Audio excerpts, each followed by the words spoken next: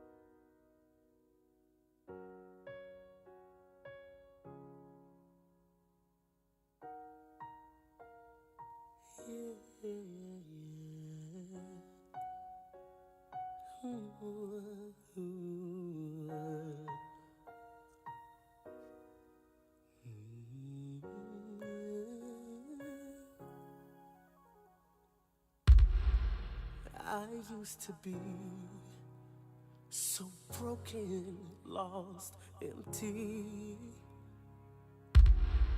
A heart with no beat, a singer with no song to sing. So I know the feeling, the silence is deafening. But in your pain lies a blessing, a sweet and sour victory. So keep walking, walking, walking, though it seems so far. No matter who you are, see there's one thing that I know. Life it can lead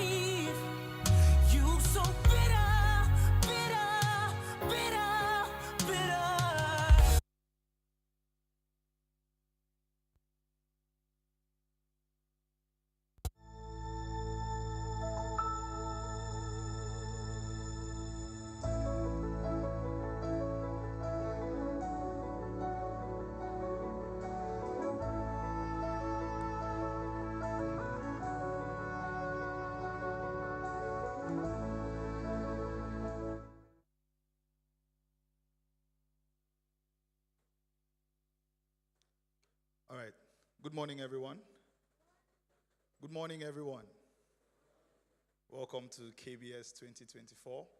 My name is Barnabas Amu, and I want to officially welcome you.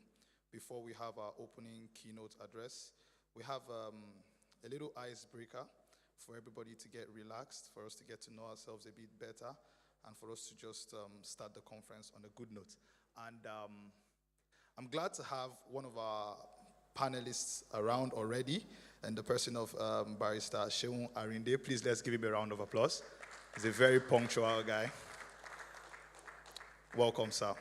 So I have a little giveaway this morning in this icebreaker session. I'm going to be giving 10,000 naira to the winner of this little challenge. So in the next 5 minutes,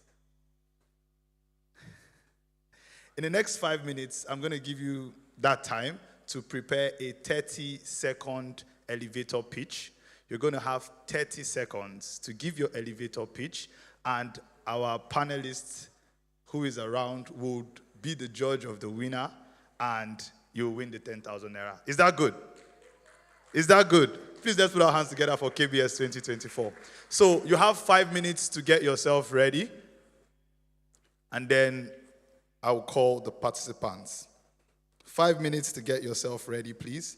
I'll be back by 10:10 to call the people that will be participating. So just put your thinking caps on. The KBS 2024 has started. Welcome once again.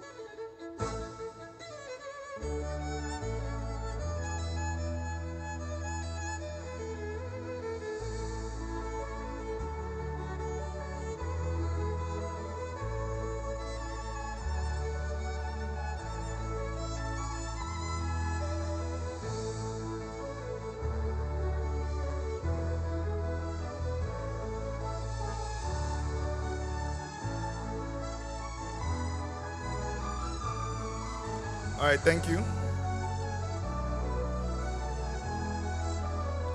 Are we ready? I like that energy. So are we ready? So how many participants do we have? Can I see your hands up? That's 1, 2, 3, 4, 5, 6, 7, 8. I hope you're picking your numbers as I'm calling you. 9. I've called you. All right. So who is 10? I'm stopping at 10. Who is 10? All right, I have 10. Thank you very much. So can we have the mic, please? Let's have a mic, please. 30 seconds. I'll be your accurate timekeeper up here.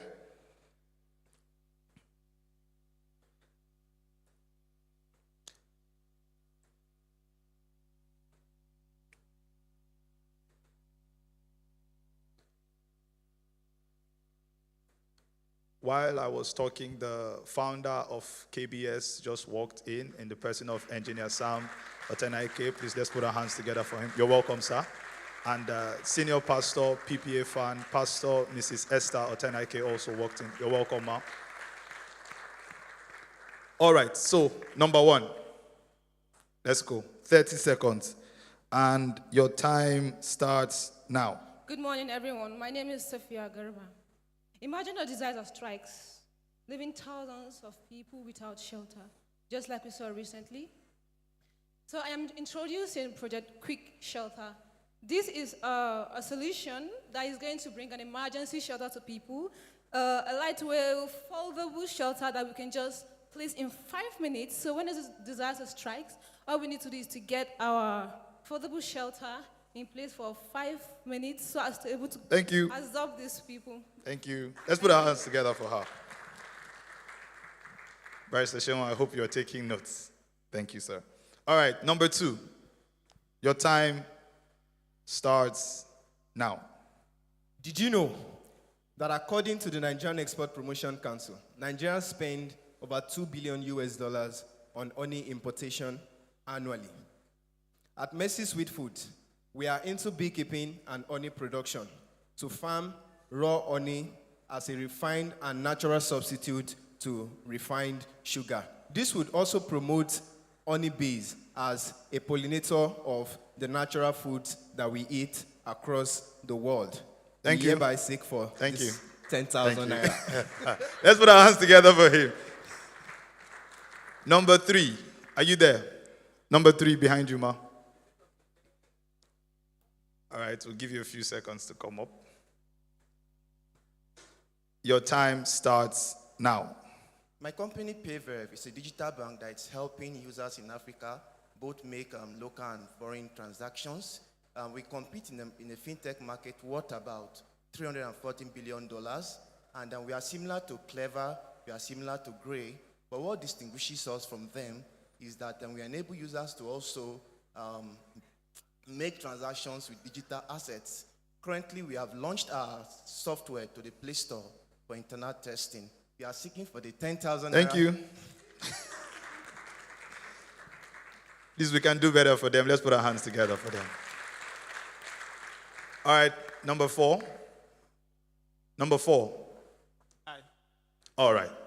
And your time starts now. Good morning, ladies and gentlemen. My name is Adia John. I'm a motivational speaker, writer, speaker, and a certified botanist and a graphic designer. Passionate about restoring hope to the hopeless, helping them live a purposeful life, especially young ones, and I'm inspiring them to be a blessing to humanity and pleasing God. As a graphic designer, I own a brand, the Champion Media, helping brand enhance their visibility and bringing them to their target audience. Very much passionate about leadership, growth mindset, inspiring people to... Thank you. Thank you. Number 5, sorry.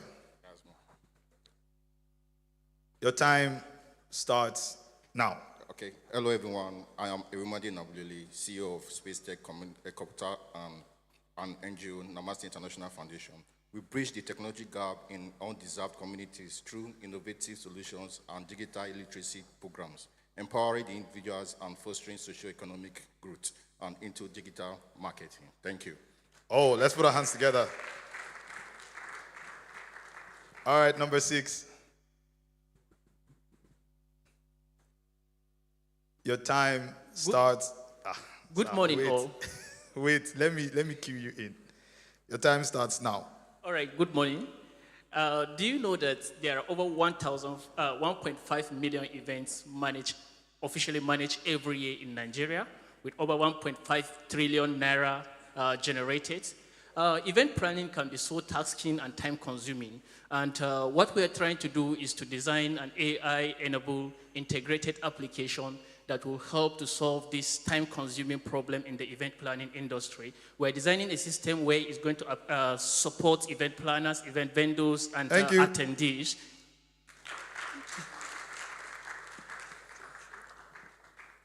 All right, number 7. 30 seconds.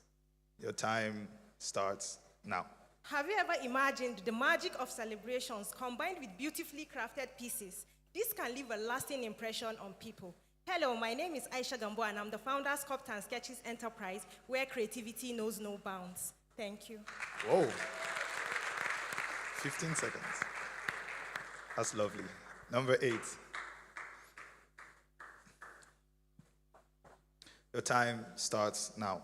Good day, everyone. I am Akas Chivite, CEO of Yonga, a student-powered platform created to solve the challenges of long queues faced by private universities and institutions that restrict cooking across Nigeria, helping them to order meals from trusted food vendors on campus. Thank you. All right, number 9. Number 9. Your time starts now.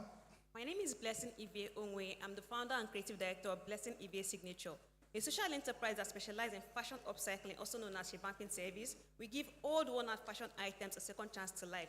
This we do by revamping items like shoes, handbags, backpacks, trolley boxes, and even furniture into new products using quality leather materials and fabric. Thank you. Thank you. All right.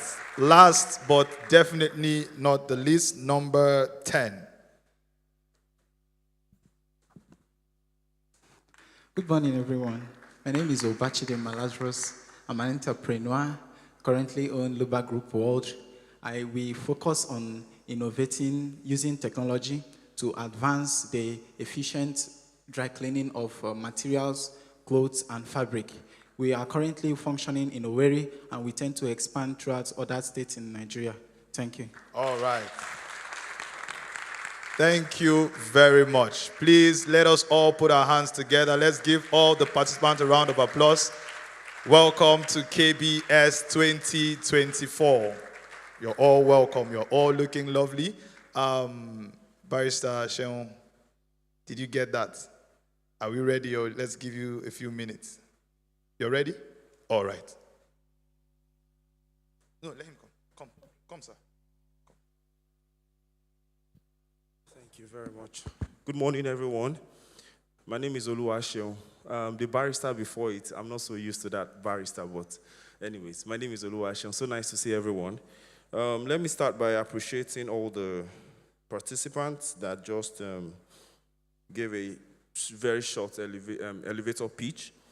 Let me start by appreciating the fact that everyone knows and understands the concept of an elevator pitch, which is for you to just paint a picture of you running into your investor somewhere, and you have only very few minutes, or let's say a minute or 30 seconds, to tell the person what you want to do, how you want to exchange value, and what is the need if the person considers your pitch. I hope we understand that. So an elevator pitch basically is you just having that one very little window to tell somebody about yourself, what you do, and how you intend to exchange value. So all the participants did so well. Please, let's give them a round of applause, please. So I was able to take a few notes. Participant 1, that Garuba on quick shelter and foldable shelter. Please, if I'm mistaken, just be quick to tell me I got it wrong, please. Participant 2 did not say the name, but spoke about messy sweet foods and farming honey and promoting honeybees. I hope I was correct, right? Participant 3 talked about digital brand, no name as well. Talked about digital payment assets using, I'm sure, cryptocurrency-related payment asset, right? I hope I got that correct as well. Participant 4 was Adeyeye, motivational speaker, inspiring people to live well. Then participant 5, Remode, I'm not sure I got the name correct, but talked about bridging tech gap through digital literacy. Then participant 6, no name as well, talked about artificial intelligence software for event planning. I hope I'm not mistaken. Participant 7, Aisha, talked about creativity knows no bounds. Participant 8 talked about campus food. Participant 9, Blessing, social enterprise, talked about rebranding and remodeling used materials. Participant 10 talked about innovating tech or innovative tech with laundry services, if I'm not mistaken, as well. Like I said, the intention of this is just to pass your message in a clear manner, in a concise form, and at least make it a little bit compelling for you to actually get an actual meeting with whoever you're running into to, share your ideas. Personally speaking, my choice might not be, it's not supposed to be, I was a bit compelled with the pitch of Blessing, the participant number 9, talking about social enterprise. I think for me, she checked all the boxes of being clear-cut, of being concise, and of being compelling. So my winner will be Blessing, participant 9.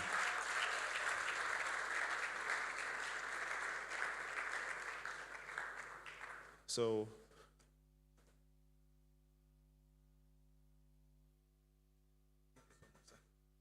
thank you so much. Please, let's give him a round of applause. And to our very first winner today, let's give Miss Blessing a round of applause. Thank you very much. All right, you're all welcome once again to KBS 2024. And to move us further in this very, very impactful conference, I hope you're taking notes already, because I saw somebody writing very quickly what an elevator pitch is. Thank you very much for that, Mr. Sheon. All right, so to move us further, I'll be calling on the team lead of KBS in the person of Mr. Vincent Oni to address us very quickly. You're welcome, sir. Please, let's keep clapping for him as he comes up stage. Let's keep clapping for him, please.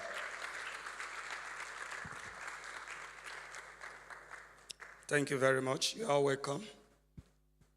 I say you are welcome. Okay. This year, KBS 2023 offers quite a lot, and it's another step up for us at KBS. And I just want to tell us a little about KBS. KBS Academy. KBS is actually short for Kingdom Business Solutions Academy. We provide solutions to everything that has to do with business, from entrepreneur. I don't know, that word is always skipping my tongue. Entrepreneur. Somebody help me.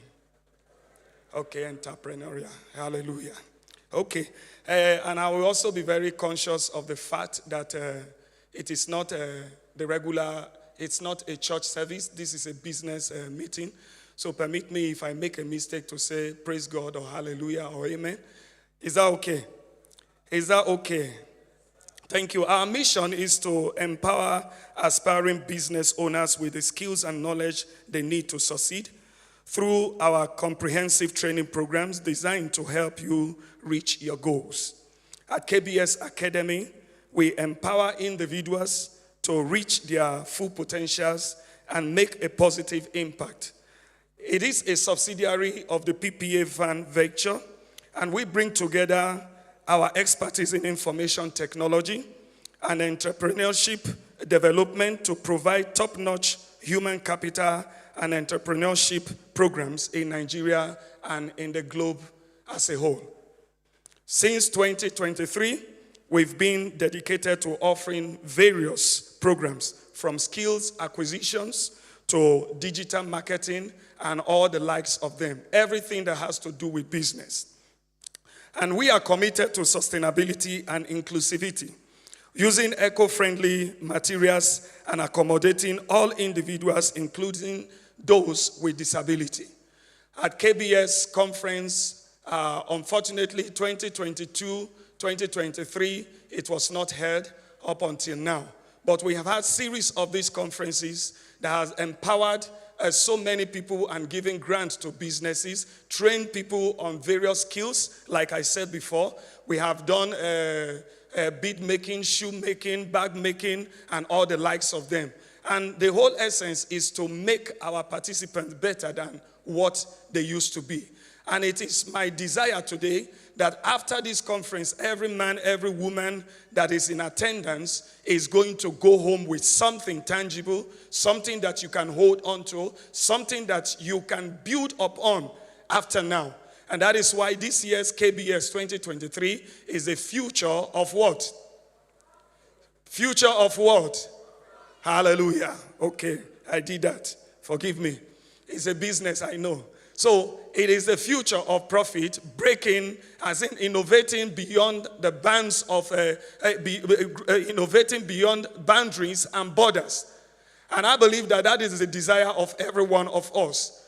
The system we are having in our dear nation presently is so bad that everyone is aspiring, looking for a way to step up, to make better businesses. And I believe that that is why you are here. And I trust God you will not be disappointed by God's grace. Can I hear an amen? So we have our principal in the house, our founder and CEO of Kingdom Business Solutions Academy, in the person of engineer Sam Otenaike. And I'll be welcoming him as he takes us on the opening address of this morning. Can we do that better? Can we do that better? Keep clapping until he comes up stage.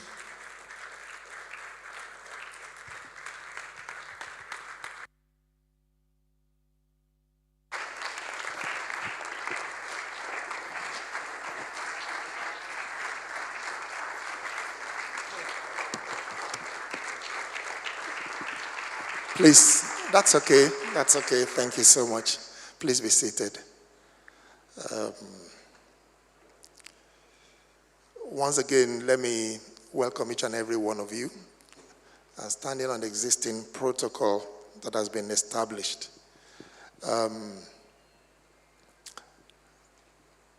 I've been asked to give an opening remark. And when you look at the theme of this year's conference, we titled it The Future of Profit.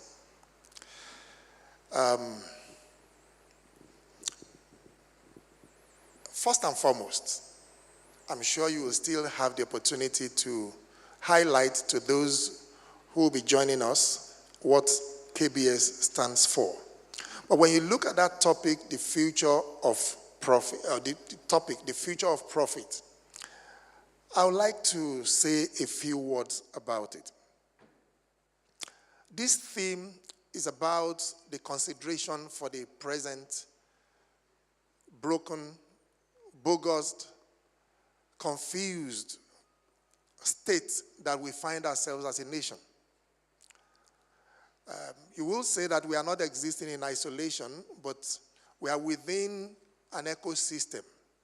And we can see the same pattern in most parts of the world. But our concern is Nigeria. This system has left many bewildered, many confused, and wondering whether life is even worth it at all. And in the midst of that crisis, many have taken unadvised decisions to japa.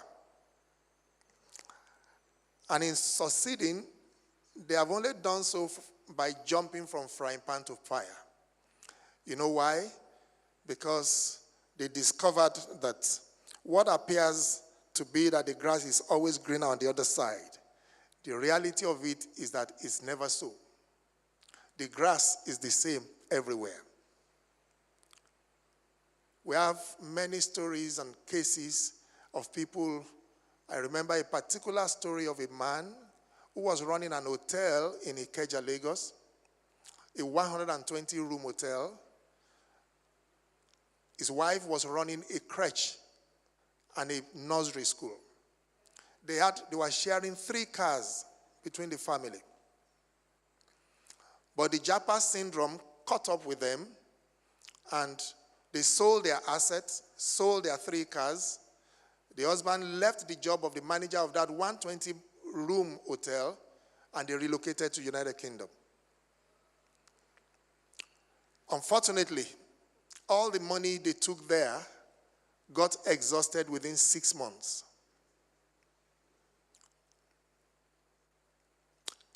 The house they were staying in, they couldn't afford to pay the gas bill anymore.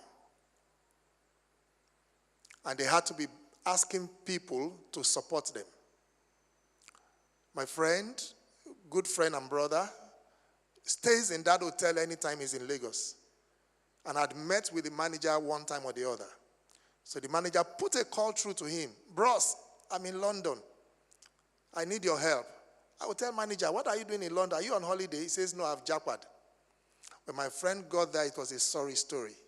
He had to give him £1,000 to support his family.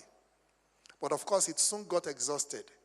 When my friend went visiting, the children were freezing because they couldn't pay the gas bill to heat the house. These stories and many more abound all over the landscape. Friends, while it appears the grass is always greener on the other side, I did say to you, it is only a myth. The grass is the same everywhere. However, in this year's conference, 2024, we are here to point you in the direction of profit, not just for the now, but for the future. Anywhere you go, Canada, United Kingdom, United States, Europe, the grass is the same. But we are hopeful that as at the end of this conference, your eyes will become open. Your ears will become unstopped. Because the difference is, what are you seeing and what are you hearing? That is what makes the difference. You are here in Nigeria, what are you seeing? Are you seeing the chaos, or are you seeing the solutions within the chaos? In the recent icebreaker that 10 of you participated, I sat there and I was like, there is hope for Nigeria. And there is a future even for Nigeria. Because thank you. Because I was very excited to hear all the visions and all the dreams and all the things we are doing. And I can assure you, you are in the right place. Because something will shift within you. And those of you who still have those visions and dreams in the belly of your spirit, you will give birth to them successfully. Thank you. So, next slide. So I'll be speaking to you. I'm pointing you in 3 areas. Well, KBS, we had what KBS is about earlier. And there will still be a session where we'll still unpack what we do and how we can be of benefit to you, especially those of you who have ideas, or those of you who want to develop those ideas, or those of you already running with your farm stuff, but you want to scale it up. That's what KBS is all about. We'll hear a little bit more detail about that in the future, as we proceed in the program. Next slide.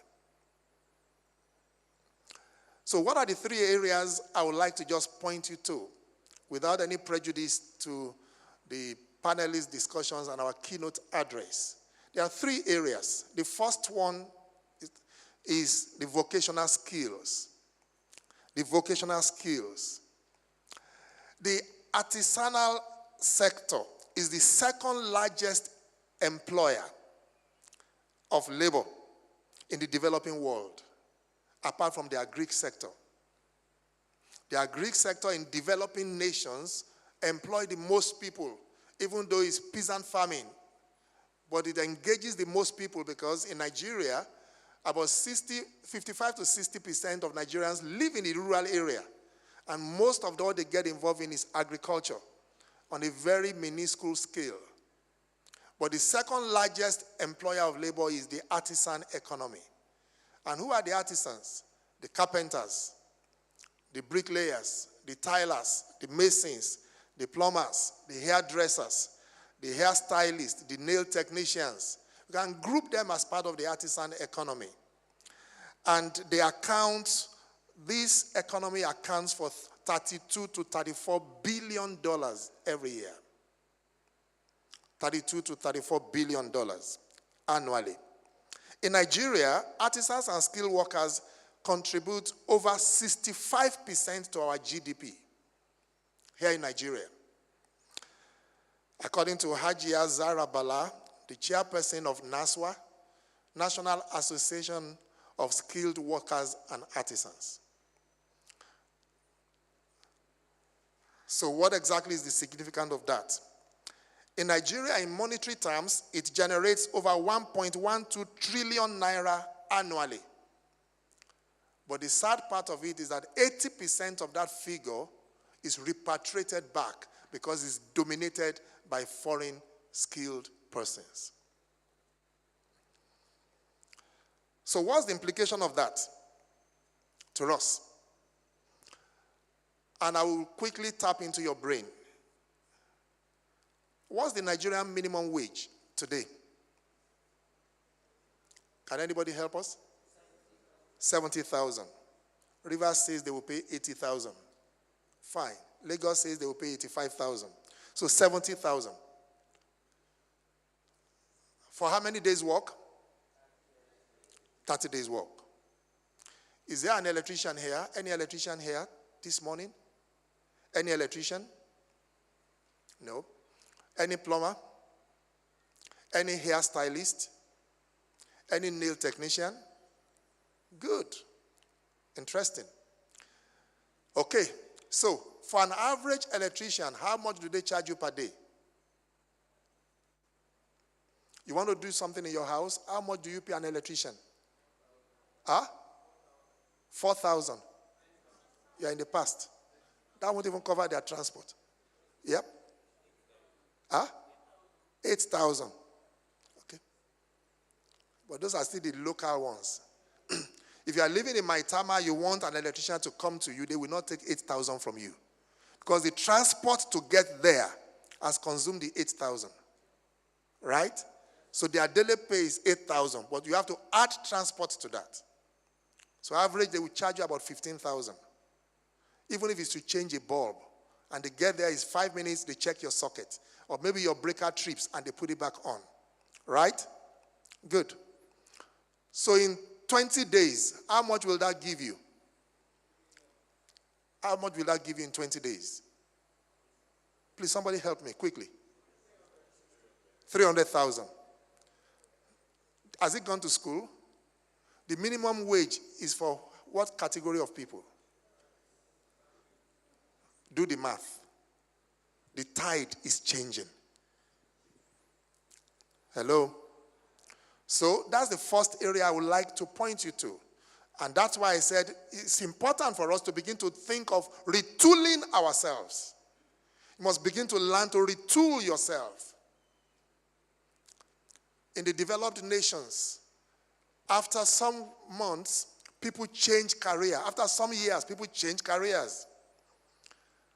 They change careers, they retool themselves.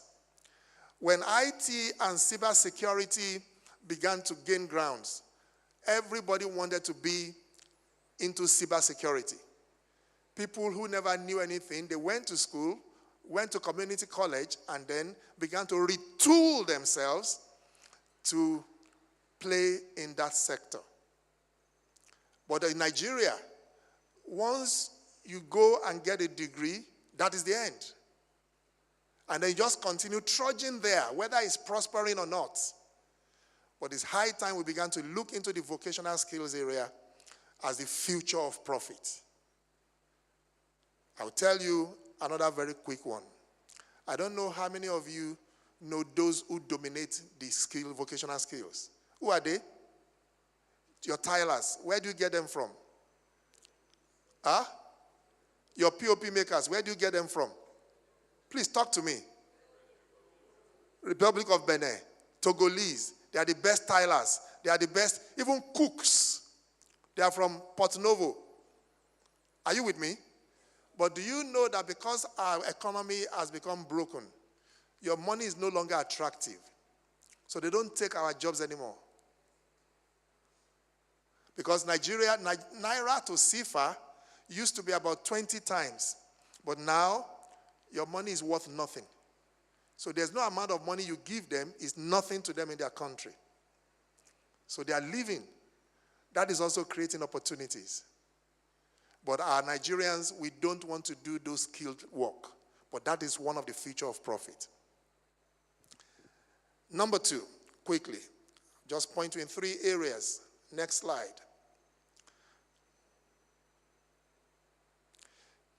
The next slide talks about the second area is social enterprise, social entrepreneurship. And I'm glad we heard from the icebreaker we had, those 10 people, at least 3 of them spoke about running a social enterprise. And in social entrepreneurship, it offers innovative approaches that create social value while generating economic returns. There are 2 examples I'll quickly give you. How many of you have heard of Tom's Shoes? Tom's Shoes, right? Good. The founder is Blake Mikoski. He founded Tom's Shoes in 2006. And the principle or the concept is idea of 1 for 1.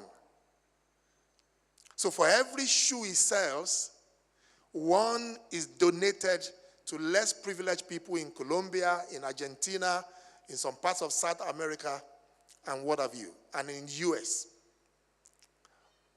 As a form of social enterprise, giving back to the community. So many other companies have adopted that over time. 1 for 1. But in the midst of it, they are making profit. In the midst of it, they are making profit. And the principle behind social enterprise is that you shine your eyes. Look at the problem confronting your community. And then, trusting that a solution will come from your loins to be able to address that challenge. That is the principle behind social enterprise. In other words, meeting the needs of your immediate community, and at the same time, it will leave much money in your pocket. And I bet you there are many challenges in Nigeria today. I'm sure you agree with me. But if only we can just open our eyes. When others are seeing the problems, you trust that you will be able to see the solutions to these problems. I heard of a story and read of a story of a young lady who was a lawyer, or who is a lawyer, and she was posted to a remote part of Lagos State to serve. And she needed to take a boat to cross to her village where she was being asked to teach. And she observed in that community that at particular times of the month, some girls don't come to school. And after 3 months, she decided to call them and said, why is it that you don't come to school at this particular period? They were afraid to talk. They were shy to talk. When she probed further, they told her the times they don't come to school is during their menses, because they can't afford sanitary pads. So they have to stay at home so that they will not be embarrassed. And this young lawyer received the burden and began to think, how can I find a solution to this place? So you mean in Nigeria of the 2020s, there are areas where sanitary pad is not known? And then she began to design a local sanitary pad made from cloth. And she will sew it together, and she began to give those children, those ladies. And of course, they began to come. They were more confident to come all times of the month. Eventually, this lawyer, the burden grew so much that she attracted funding, and she received a grant of $25,000 to be able to prosecute that idea. That is a social enterprise that got born. And then she has extended that gesture to other parts of Nigeria where they don't have access to sanitary pads. So she identified by observing. You must shine your eyes. Look around us. There are so many problems. How can you add value? How can you bring a solution to alleviate the problem of the masses, and at the end of the day, it's never going to leave you dry? Social enterprise.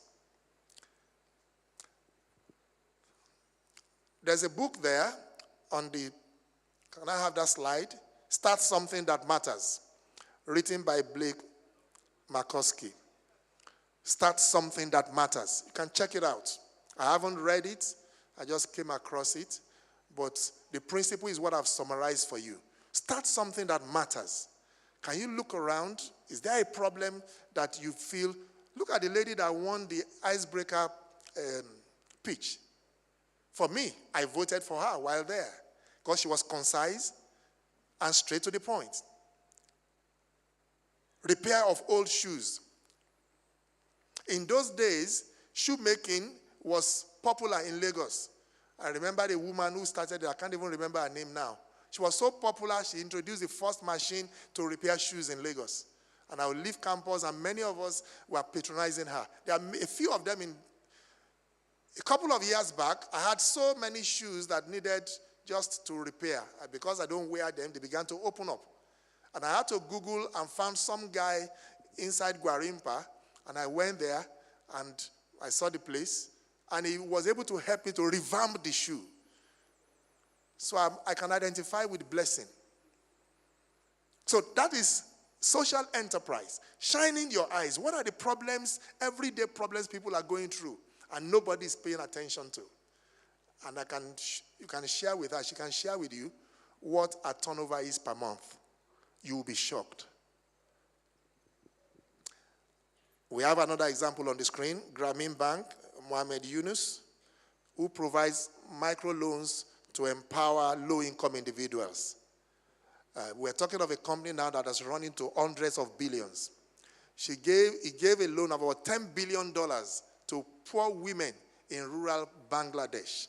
And that work earned him the Nobel Peace Prize of both Grameen Bank and himself some years back.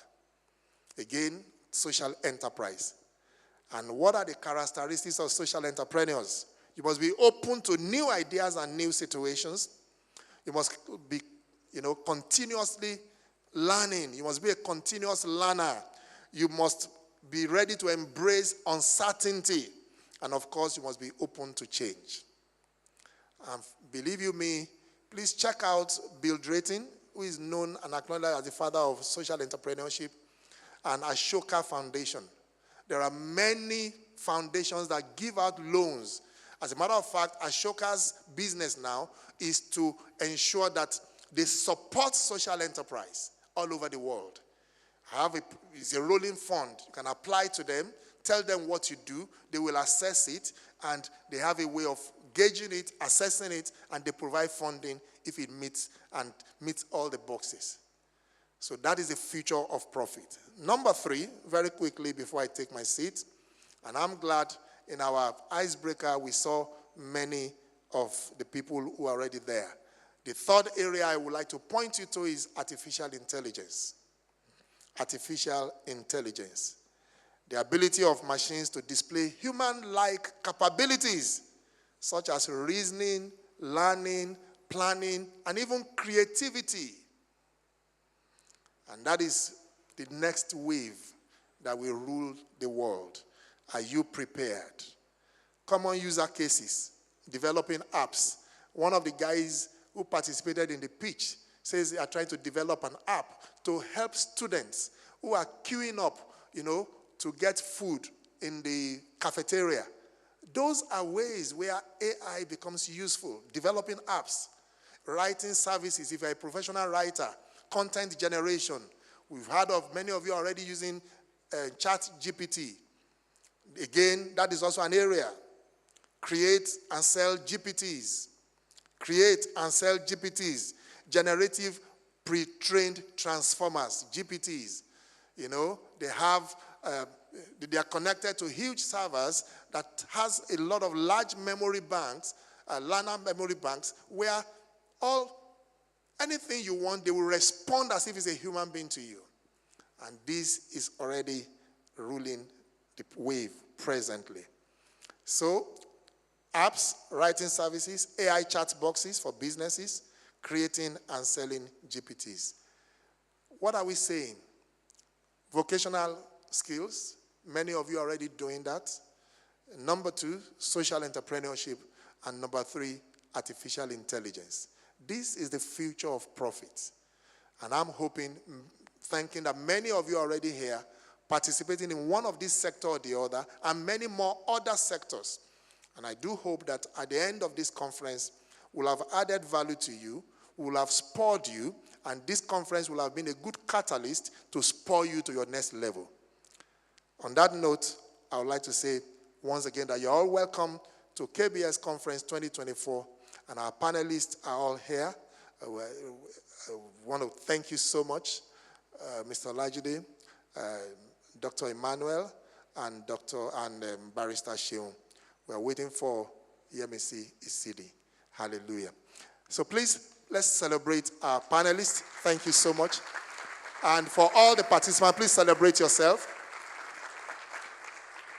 I look forward to you enjoying and having a wonderful 2024 KBS Conference. Thank you.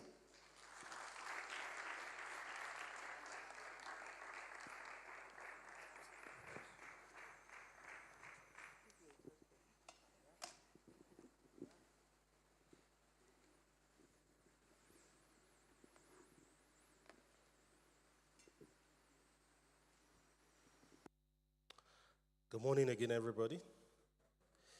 You're welcome to this very, very beautiful and important meeting today. Before a video is going to come on the screen, but before that, I would like us to all please bring out our phones at this time. I'd like you to bring out your phone and go to YouTube.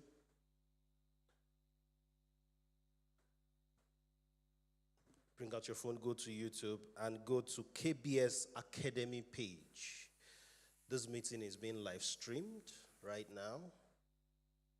So let's all go to KBS Academy page. And when you're there, just copy the link and kindly make it a status on your WhatsApp. Let's do that. And you can also share with friends who you would like to be part of this meeting today and who aren't here at this time.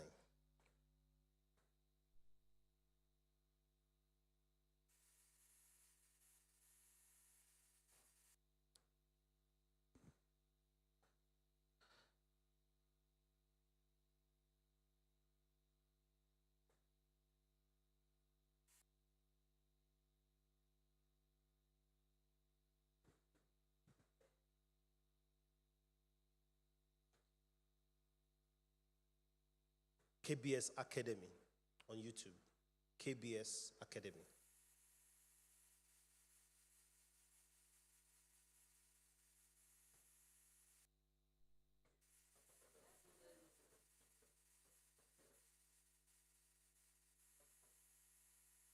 At the KBS Academy. Okay, sorry. At the KBS Academy. THE, capital KBS. Then small case Academy at the KBS Academy. Can we see it now? Okay.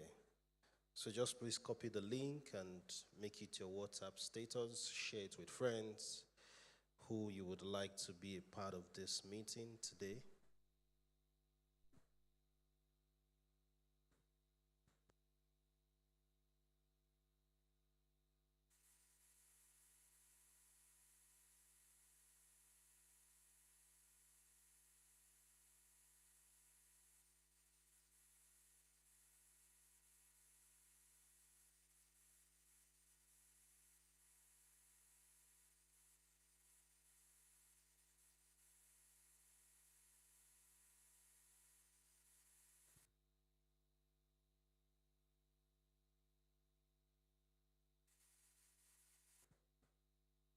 Hope we got it.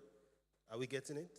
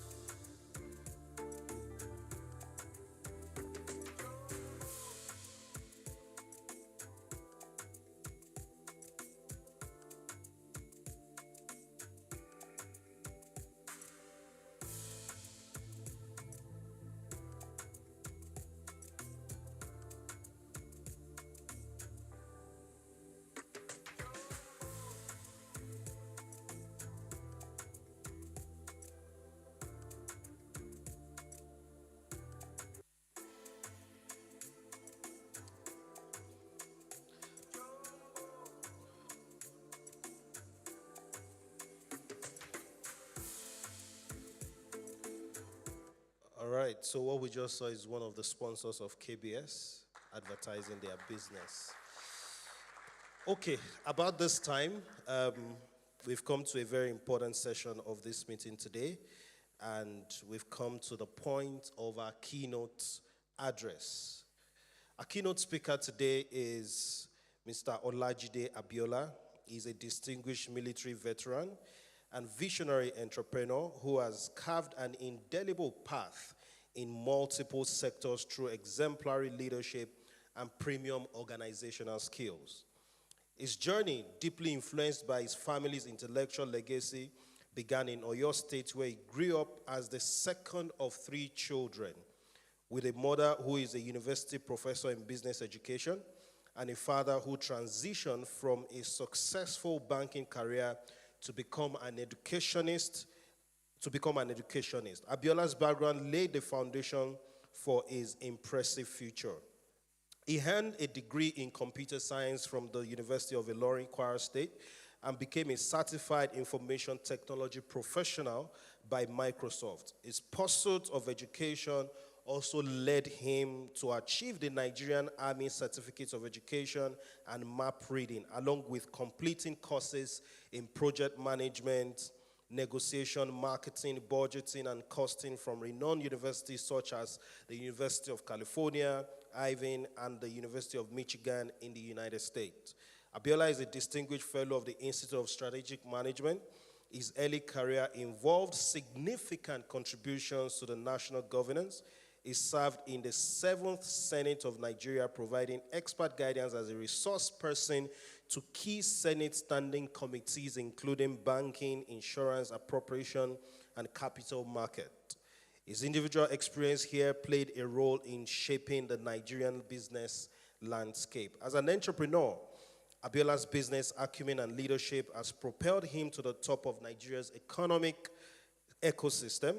His entrepreneurial journey, spanning over 15 years, saw him co-found a leading financial technology company that handled 13 billion naira in transactions within 8 years. Until recently, he was the CEO of a lending technology industry leader, spearheading projects that reached tens of millions of dollars.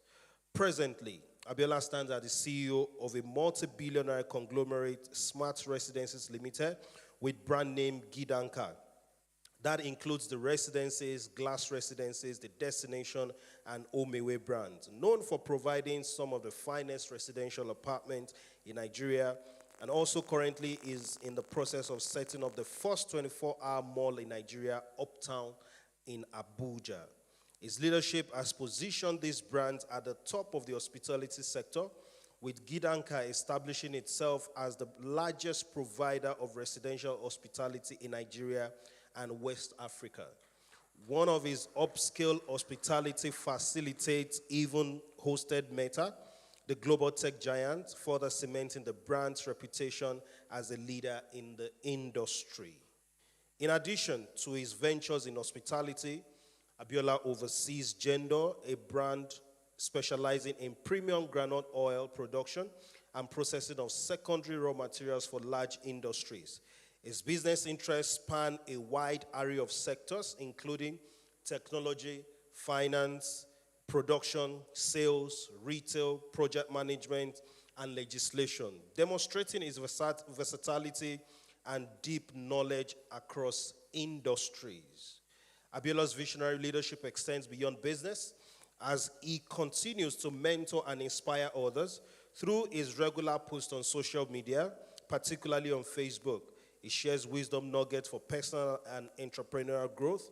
His writings have become a source of motivation for aspiring business leaders, offering guidance on topics such as patriotism, healthy living, creativity, and business leadership.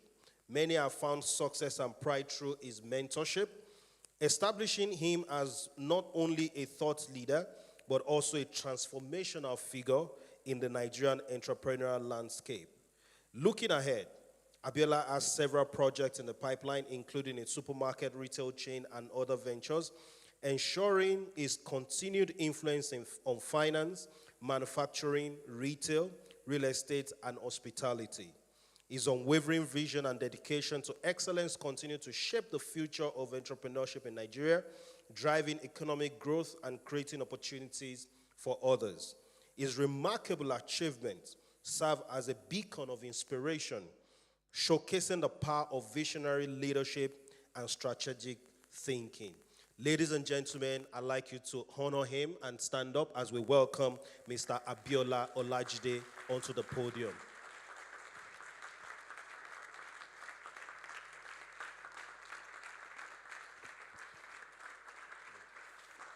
Thank you very much. Please, let's all be seated.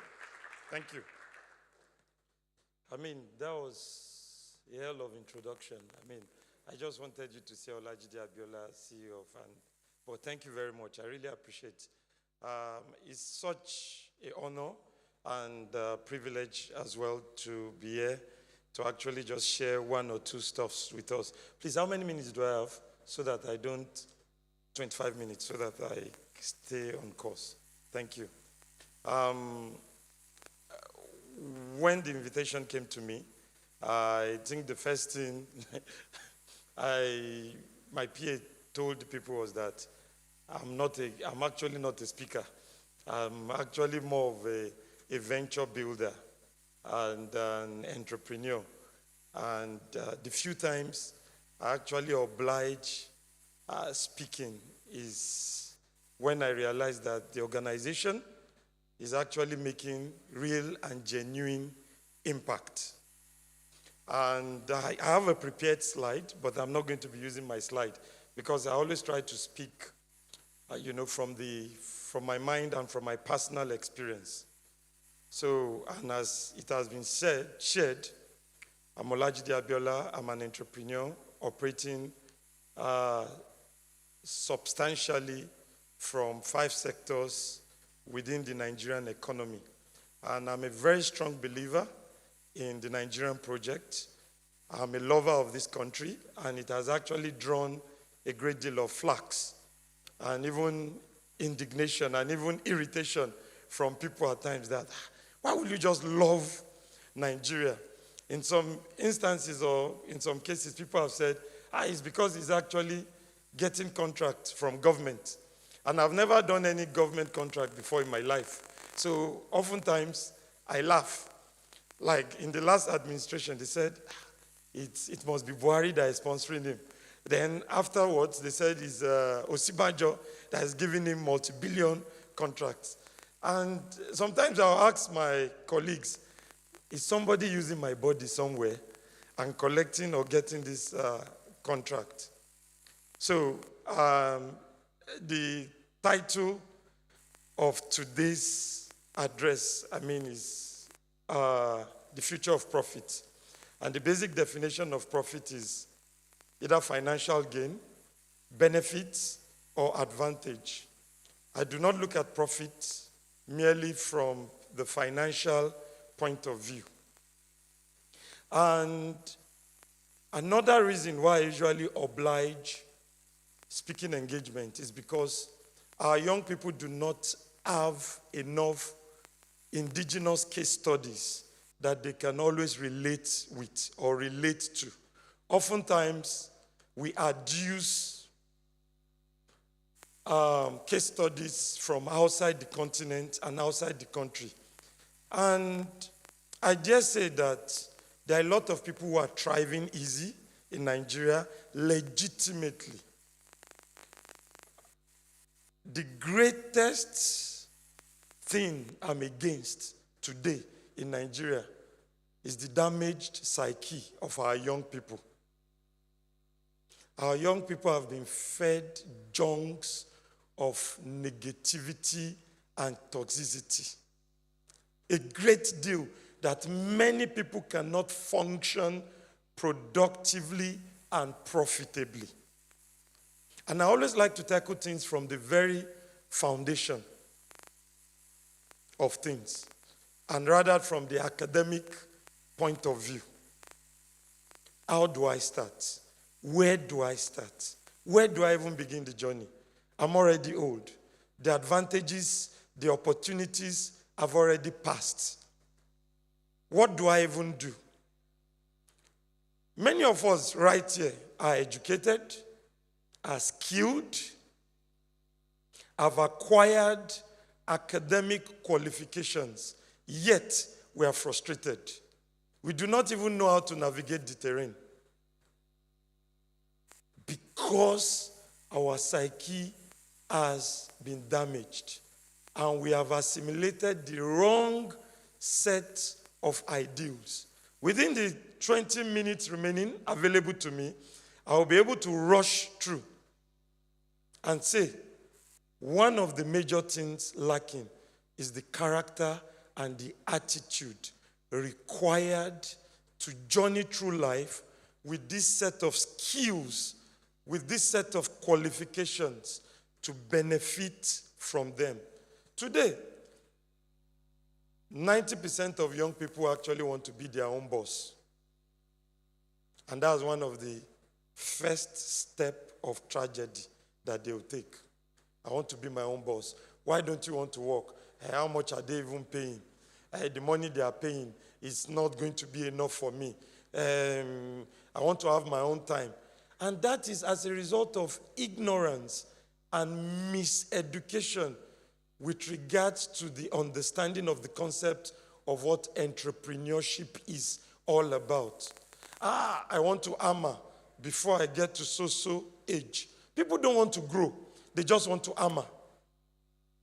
If I can just get like 100 million right now, what I'm going to do with it, what I'm going to accomplish with it. Hello, wake up, smell the coffee. You will not do anything with it. The fastest way to the top is through stewardship. The fastest way to the top is through stewardship. Today, my companies have Augusto rating, Data Pro rating. You can go and read about Augusto, you can go and read about Data Pro. What that means is that my companies can actually raise money the same way Dangote, Bois, Nigerian breweries, MTN goes to the capital market to raise tens and hundreds of billions to actually execute projects. But it did not start overnight. it did not start overnight. You can hear from what they stated.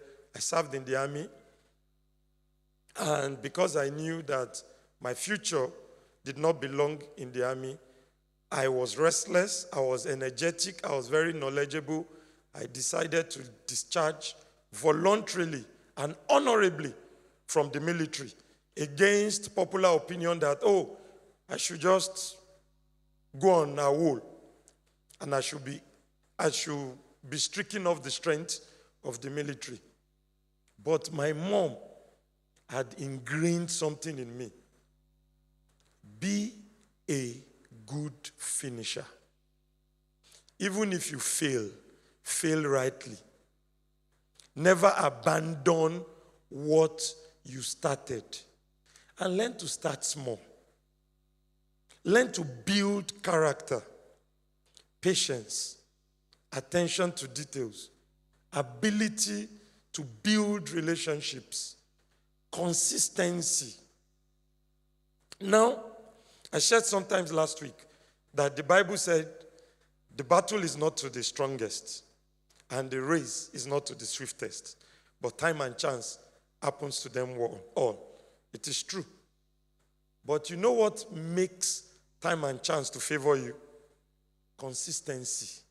Because you never know the day that the reward or the breakthrough is going to come. So consistency is the ingredient of character that makes time and chance to favor you. I'll share a very simple example, and I've shared it multiple times. Immediately I left the military. I relocated to the city of Abuja, 2007-2008.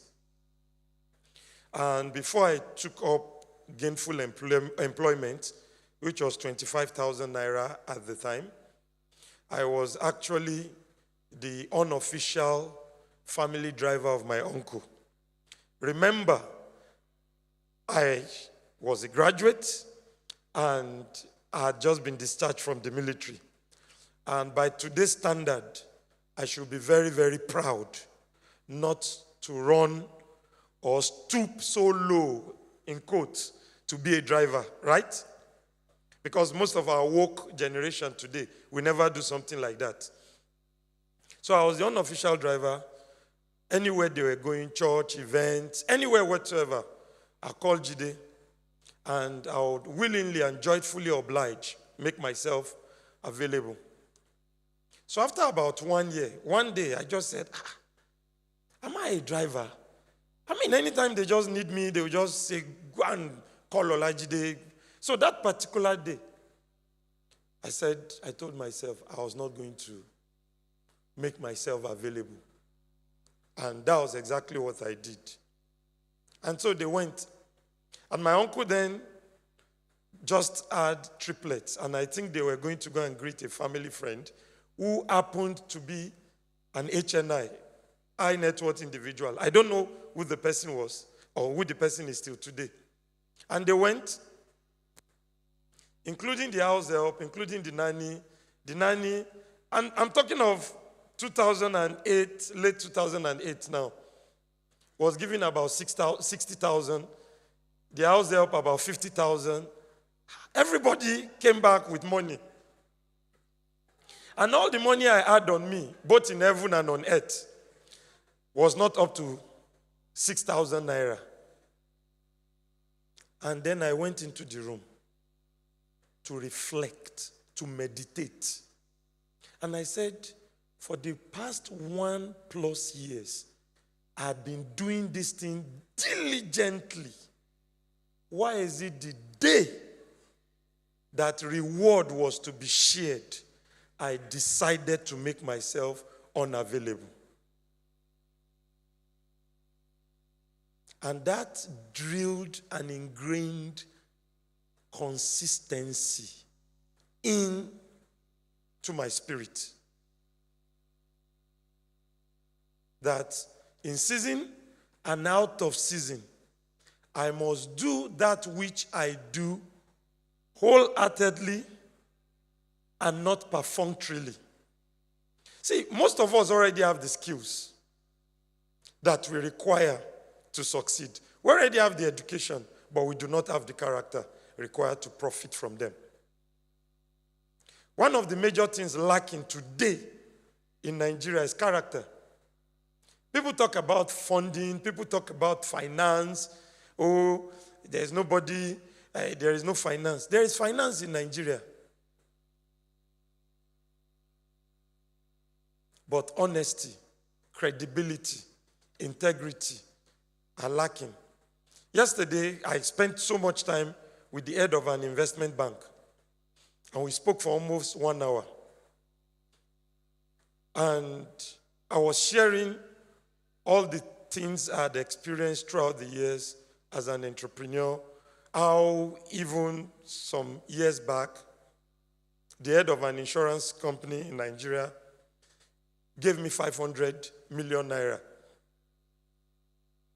as a result of recommendation from the CEO of a bank I had never met physically. Just recommendation. And we agreed on the telephone, this is how long it will take me to utilize the fund and when I was going to return the fund. And I returned the fund at least 18 days ahead of the date of maturity. And in that year, the woman actually gave me over 1.2 billion to trade and do business with. And when she eventually met me, she said, "You have restored my faith in the financial markets of Nigeria."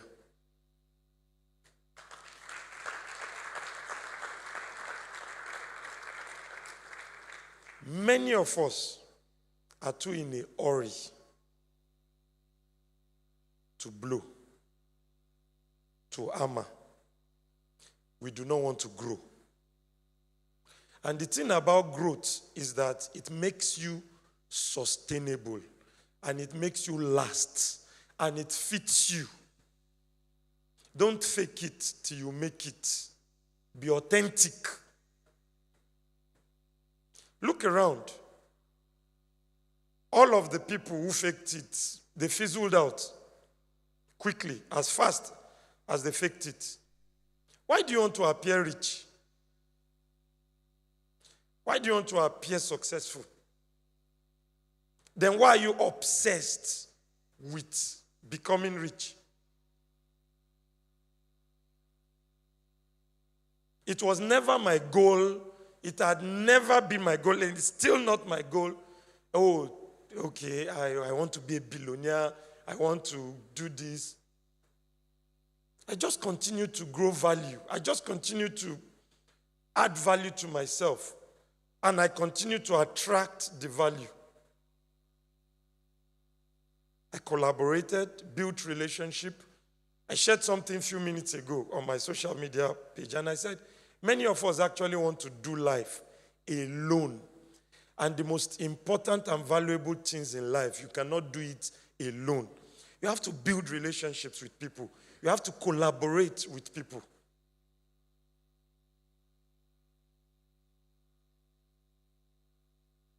Many of you ought not to have started business. Many of you ought to still be serving. I served. I served in the military. I served in the private sector. My last private sector role, I was the regional manager of an international BPO. I headed the Abuja and the Northern office. I served. And even in 2011, when I was given a private sector project that covered 19 states of the Federation, and Champs PLC, I don't know if anybody knows Champs PLC, was given the 17 orders. I was very young then. And I made a whole lot of money from that project. It was a consulting. It had to do with identity management. And I made money. I told myself it was not a time for me to start building ventures. So I still went for employment. I invested my funds for almost 5 years, and I watched it grow. I did not say, oh, because I had money, it qualified me for entrepreneurship or venture building. That's the problem with many of us. We do not have character. Many of us, what we have right now, you think you are humble. is subdued humility. Subdued. Can you even have 3 billion? What am I even saying? Can you even have 10 million in your account and your head will not start spiraling? I've arrived. Let me just buy one correct Corolla. They will know. Then another thing that will make your skills, your education, that will contribute to your character building is motive. See, in the very deep recesses of your heart, many of you want to oppress. See, in the very deep recesses of your heart, and that's why when you experience what they call false dawn, watch your thoughts when you are alone. False dawn means maybe you already had hope. You promised there's a contract. If you do this contract, you make like 100 million. And you're already sure you make 100 million. Watch your thoughts. What are the things that are already coming to your mind? If I buy this car, that my uncle and my auntie that said, that guy will say, I know go make him. Those are your motives. Those are the things you will do. That's your inner dialogue. That's you introducing yourself to yourself. Motive. Majority of Africans, particularly Nigerians, our motive for success and wealth is very warped. It's not for stewardship. It's not to steward humanity. It's not to add value. It's not to create employment. Nothing. It's just for self-aggrandizement. And from even a spiritual point of view, from the book of James, you ask and you do not receive because you ask amiss. Why? Because you desire to pursue all of these stuffs. So from even a spiritual point of view, you will not get from the Lord. It is not God that will give you. God will not give you. So apart from that, should I say this? We are not productive. Our work ethics right here in Nigeria is very poor. If you see the way I walk, the way I attend to things, you would actually think I've never made 2 naira in my life. As at today, across our enterprise, our wage bill is over 1.3 billion annually. I pay hundreds of millions in taxes. And I work. For the most part, if you see me, if I visit my company, or if I visit my project site, for the most part in the last 5 years, people hardly believe that I'm actually the owner of the project. 3 months, 4 months, 5 months into it, sometimes they will be asking, have you gotten approval from the CEO? Before somebody now says, that's the CEO you've been seeing.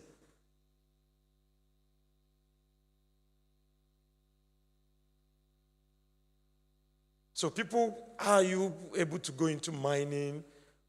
I strongly believe that if we are not the second, we should be the third largest exporter of legitimately and ethically sourced gold in Nigeria today, my company. People said, oh, you have so many companies, you are able to do. Many of these things are a function of relationships I've built over time. Many of us do not know how to manage access.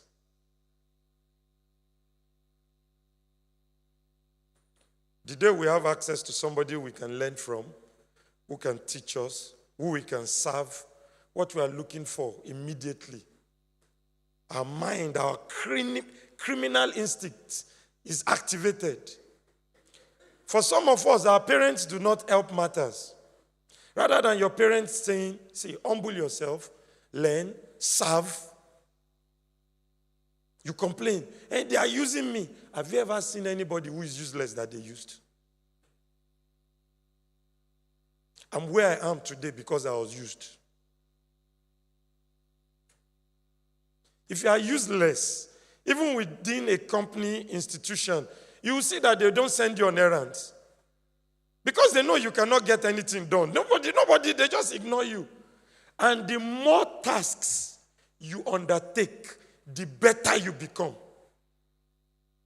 Always stop asking, how much are they paying me? How much will they give me? How much they dare for me? It's a sordid hustler's mentality. Subject yourself to process. When we developed the destination, which is in Wuse, to very big stuff, I said, I was going to rest for at least 3 years before I undertook another project. But one of the things I realized is that once you grow to a level, success starts multiplying. And it starts happening exponentially. What you did not even pursue will start pursuing you. And you will start saying no more to opportunities. I don't know whatever it is you've heard.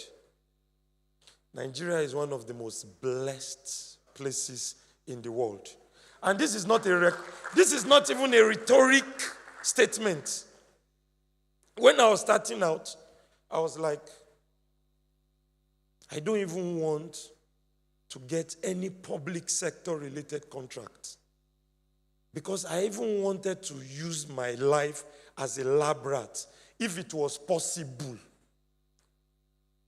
to succeed by applying wisdom, grit, patience, understanding the time, stewardship. And yes, it is. And I can cite more than 15 examples. The problem with many of us is that our negativity bias is extremely high. That's why oftentimes you say, where is the good in the land? Because you wake up every morning, you've been served negative breakfast in bed via your WhatsApp. All your friends that do not share opportunities with you, they share bad news with you. They share it with you. Many of you right now belong to WhatsApp groups where what they serve you in the morning, you belong to old student association where from morning, week-long, month-long, what you discuss are the negativity. So your negativity bias is very high. Your positivity bias is very low. I see opportunities almost everywhere. Right now, what we no longer produce, how many years ago was it we were packaging kuli-kuli, right? And we had distributors all over the countries, and they were even fighting over it.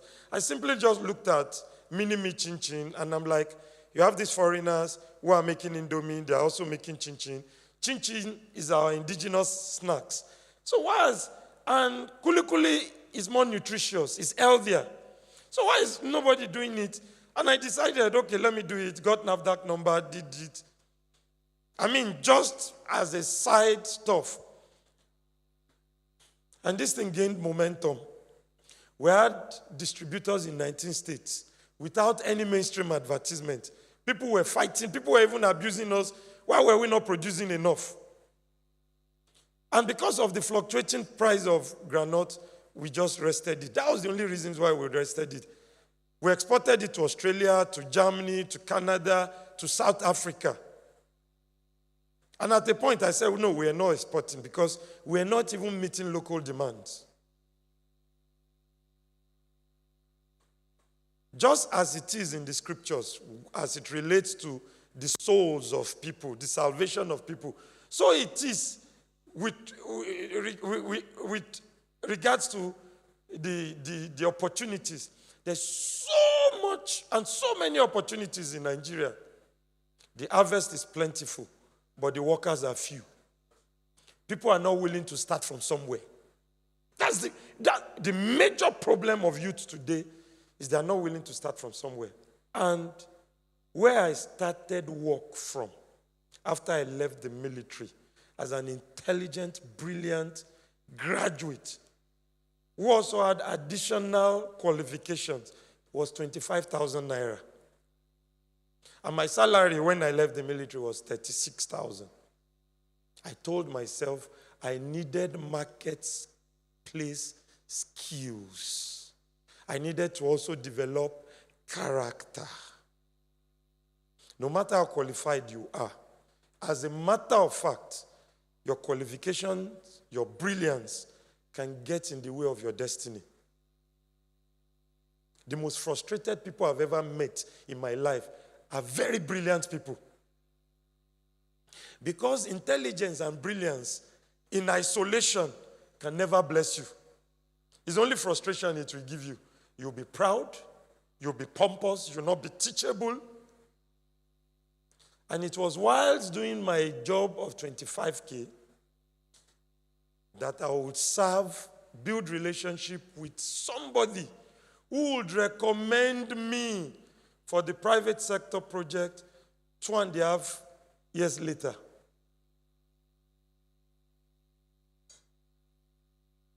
And where I was doing the 25K job, my secondary school coursemate, because I went to the military school, secondary school coursemate was already the operations manager there. We also went to the same university. He was 2 years ahead of me at the university. And I will be, yes sir, what should I do? What should I do? I was visiting that office. When I came to Abuja, I was visiting that office every day for 4 months. Uninvited. I'll resume, I'll close with them. I'll resume, I'll close with them. And so the day a vacancy became available, the MD came from Lagos and said, we need to recruit to replace the person who left. And unanimously, everybody in the office said, Olajide has already learned everything about this place. He should be the one we should employ. And I was employed, and I learned a great deal about technology there, and I learned a great deal about businesses there.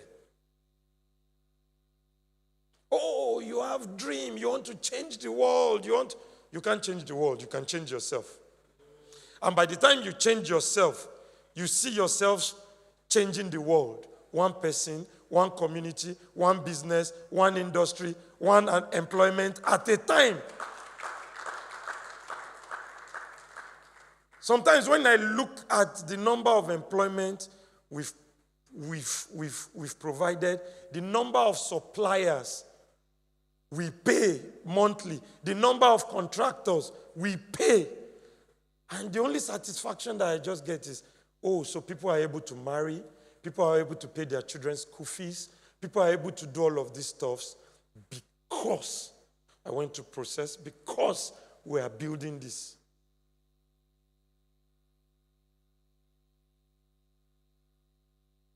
And I saw in the previous slide, I'll round up shortly, some of the skills some of us need to acquire. Plumbing, you need to. I learned biometrics. I learned how to install. As a matter of fact, I was the first person who introduced the usage of biometrics in churches in Nigeria. The NYC that uses biometrics for monthly clearance, I've shared it on my Facebook page before. I was the one that proposed, presented, but I was not the one that executed it. I saw a gap, I saw an opportunity, and I taught myself how to install it.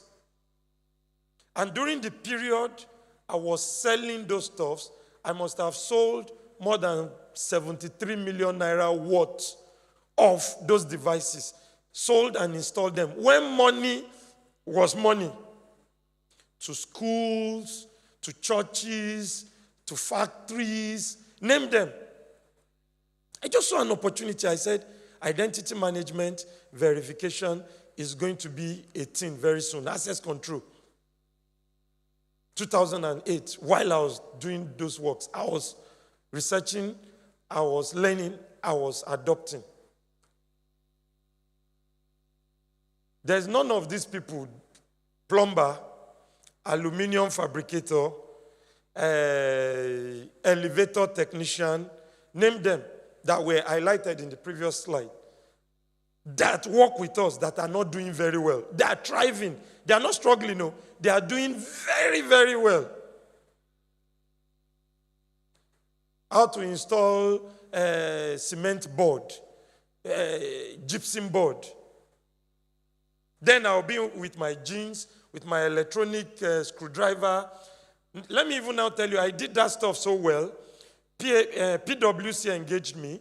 Bill and Melinda Gates Foundation engaged me. Without a proposal. Because after I had done over 600 proposals to government institutions and nothing came out, I just started approaching private institutions. If you give me this stuff, just give me 30% mobilization, I'll install it, I'll integrate it, I'll train you, you give me the balance. And then one referral to the other, one referral to the other, one referral to the other. And I always tell whether staffs, whether contractors, whether artisans, that your next breakthrough, your next promotion, your next referral, your next advancement is solely in how well you do the present job you are doing. Anywhere you are. While you are plotting, scheming, oh God, where is the connection from? Oh God. You ignore that which you are doing. You fail at doing that which you are doing faithfully. Faithfully. Most of the times you feel, oh, I'm ready. You are not ready. When you are ready, it's going to happen. And I end on these two notes. There was a particular lady I met on, I got to know on social media, specifically Facebook. That should be around 5 years ago. I made a call that we wanted suppliers of granite to our factory in Kano. So she was one of those who indicated interest and capabilities in sourcing and supplying the granite. So she was eager. Oh, I've been to this, I've been to this state, I know the terrain, I know everything. So I said, okay. One of our managers was going to accompany her. I'd never met her. And then I told the CEO of the company, transfer 22 million naira to her. They got to the market in Taraba, and she started procuring. And the person who accompanied her said, the bags they are giving you is meant to be 100 kg. But you are not measuring this thing.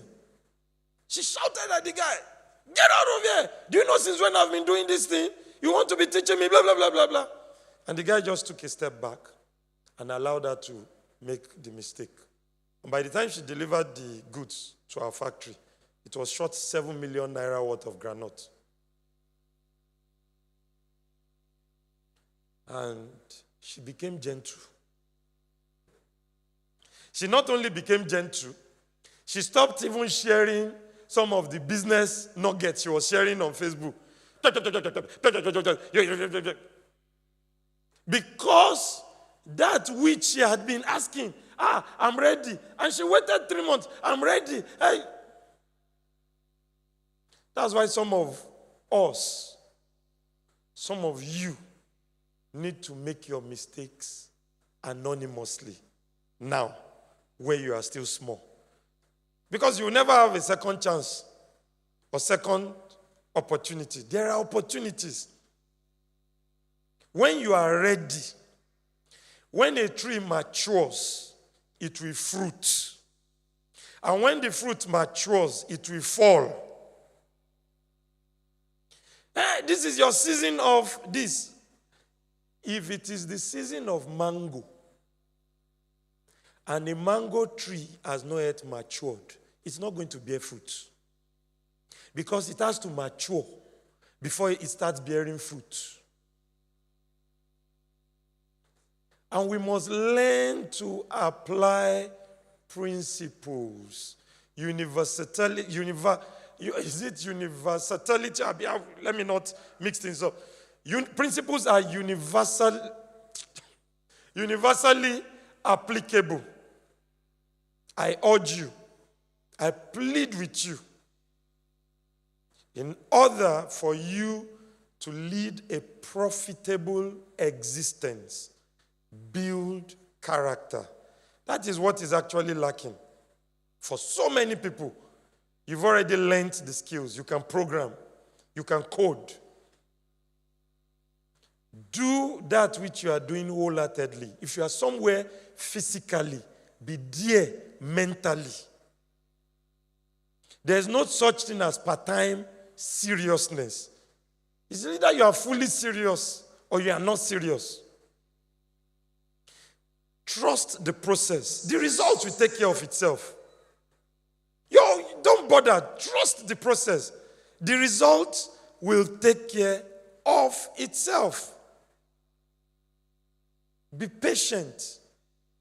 Patience is not idleness. Anything you are not too proud to patronize, to consume, you should not be too proud to sell. Don't do anything out of bandwagon. Victor, I was playing one of the audio stuff to you yesterday, right? I have so many people in my inbox who jackpot purely on bandwagon. And I've always written against it. But publicly they cannot admit that they made mistakes. Many of them are asking that I should help them get back, that they were doing better in Nigeria. Don't misquote me. I'm not saying Japa is bad. Japa may not be for you.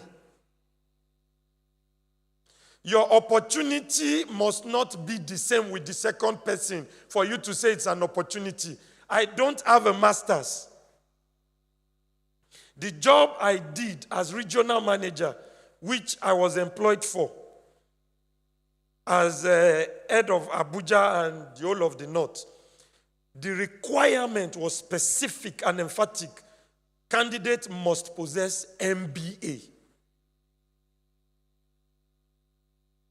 I didn't have MBA. I used LinkedIn Premium to apply. On LinkedIn alone, 3,888 people applied for that job because it was very attractive.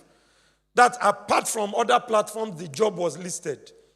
And I did my cover letter, I submitted my resume, and I remember telling my wife, I said, I'm the one they are going to take for this job. And my wife will always tell me something, you are very good. You are too confident. I said, I'm the one that have the experience and the qualification. And I was actually called for the job. And I was asked, can I come to Lagos for the interview? I said, no, I can't. And they organized a virtual interview for me.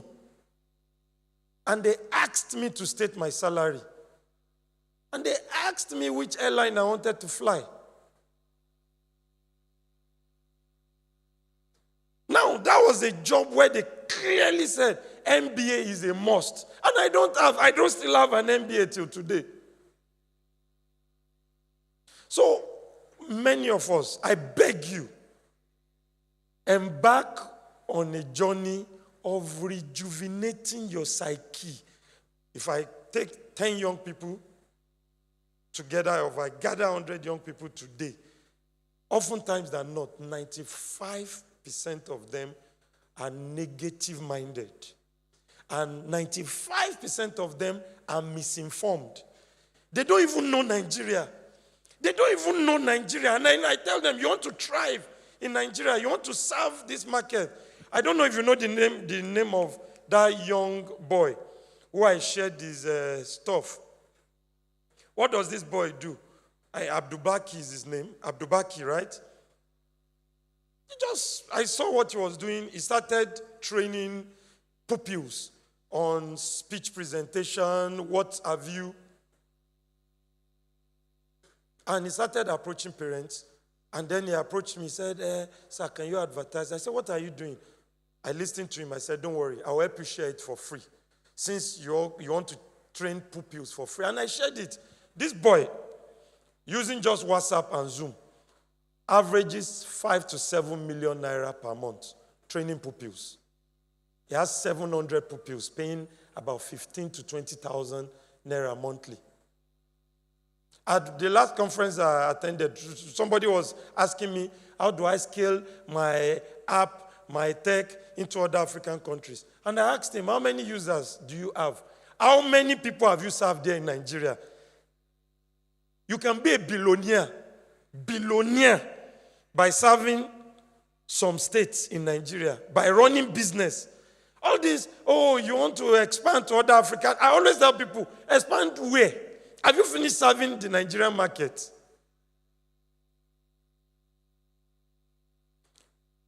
And lastly, tech. Tech is an enabler. Tech is an enabler. Tech will become more viable when other industries have developed. You now apply tech to make it more efficient. Makes the business process more efficient. And that's why if you pay attention, look at the landscape, you realize that it is fintech-based companies that are thriving. Why? Because we have a traditional financial institution that is already established.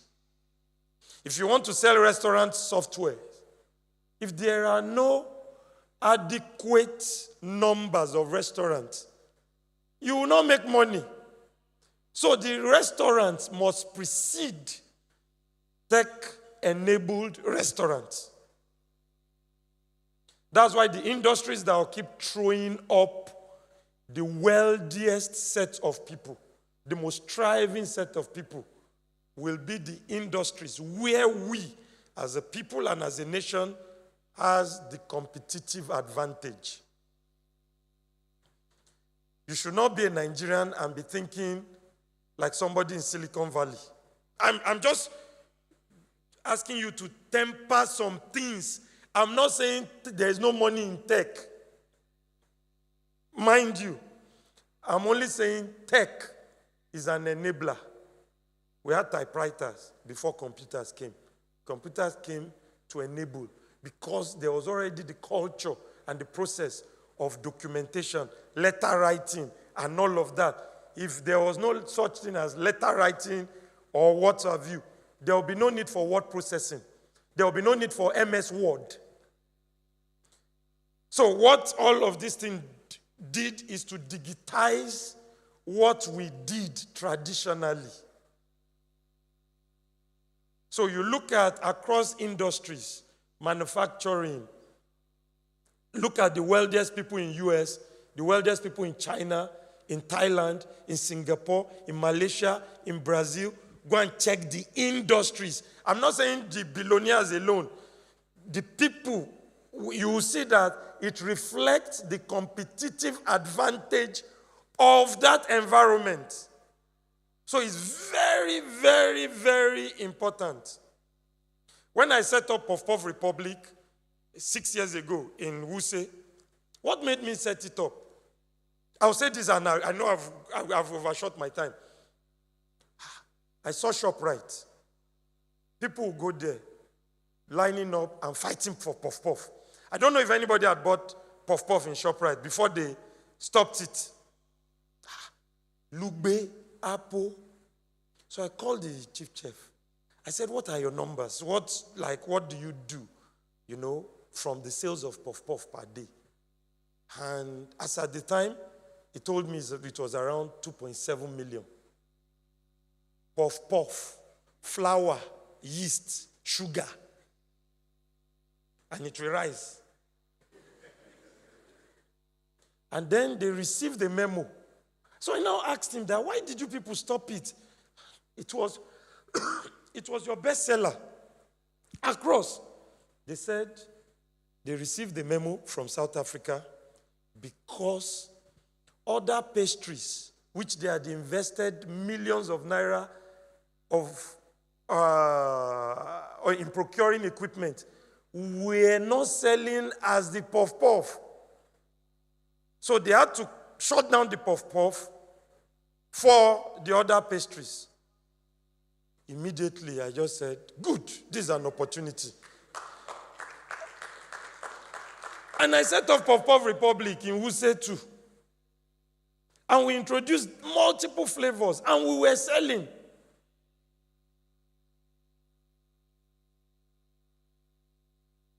And another thing they said was that Puff Puff is actually a Nigerian snack. It's not a South African this thing. So in my mind, there are so many things that time will not permit me to share. Because if you gave me the whole day, I'll spend 5 hours here and touch on multiple subjects and topics.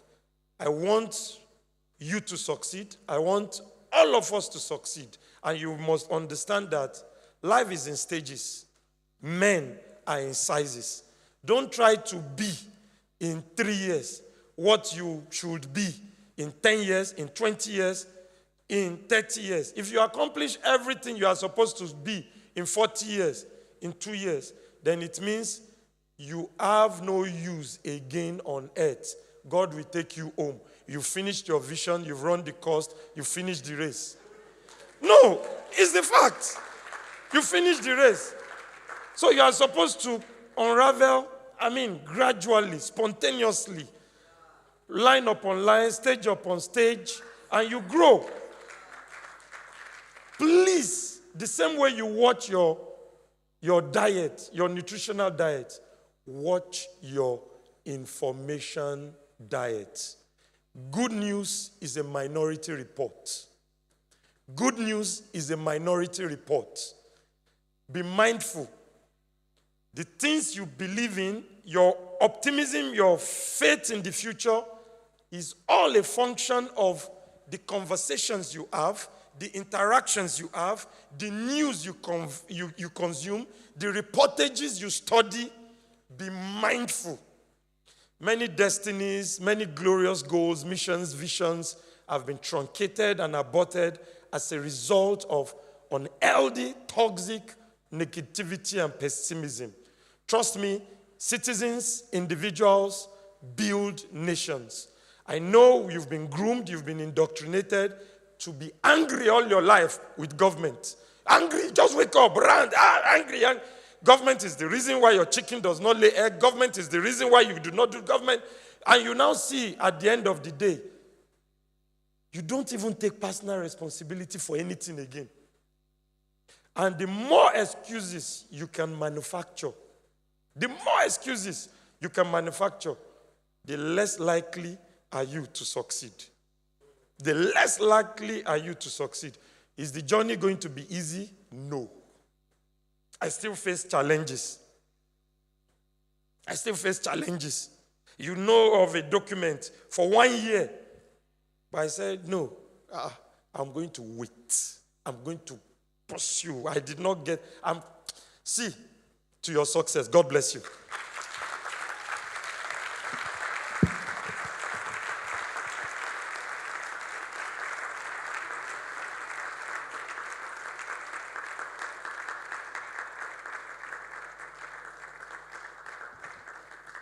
Wow. What an insightful and impactful session. We can all stay here and listen to him all day, and I trust that we've all been richly blessed. For me, I would say I picked, the key thing for me was the 3 C's Mr. Olajide talked about. He talked about character. You may have the skills, you may have the knowledge, but if you don't have the right character, you may not make it to the top. He talked about consistency. Consistency being the main ingredient that makes time and chance to favor us. He also talked about collaboration. We all need to build relationships in order to make it to the top. And it's not every day we get to sit in the same room and learn from somebody like Mr. Olajide. So it's a big opportunity for us all here to be in the same room with him and tap from his wealth of knowledge. On this note, we'll be giving space for people to ask Mr. Olajide questions, because I'm sure as he was talking about his businesses, some of us were calculating the numbers in our heads and thinking of how we can make the billions in the nearest future. So please, for people who have questions for Mr. Olajide, I'd like us to ask the questions now. We have about 10 minutes to do this. So who has any question for Mr. Olajide? Maybe you want to learn about the pitfalls, okay? All right, Ma, we yield the floor to you.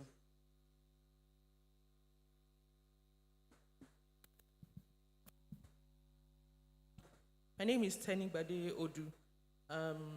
Thank you, Mr. Olajide, for such an insightful presentation. So I'd like to ask, when you were speaking of your kulikuli business, I picked something about NAFDAC. How do you handle institutional bureaucratic bottlenecks? So we all know how it goes in this country. Sometimes, some people just try to create those bottlenecks. You need to give a bribe, or you need to settle, as we say. And you want to maintain your integrity. You don't want to do that. You want to follow process. In your experience, how do you deal with these kind of things? Thank you. Do you want me to answer your question first, or we just take all the questions and then, so that... Okay, we can take all the questions. Yes. So who has another question? Okay, sir. All right, then. Thank you so much, sir, for that session. My question is, I don't know if there's a system where we could connect with you just to learn more, because I was really blessed by your presentation and spoke a lot. So I don't know if there's a system for one to connect more and to learn more. Thank you.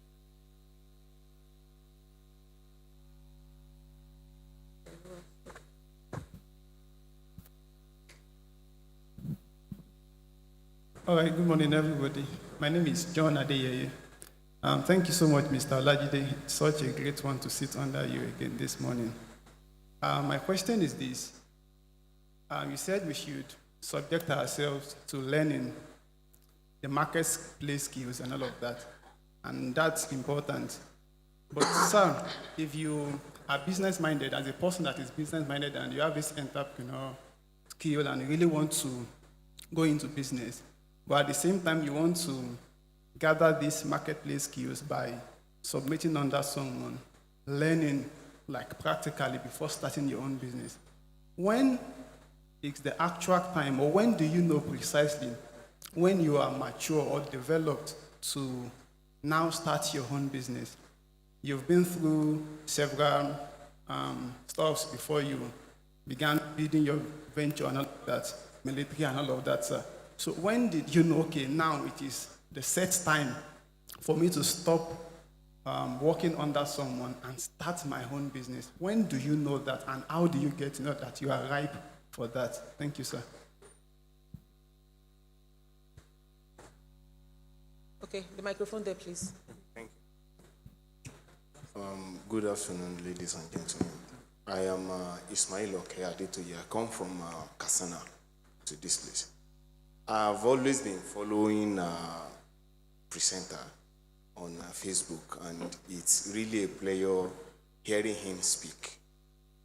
I just want to encourage him to please give more of these presentations, because I'm young, but those that I see that are younger than me, the way their psyche, I have to blow, I have to make it, I have to get stuff.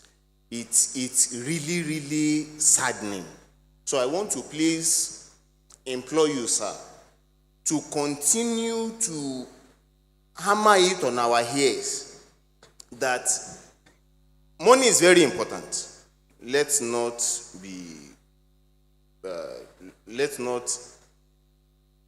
hurt ourselves. Money is very important, but it is not the most important thing. There are so many things that are much more important than money. So please, I was at my alma mater in Oshobo. I mentioned this to them. Tap, we want to make this, they want to... There are processes, there are things, even from our own selves, from what we were from our father, to blood, to meat, then body limbs start to form before we now come to this world. So please, I just want to implore you, sir, that be patient with us and continue to give us more of these your nuggets. Thank you very much. Thank you. Unfortunately, due to time constraints, we will not be able to take additional questions for now. So, sir, did you get all the questions? Yes, I did. All right, sir. Yes.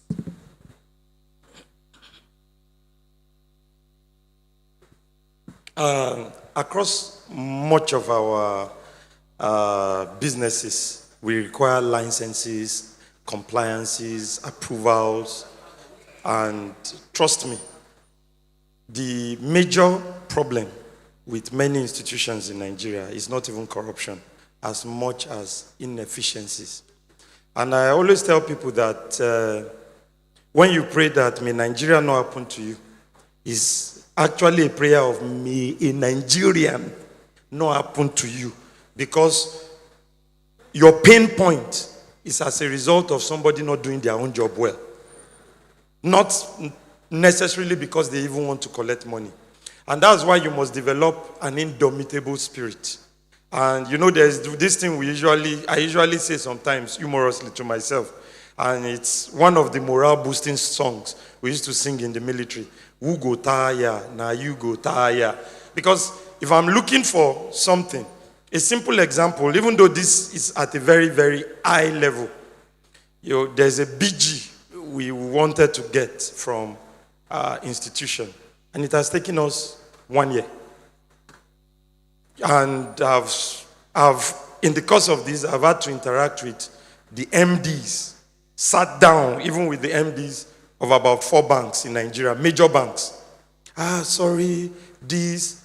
So as a result of inefficiencies on the part of the operators, oftentimes than not, am I ruling out that there is demand for bribe or something? I'm not ruling that out.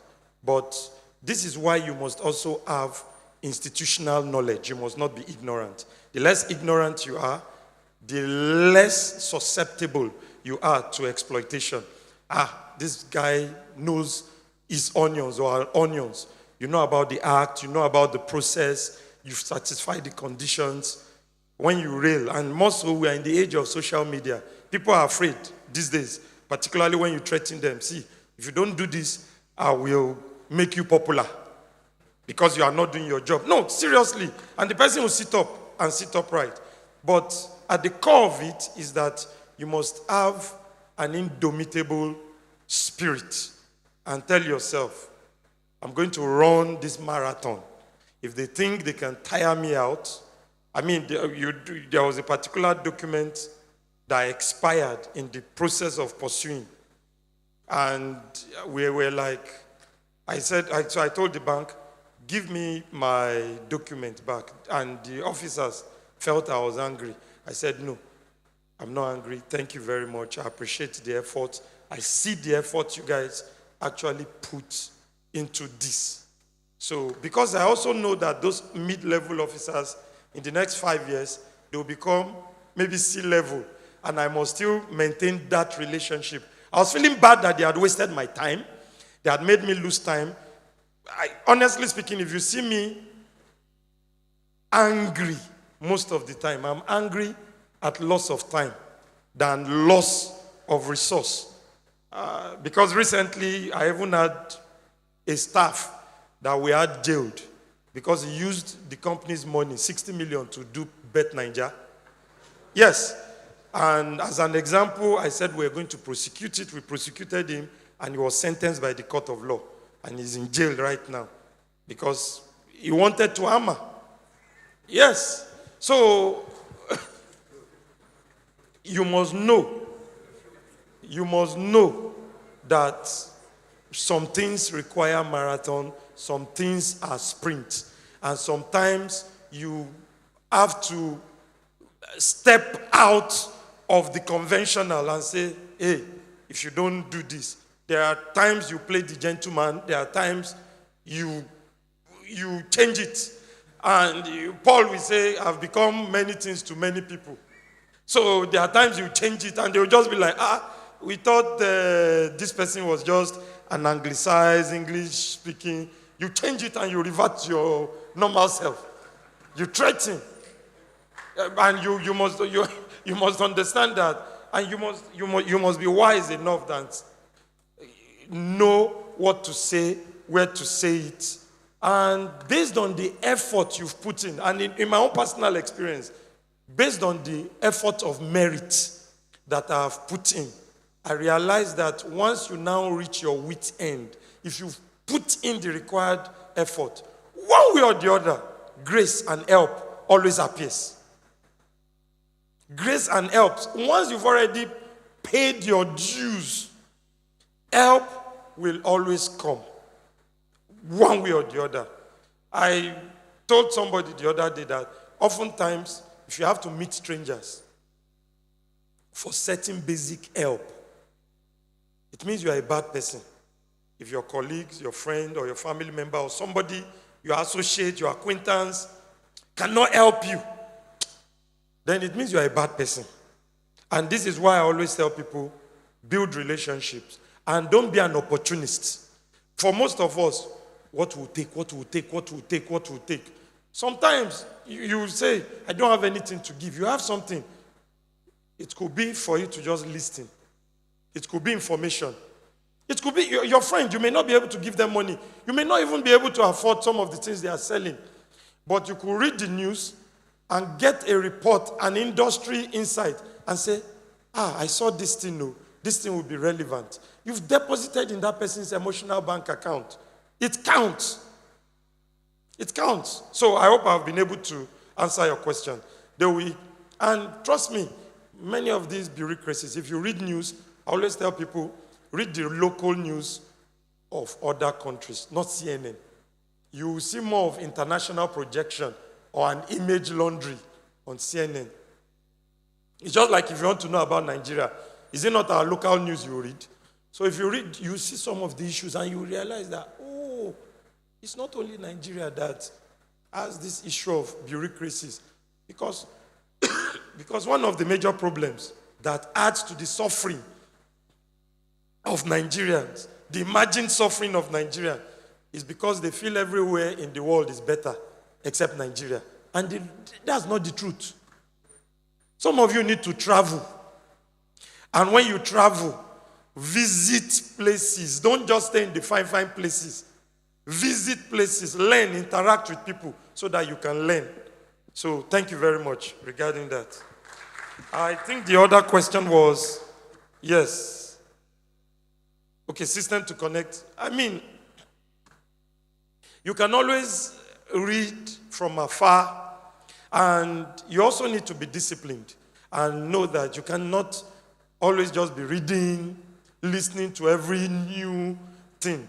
Because for most young people today, is every day they wake up, they go on Instagram, they go on Facebook, they go on LinkedIn, they see something new. They're already doing something right, something good, consistent. They see another woke stuff. Not grief for anybody. Okay, I no go grief for anybody. So you can learn from afar.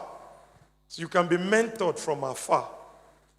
The major problem with us in our country, and I think has been with our education curriculum, the lack of practicality. And we also apply that in our religion, whether Christianity or Islam, whereby we involve in mindless cramming of text without even understanding their meanings or their practical application. And that was why we crammed Avogadro's law, Boyle's law, Charles' law, Newton's law, but we do not know their practical application. Right? We do not. All of the ideas remains abstract in our head. And that is why we also struggle in business, in real life, but particularly when people also come for training, because many times the ideas discussed are very abstract. They are not relatable. So people are now like, in the context, in real life context, so how do I apply this stuff? A simple example was the first corps member who served in my fledgling company in 2010. He had been my school son.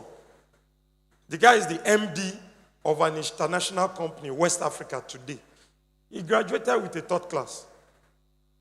And the day he completed the service, he sat down. He said, Egbon, he spoke to me in Yoruba.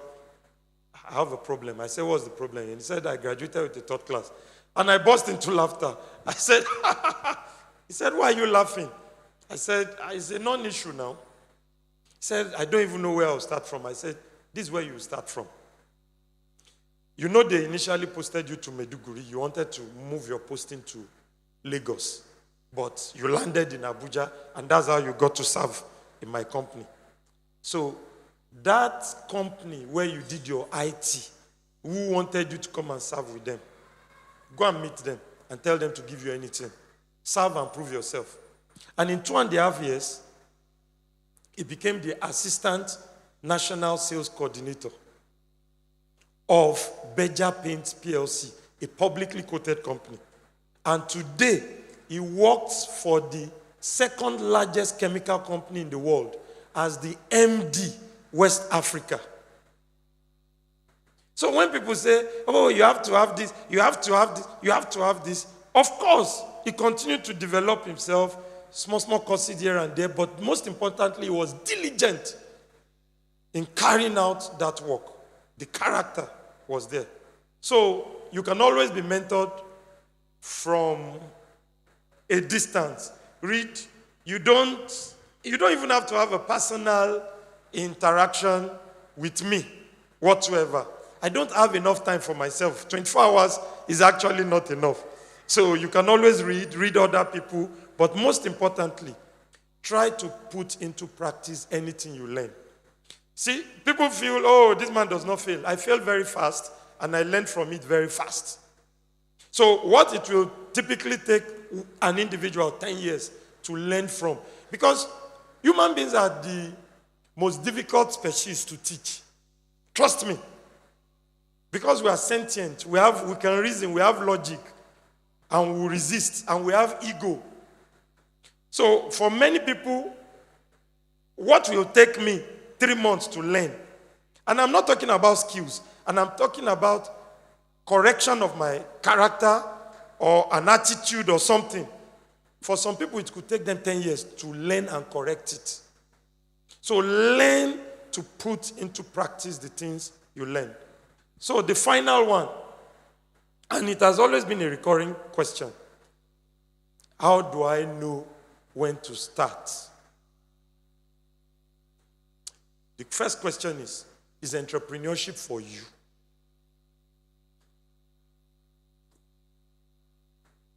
Are you meant to go into entrepreneurship? Entrepreneurship is not for everybody.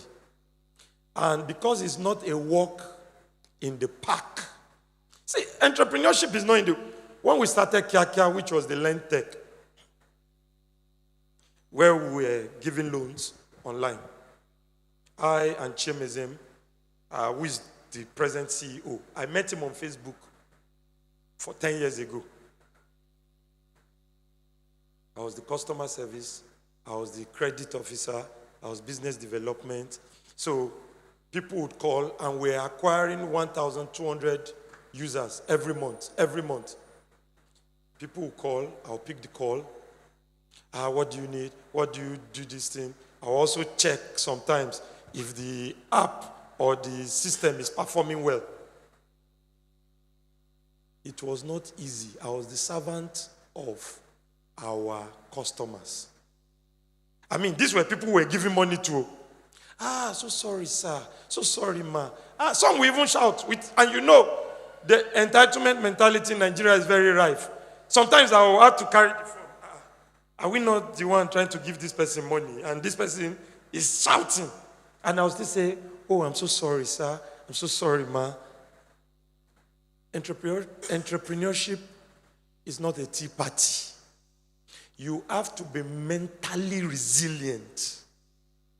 For some of us, we cannot even take losses. I remember one of my friends, a first-class graduate, very brilliant, solid guy. When I experimented with Forex, 2004, 2005, yes, in 2006, I don't know if anybody knew, it was the rave, just like crypto. It's popular now. Forex, that time. And it was multi-links, Starcoms. And many of you cannot remember multi-links or Starcoms. And I remember one day I traded, and I lost the whole money. I was alone in the room. I said, God, you do not exist. For real. Because I traded, I lost, I traded, I lost.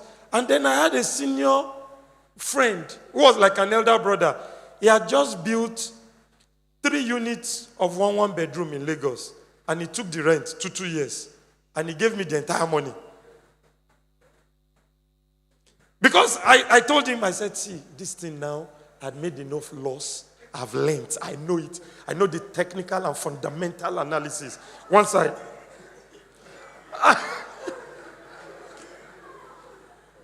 And guess what? One of the things that will be driving you. You want to make all the money at once. So when you are even supposed to close a trade, if it's $200 you made today, close it, make it. If it's 50, no. You also want to compensate for all the losses you've made. That yes, God is about to reward me. I was alone in the room that day. I said, God, and I begged you. I begged you. This is legit, alone.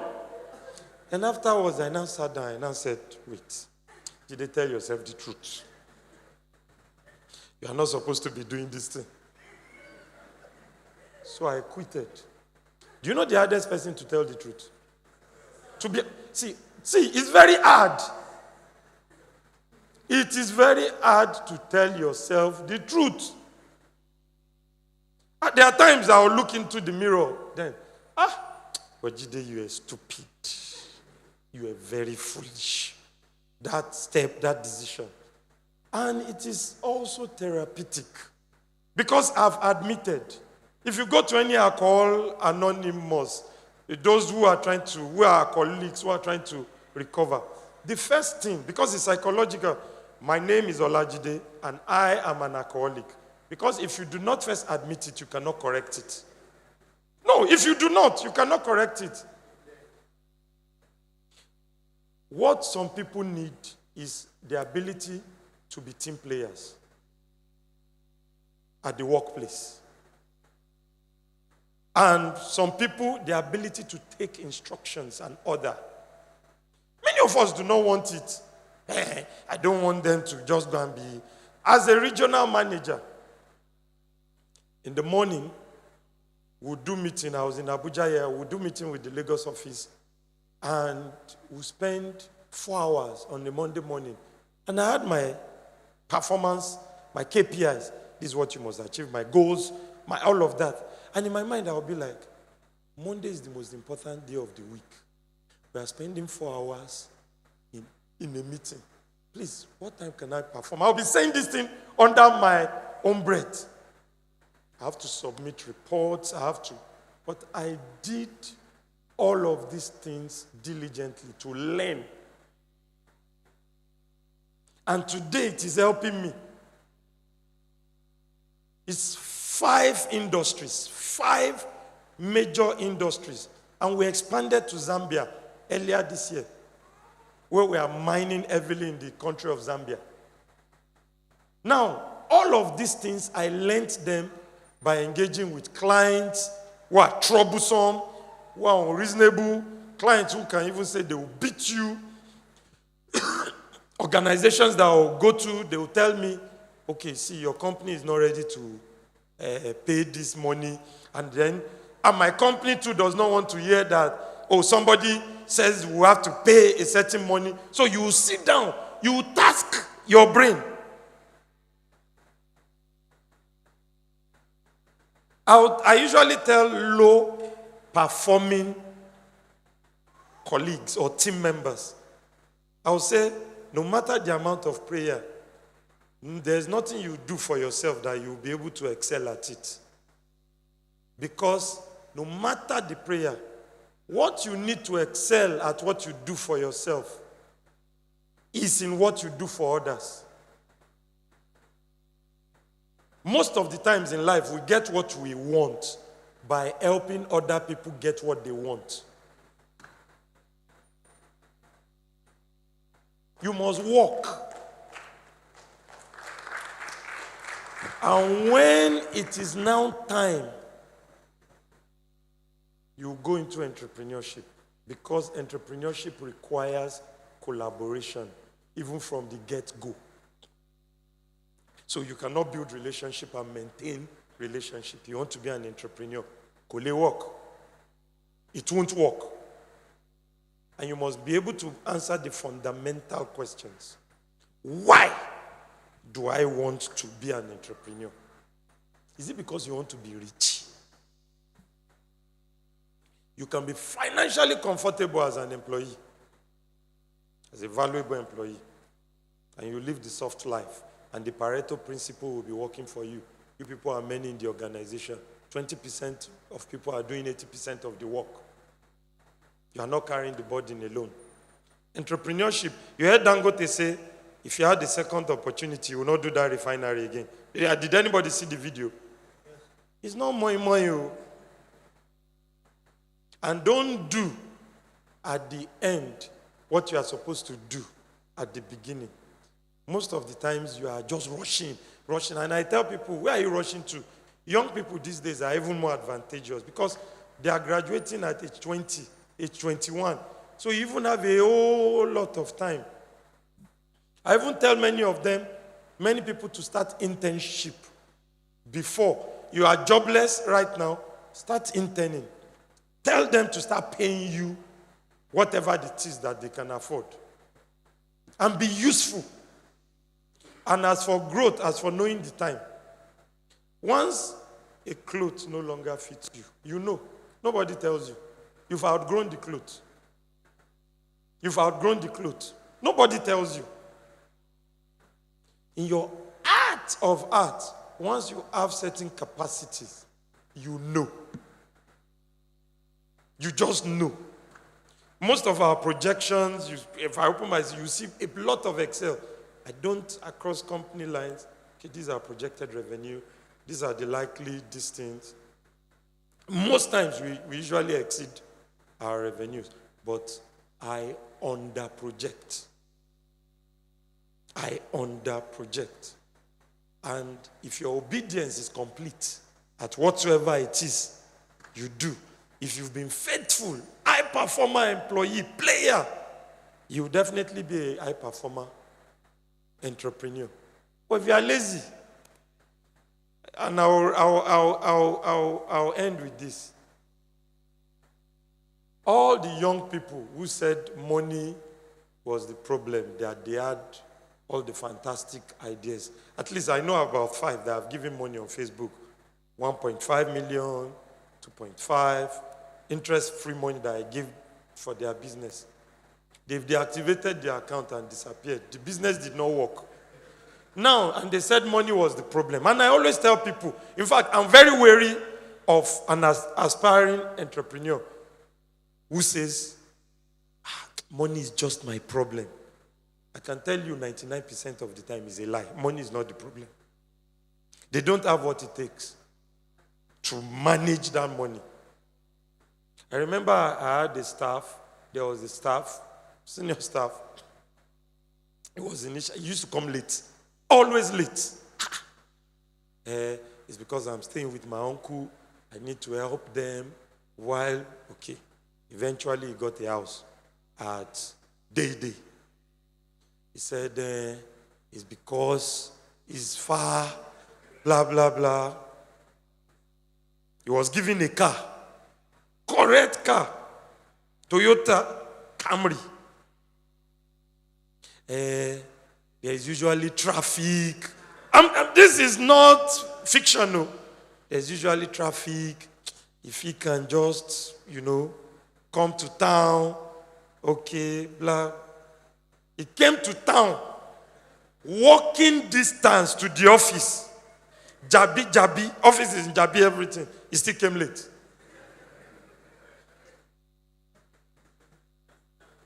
Then I now told him, I said, you see that it's none of those things. It is in you like peak milk. No, it's in you. It's in you. I've also had staff who was a manager.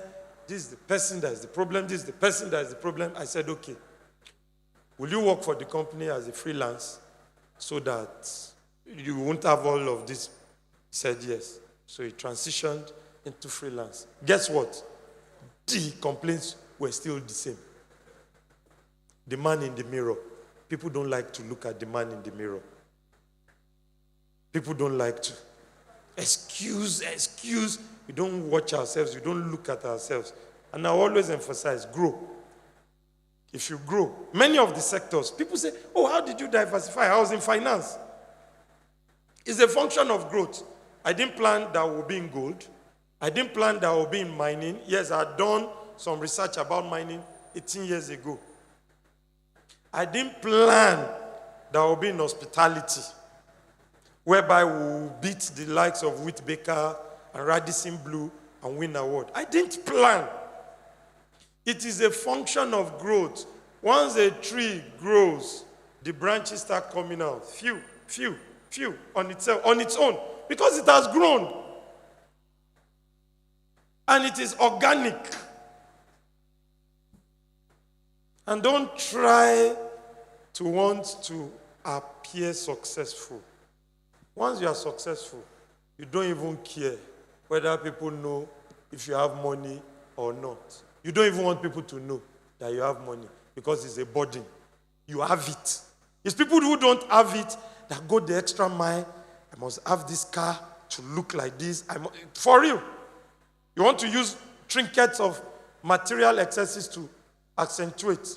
So just focus on one thing. Have a singleness of mind and purpose. Grow. And the fruits and results will take care of themselves. Thank you very much.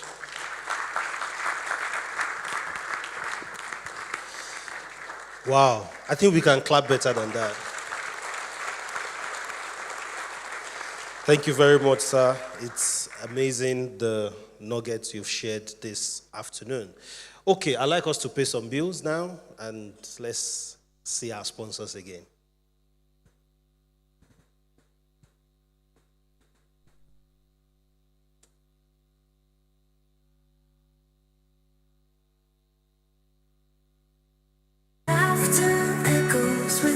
First family trip with our baby son. Laughter echoes with At Redford Global Concept Limited, we've been building homes, hotels, and commercial spaces for the past 8 years, turning dreams into realities for countless individuals and families. Right here in the heart of where we just completed another stunning 4-bedroom terrace duplexes, which is designed to offer comfort and elegance.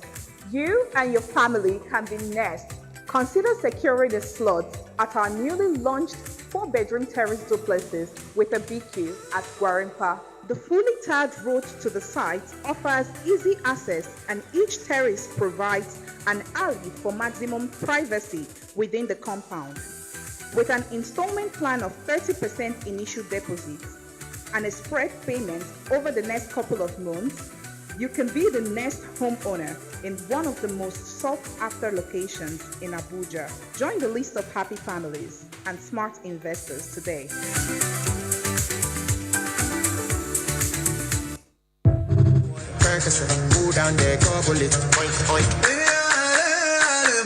Me, I know like person where they talk about it.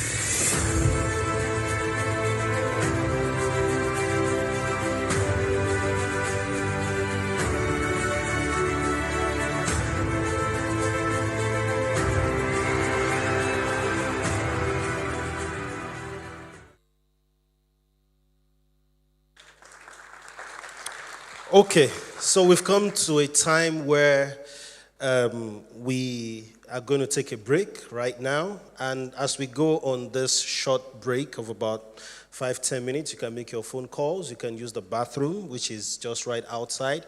And we'll also like you to visit the vendor stand, which is just right outside immediately you come out. If you want to buy any refreshment for yourselves, it's available there. And some of the people that have sponsored this event today, they have their stand out there as well. The real estate company is there if you want to be a partner or you want to buy a property, and so many other stands out there.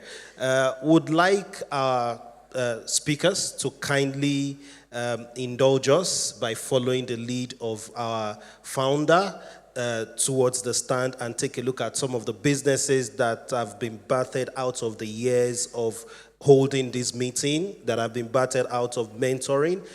We'd like our speakers to please follow the lead of our founder as we go towards the stand and see what KBS has been able to achieve over the years. And while we also, the rest of us can visit the stand, buy what we like, visit, see the businesses there, use the bathrooms, and then we come back in about 10 minutes. We are not going to take time because now we are going, after the break, we are going into the panel session. We'll have time for questions. You've heard so much today. There is still so much to hear because we have able men and women in our midst who are going to be sharing deep knowledge you really don't want to miss. So by 12:40, we are going to continue this meeting this afternoon. All right? Is that okay? Are we good? Thank you very much. So before we leave, I'd like our founder to please lead the way and our speakers follow, and then the rest of us can walk behind them towards the vendor stand and take our break. Thank you.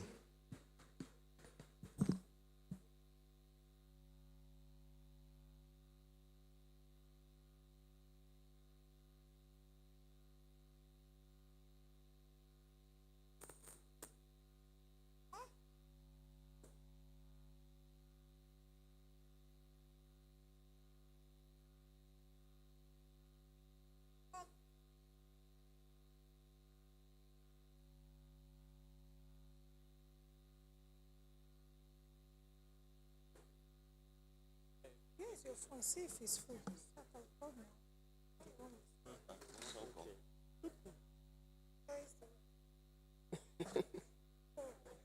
Your dad is afraid of you. You'll be like your mommy, yeah? Yeah? Okay, no, you are refugee.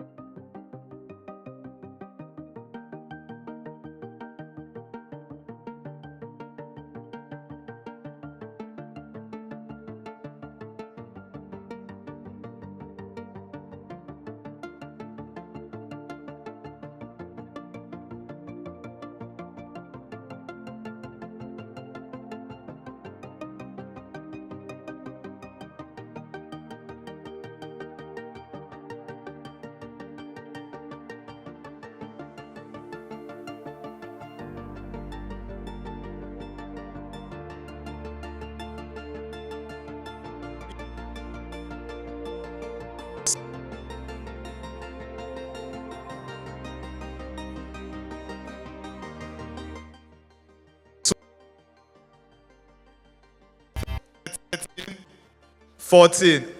Now one more. 15. All right. So number 1. Mike, please. Number 1. The time starts now. All right, good day all.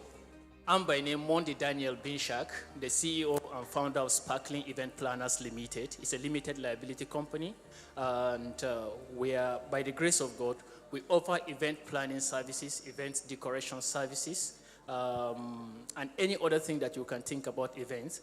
And at the same time, we are on all social media handles that you can think about. All the social media handles. Just type Sparkling Event Planners Limited. You will see what we do. We do amazing work. You can Google it. Just Google it. You will see our works. And from Googling, it will take you to all our social media handles.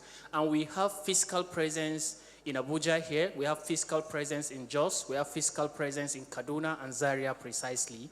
And by the grace of God, we are taking orders. If you have any event, whether corporate event, social event, anything at all that you're planning, or you're looking for designer to help you plan, please, we are ready to help you. Just type Sparkling Event Planners. I would love to see followers, about 100 or 200 person following Sparkling Event Planners Limited, whether on Instagram, Facebook, the same name, Instagram, Facebook, Twitter, that's X, and a lot of other places. And by the grace of God, I stood up the other time. So far, we are trying to develop an event technology, a software. That was what I talked about. Trying to find a way where we will help event vendors, and attendees and every other thing to build a system where they can manage their events without any headache. We're incorporating an AI technology. By the grace of God, you should be expecting a wow, how we're incorporating tech into event designing. Thank you very much. All right, let's give him a round of applause. So because of our time, I'll cut it short in righteousness. You have 2 minutes max. Can I have your ears, please? When you come for such a conference as this, it's a time to network. It's a time to meet other people. So while you are speaking about your business, also put an ear out to hear what other people are doing, so that when we have our networking session at the end of the conference, you can meet the person, exchange numbers, exchange details, go to the social media platforms and follow, so that you can also buy and then subscribe as well. Go ahead. 2 minutes, please. Good everyone, I'm Obochi Christopher. Please, before I bring out my business, the number that's after registration, please, I forwarded my business video. Please, if they can project it to the projector, I'll be very happy. You have to pay for that one. Just quickly, I'm giving you free advertising. Just take. Okay. I'm the CEO of Ajebo Nation Rendezvous Initiative. We deals with organic toiletries and cosmetics. So, since I'm a fresh graduate, I'm just 13, so how will somebody can also empower me? But we are in progress, and I have a lot of customers where we produce Isa, air freshener, shampoo, a lot of it, and I'm having tremendous customers due to the quality of things I produce. Thank you. All right. Number 3, quickly.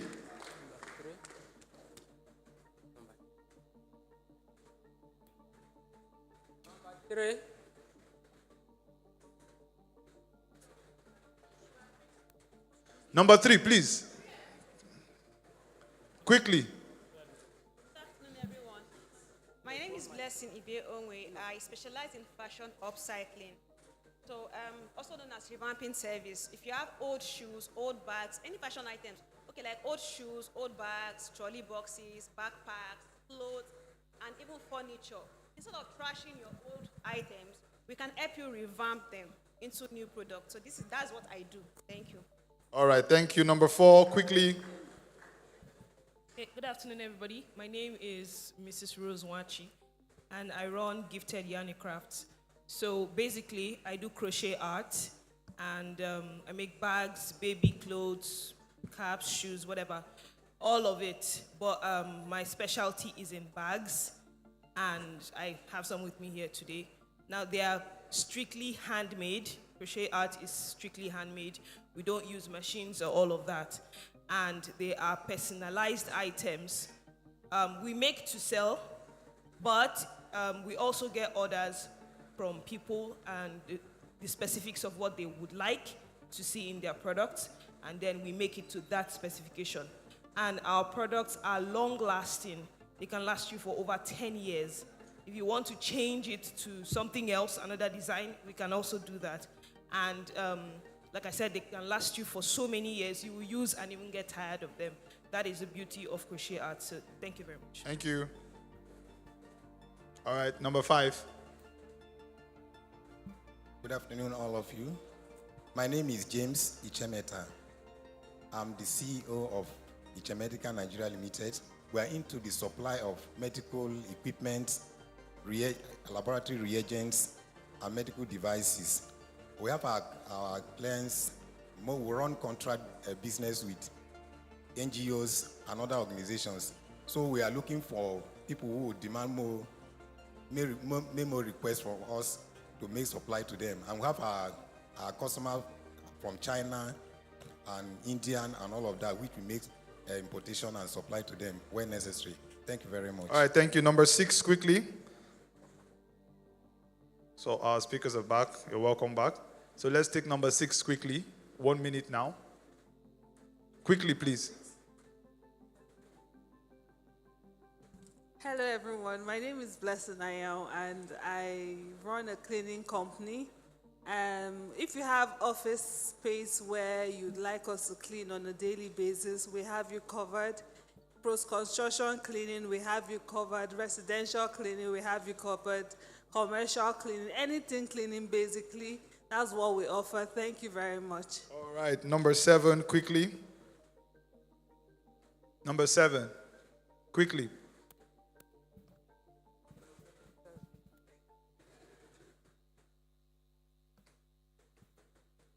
Quickly, please. 1 minute. Thank you. I am Ismail Adetoyi. I am based in Katsina State.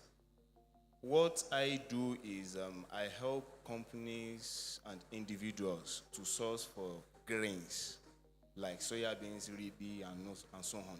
But off-season, I help Owambe people to source for cows and stuff like that.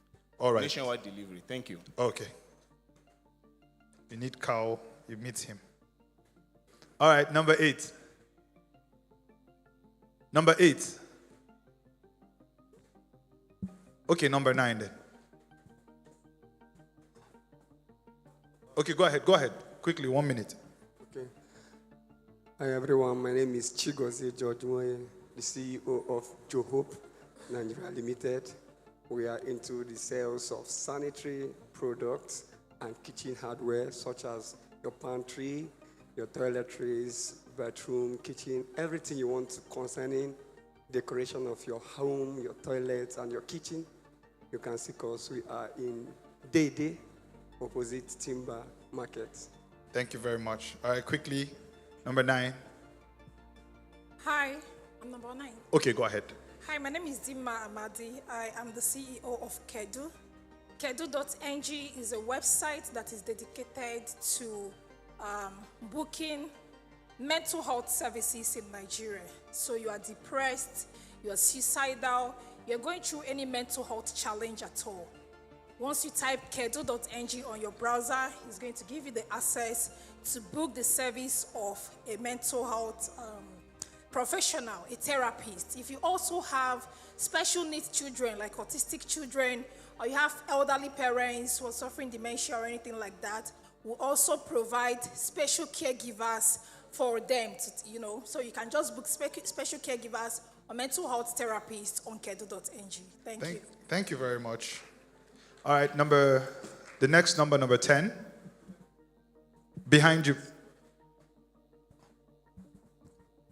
All right, good afternoon, ladies and gentlemen. My name is John Adeyeye.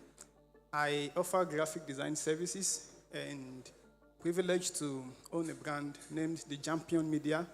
And basically what we are dedicated to doing is enhancing brand's visibility and connecting them with their target audience, all right? So basically we create flyers, poster designs, all forms of print designs, business card, and logo designs, and all of that. So if you're in need of any graphic design services, you can reach out to us. You can check our online presence on Instagram at The Champion Media A, and you'll be glad to work with us. Thank you. All right, thank you. Number 11, We just have 4 more. Number 11. Okay, number 12. All right, 12, quickly. Good afternoon, everyone. My name is Peace Dangana, and I'm a food service provider. So I cater for events regarding food, drinks, cocktails, mocktails, small chops, your desserts. We are a complete package. So you can follow us on Instagram on Name It Confections, NAME, and then EAT, not IT. Name It Confections. Thank you. All right, thank you. Name It Confections. All right, number 13. All right, number 13. Quickly, 1 minute. Hello, everyone. I am Sophia Garba. I work in the non-for-profit sector, that's the NGO sector. I am the founder of Connecting Grassroots Initiative. So the Connecting Grassroots Initiative was registered so as to bridge the information and opportunity gap among young people in the grassroots. So we noticed there was a lot of people in the grassroots villages who do not have access to information.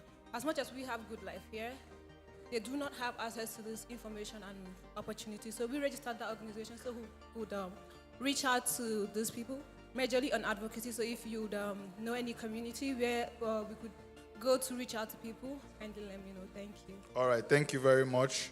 Number 14. Number 14.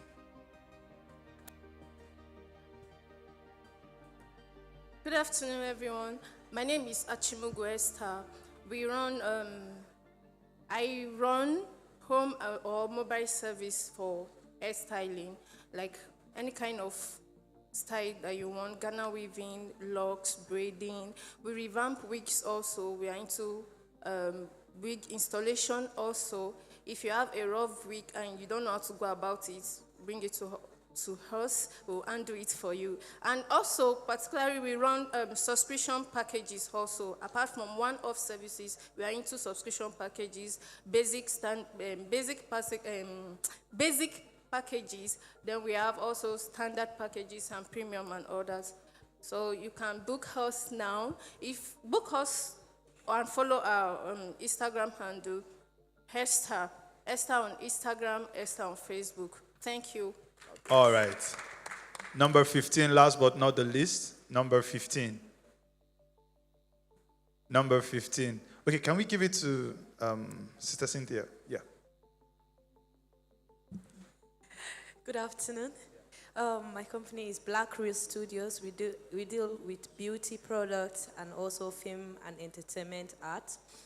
We sell branded products that are sorted from the US. You can't get anything that is fake from us. We buy original from the store. We're distributors, So you can buy your high-end beauty products with us, powder, makeup, foundation, and all sorts. And we also sell branded jewelries as well, wristwatches, and we sell luxury perfumes as well. So you can find us at Black Real Studios on Instagram and also on Facebook. All right, thank you. Please, let's put our hands together for everyone that has spoken. Like I said earlier, you don't come to such a gathering as this and become an introvert. So take out time to network, tell people what you do, listen to what they do, and like we heard from the keynote address, collaboration is the name of the game. There are certain things and great things that you can never do alone. You need to collaborate with people, build relationship, and that is why such platforms as these are important. So I'll be welcoming Mr. Daniel Oparinde to take us further in this program. Please, let's put our hands together for him.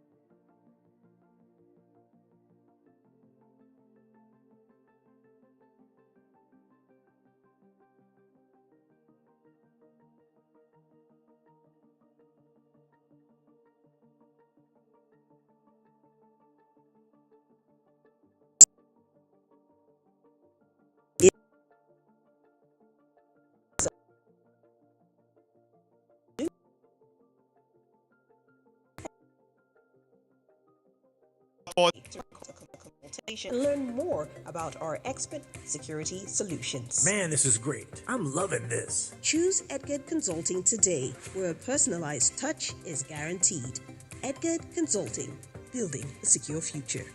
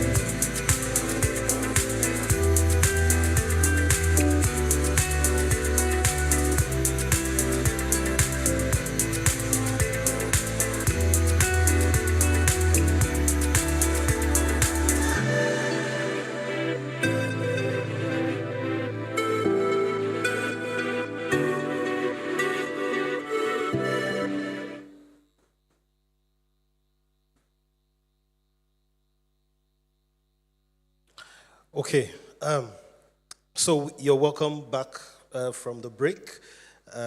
We apologize for starting a little later than expected, but we assure you that we'll move very fast and you will definitely learn a whole lot. So we're moving into the panel session immediately, where we'll be discussing the theme of the conference in a broader perspective, and we'll be hearing from the different perspectives from the speakers that are going to be on the panel session today.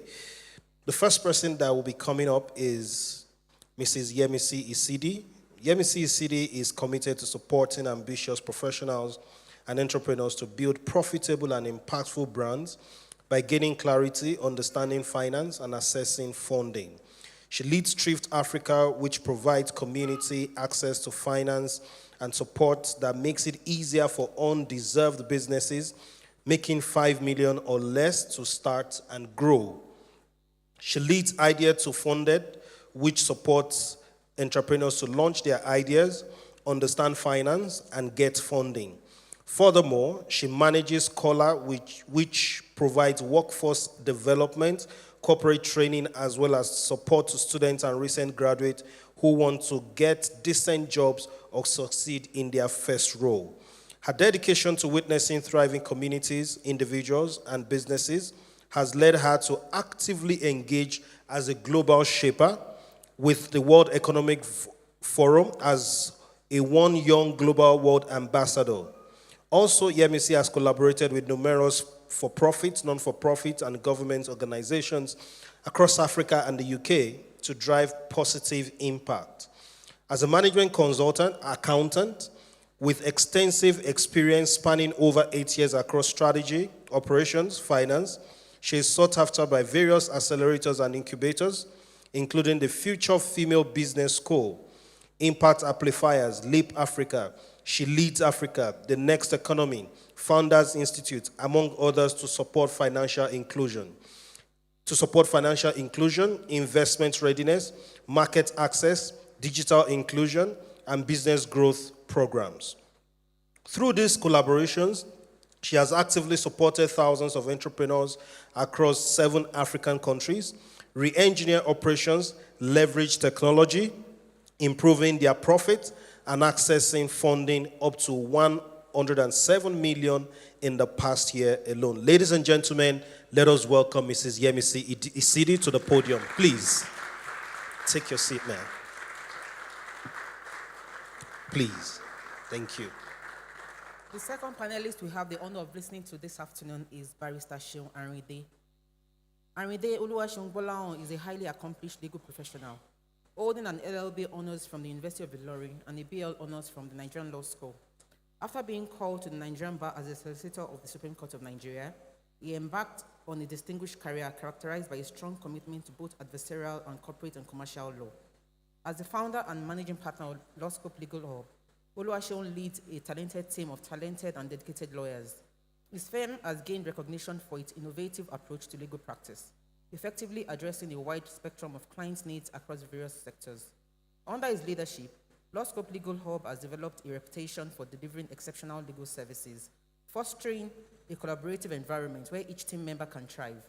Oluwaseun's deep understanding of both courtroom and boardroom practice dynamics and corporate governance has made him a sought-after advocate, legal secretary for numerous boards, and astute transactional lawyer. His ability to bridge legal expertise with practical business insight allows him to provide invaluable advisory services that empower organizations to make informed decisions and navigate complex regulatory frameworks with ease. As a proactive member of the Nigerian Bar Association and the International Bar Association, Oluwaseun is deeply invested in the growth and development of the legal profession. He actively participates in various committees and initiatives aimed at enhancing legal standards and promoting best practices within the industry. His work as a consultant for both local and international organizations further showcases his versatility and dedication to delivering high-quality legal solutions. Oluwaseun's unwavering commitment to excellence, combined with his extensive legal acumen, positions him as a leading figure in the Nigerian legal landscape. He continues to inspire confidence in his clients, empowering them to pursue their objectives with clarity and assurance. Please join me in welcoming Barrister Oluwaseun Arinde to the podium.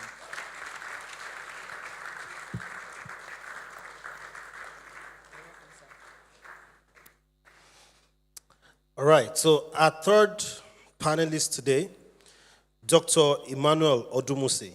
Emmanuel Odumusi is a doctor of entrepreneurship and innovations management, given by Catholic University of Murcia, Spain.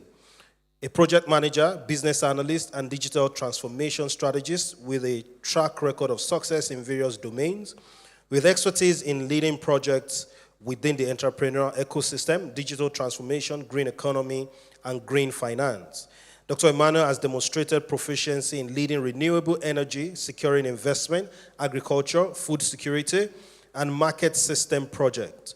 He is the founder of edfrica.org, an innovative platform providing opportunities, linkages, and solutions to entrepreneurs in Africa.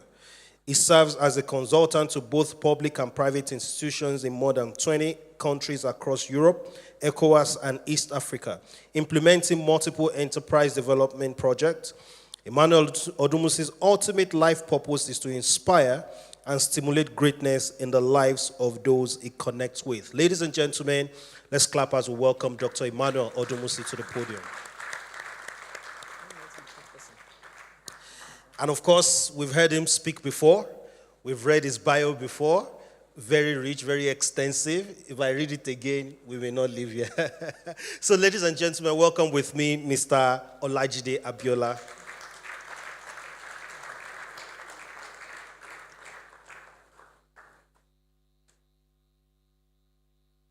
All right.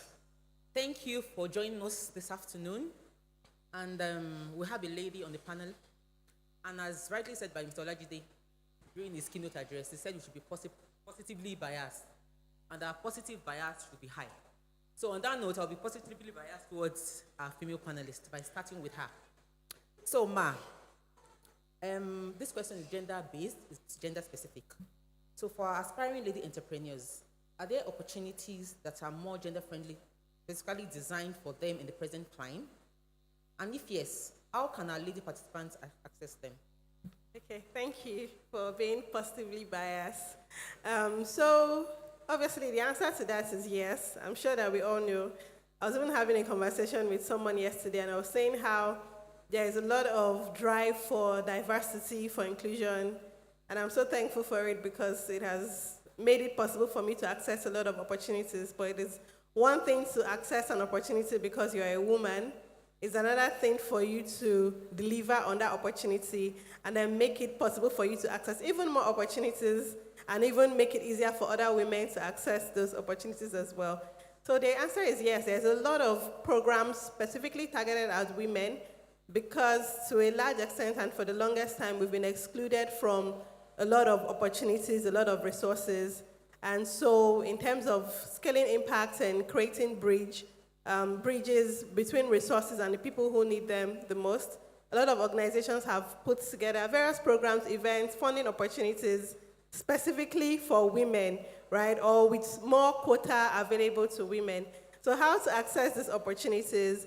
The number one way is through communities, through events like this. You never know who the person you're sitting next to is or who they know or what they are working on.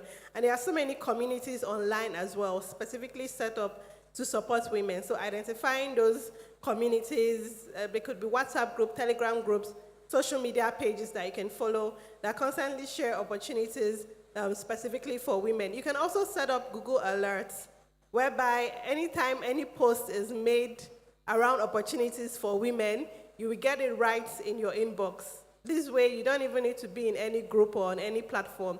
If you're checking your email every day, you'll be part of these opportunities. And also letting people know what you're looking for.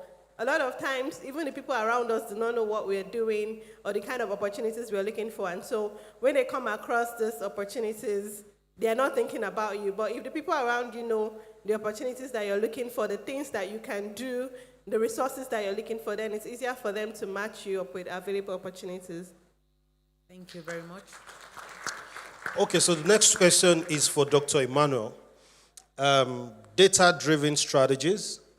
How can businesses leverage data analytics to make informed strategic decisions in their innovative processes? Hello, okay, great. So thank you again for the opportunity to be here.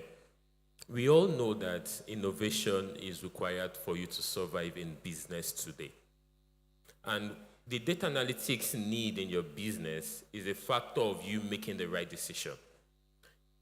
10 years ago, we would need to read newspapers to make decisions on where to invest, what to invest, how to invest. But now, we have a lot of platforms that are data-centered to help you make decisions to make your business go forward. Number one, in terms of data analytics, there are a lot of free tools online you can use that are DIY, that is do it yourself. We have basic ones like Excel, we have basic ones like Tableau, we have basic ones like SQL and all. Those might, I'm calling them basic, but you might get someone that can help you do the analytics of your business. That's on one side. On the other side, there are a lot of information that organizations pull out to give you basis of decision making.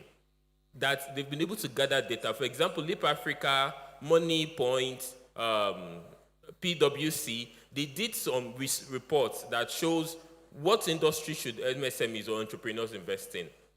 How many people are in this industry? How much funding is available?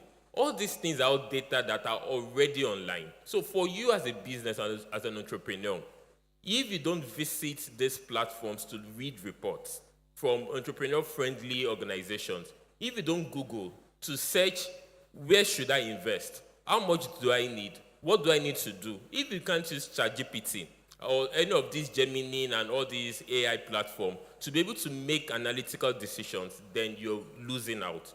Data analytics is the way out for you to make the right decision for your business right now. And I've mentioned several tools, the complex ones, Tableau and Co. The basic one is Google. Google, just type it there. How many people will buy sandals, are buying sandals in Nigeria? How many shops sell XYZ? Google has a way of putting the data together, and you can see a lot of data available for you to make insight from and make decisions from. So in terms of data, in terms of making innovative decision, first, go to Google. Second, go to ChatGPT. Not 100% correct, but it aggregates it for you. Then third, go to dedicated platforms that are data analytics focused for decision making for you as a business. Thank you.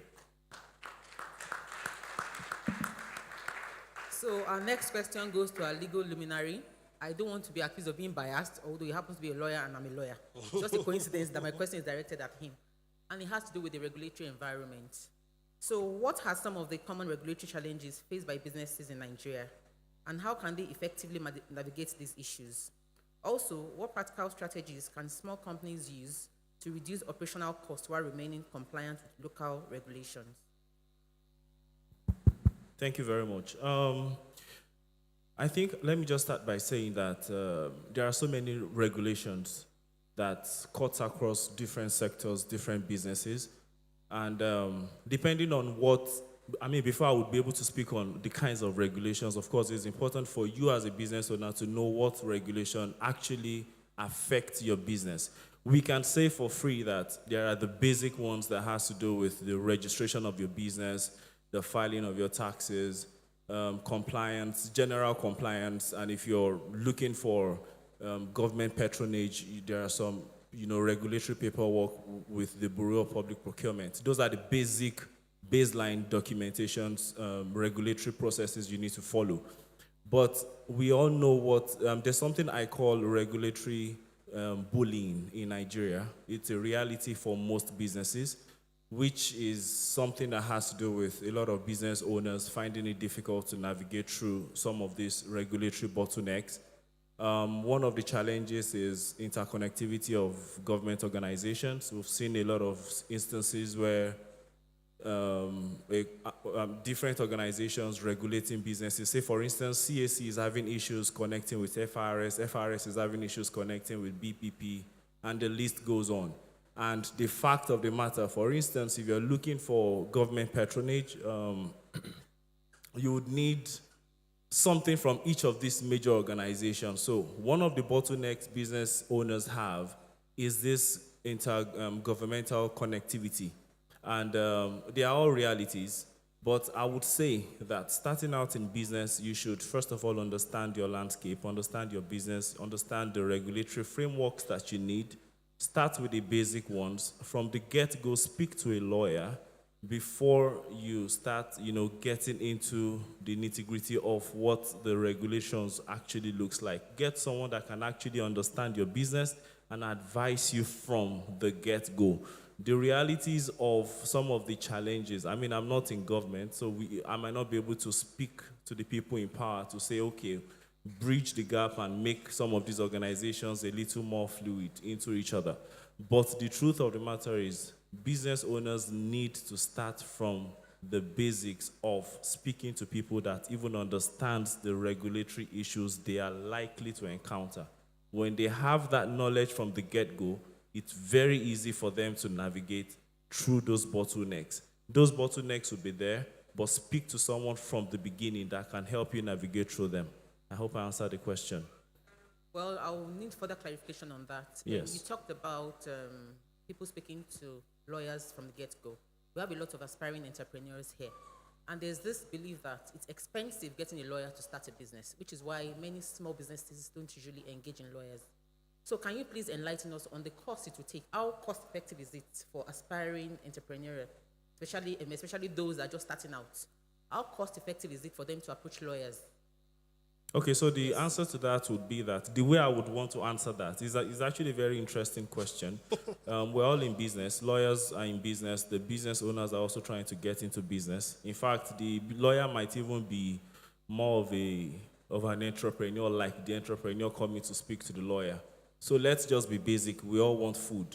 However, what I would say is the cost of not speaking to a lawyer is more expensive than the cost of speaking to a lawyer.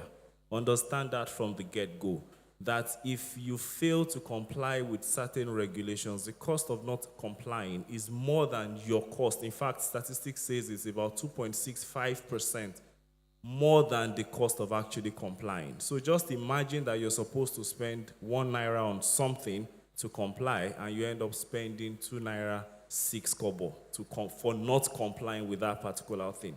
So the reality of life is, understand that in business, it really might, be a bit costly from the get-go. I would say you should look around your circle. If I'm to advise, look around your circle. I'm sure you didn't just fall down from heaven. You grew up with a circle of friends. You grew up with people who are also trying to grow in different professions. Speak to people within that circle that can cut down this cost. I personally would not speak to someone who is just starting out in business and start asking for money first. I personally, that's not my practice. That I don't do that in practice.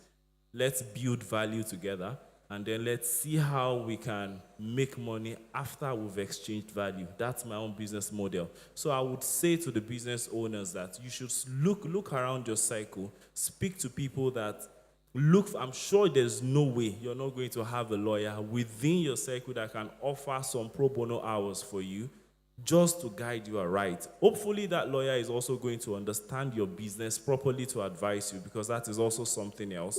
But just look around you, speak to someone that is not going to charge you. The good thing about the legal community right now is it's so liberalized. We're not in America or some other countries where they will charge you hourly. You can speak, just like I was sharing with my brother here earlier on, that you can speak to a lawyer for 1 month and you're still on pro bono legal advisory. So the question is, are you really willing to ask the relevant people questions? Ask those questions. They would go a long way in saving you the headache of not asking the questions. That answers it. So we all hear that. Not consulting a lawyer is higher. The cost of not consulting a lawyer is higher than consulting a lawyer. Thank you. Lawyers are marketing themselves. All right. But indeed, it can be very costly. Very, very costly. The next question is to Mr. Olajide. Considering the volatility and depreciation in Nigeria's currency, which I'm certain is a burning question in the minds of everybody seated here, including myself. And of course, vis-a-vis the other currencies that we have, even in Africa, maybe like CFA and all that. Some of this currency devaluation has made skilled labor, skilled workers to become more expensive and almost becoming unaffordable to ordinary Nigerians. Many of the very skilled and expert labors that we have, tilers, plumbers, POP, craftsmen, and all that, some of them are going back to their country because Naira is becoming unattractive. When they earn Naira, by the time they convert it back to their currency, it's not making sense any longer. So given this background, what opportunities does this present for Nigerians, and how can they take advantage of them? And also, how can small businesses and their owners build wealth for the future in this circumstance that we find ourselves in Nigeria right now?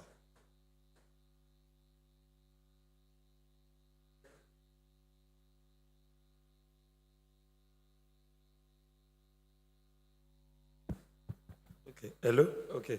So thank you for the question. First and foremost, I will state that we built this place. Our habits led to the artificial devaluation of the currency, because I strongly believe that the Naira at the moment is not a true reflection of its value.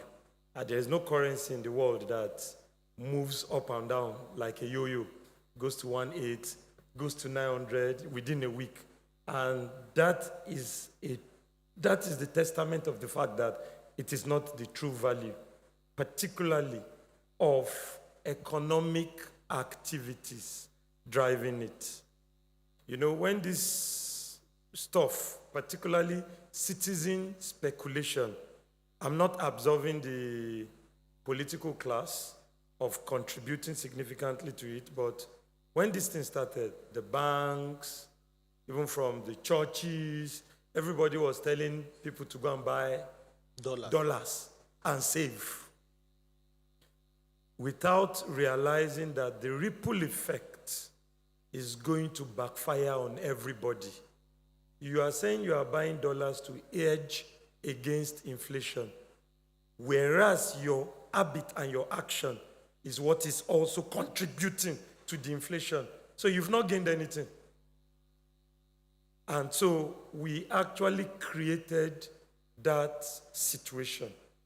I, for one, have written a piece by advocating or encouraging the government to actually enact specific policies that will deter physical exchange or transaction of foreign currency on our soil. That's number one. That's government responsibility. Number two, if foreign artisans are leaving because the naira is no longer attractive, this is the time for local people to develop competencies and capacities in the first place. The project we are currently driving, I had to hire an European finishing engineer. But the downside of that is that the guy has also assimilated some of our poor work ethics. So I had to sack him.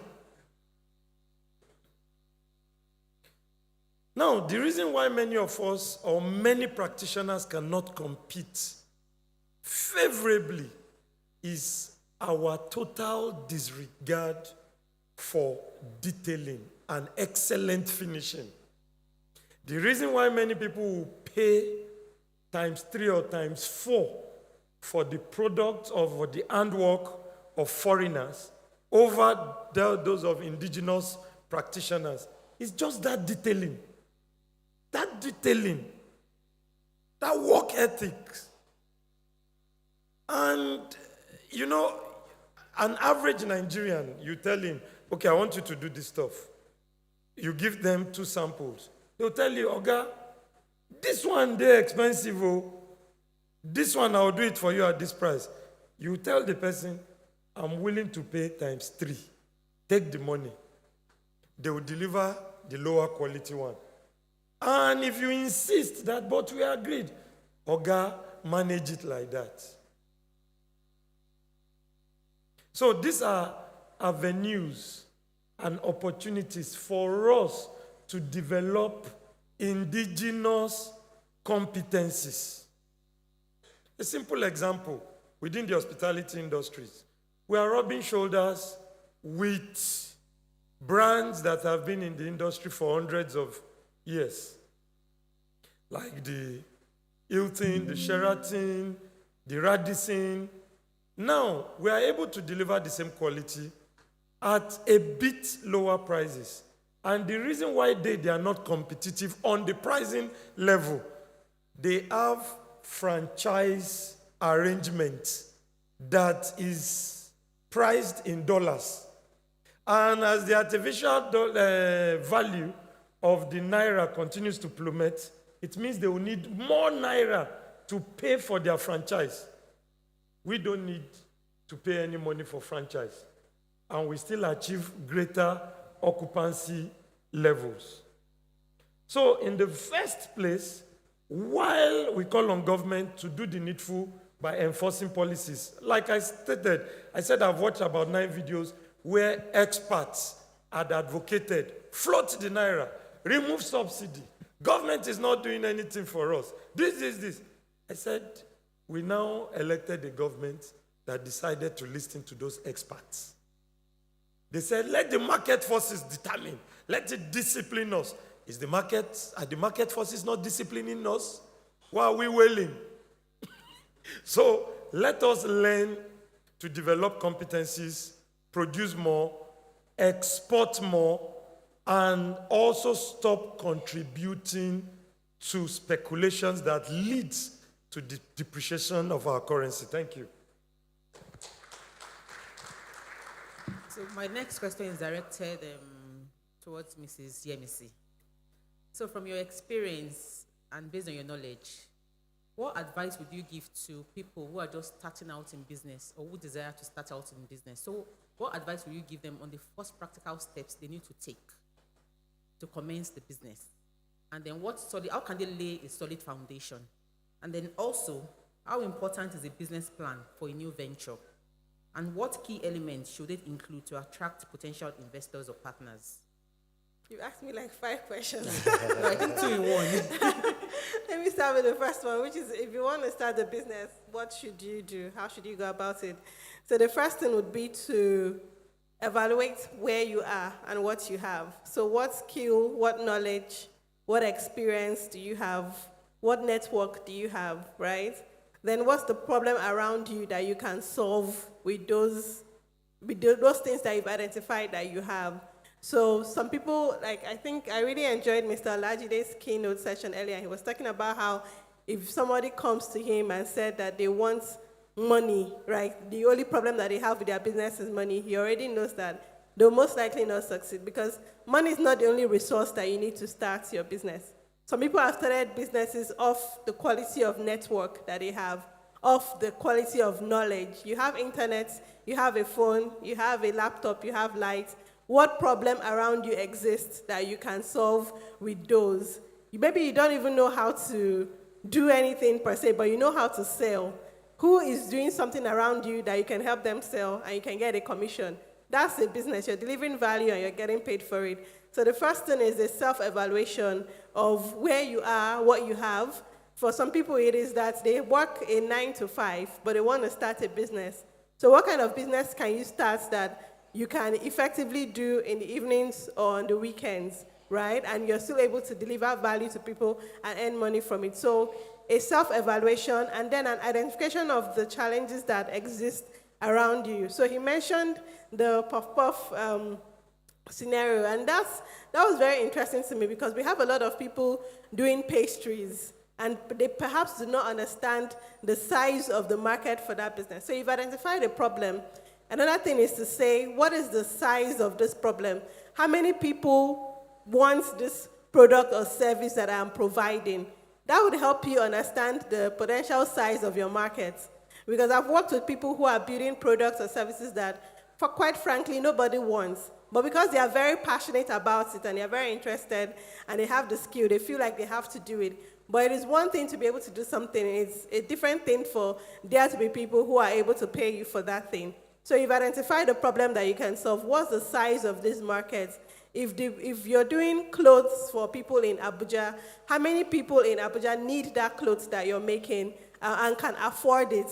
And how can you ensure that you consistently connect with that audience? Because they can also start a business that is brilliant, but nobody knows about it. Or the people who know about it are not the people who need it or can pay for it. So how can you consistently be in the faces of people who need and can afford to pay for the products that you provide? So that's on starting a business. The second one is on business plan. So I want to be very honest and say that the answer to that question depends on a lot of things. Right? So part of the work that I do with investment readiness, a lot of times you can't get any form of funding if you do not have a solid business plan. Because what it does is show that you have done research to understand the market, the industry, the problem that you're solving, who you're solving it for, your marketing strategy, right? Your exit strategy. You've looked at the numbers, you've done financial projections to know how much you can possibly make from that business. However, do you always need to have one before you start?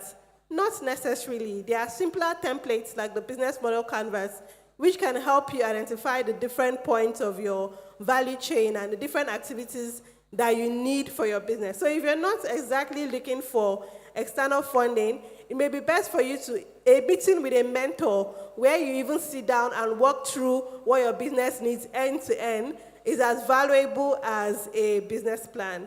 What's the third question that you asked? I think you've answered all. Okay, fantastic. Let's put our hands together for her. I think a very fundamental skill that every aspiring entrepreneur needs to have is marketing and negotiation skills. Whether you want to build a tech, you want to build fashion, you must be able to market your service, and you must be able to negotiate. So if you need to, like Mr. Olajide said, if you need to go and intern in a place where you understand marketing before you start your business, it's extremely important. My next question is to Dr. Emmanuel. Well, Mr. Olajide mentioned that technology is an enabler to a business. Now, what role does this really play, and what's your view as regard this technology in businesses, small businesses, medium businesses? Okay, so the role of technology to micro, nano, very small businesses is number one, competitiveness. Because Nigeria, we struggle with a lot of access to internet, electricity, and all. but yet we have to still stay competitive. And because technology is not biased, anybody can use technology, it makes you be able to compete with your peers across the globe. So in terms of competitiveness, you need to leverage technology. Now, for example, communication, there's no restriction to using Zoom, using Google Meet, using any of these video conferencing to have your trainings or your meetings. Everybody now can be a teacher. Why? Because there is Zoom. All you have to do is go online and say, okay, I want to set up a training, and everybody, if you're interested, I want to start training you. That's you leveraging on technology in order to build reputation, in order to teach people, in order to help people, in order to gain reputation. So competitiveness, it helps you. Number two, speed. The same way you would have done paper and pen and paper record keeping. We now have Excel.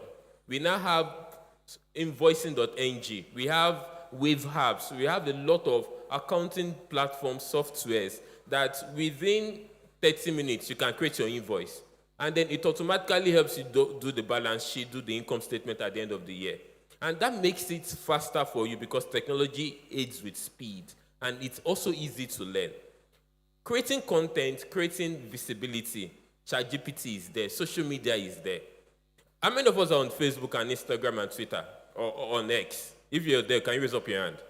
Good. Now, the next question. How many of us have a properly structured business content on social media?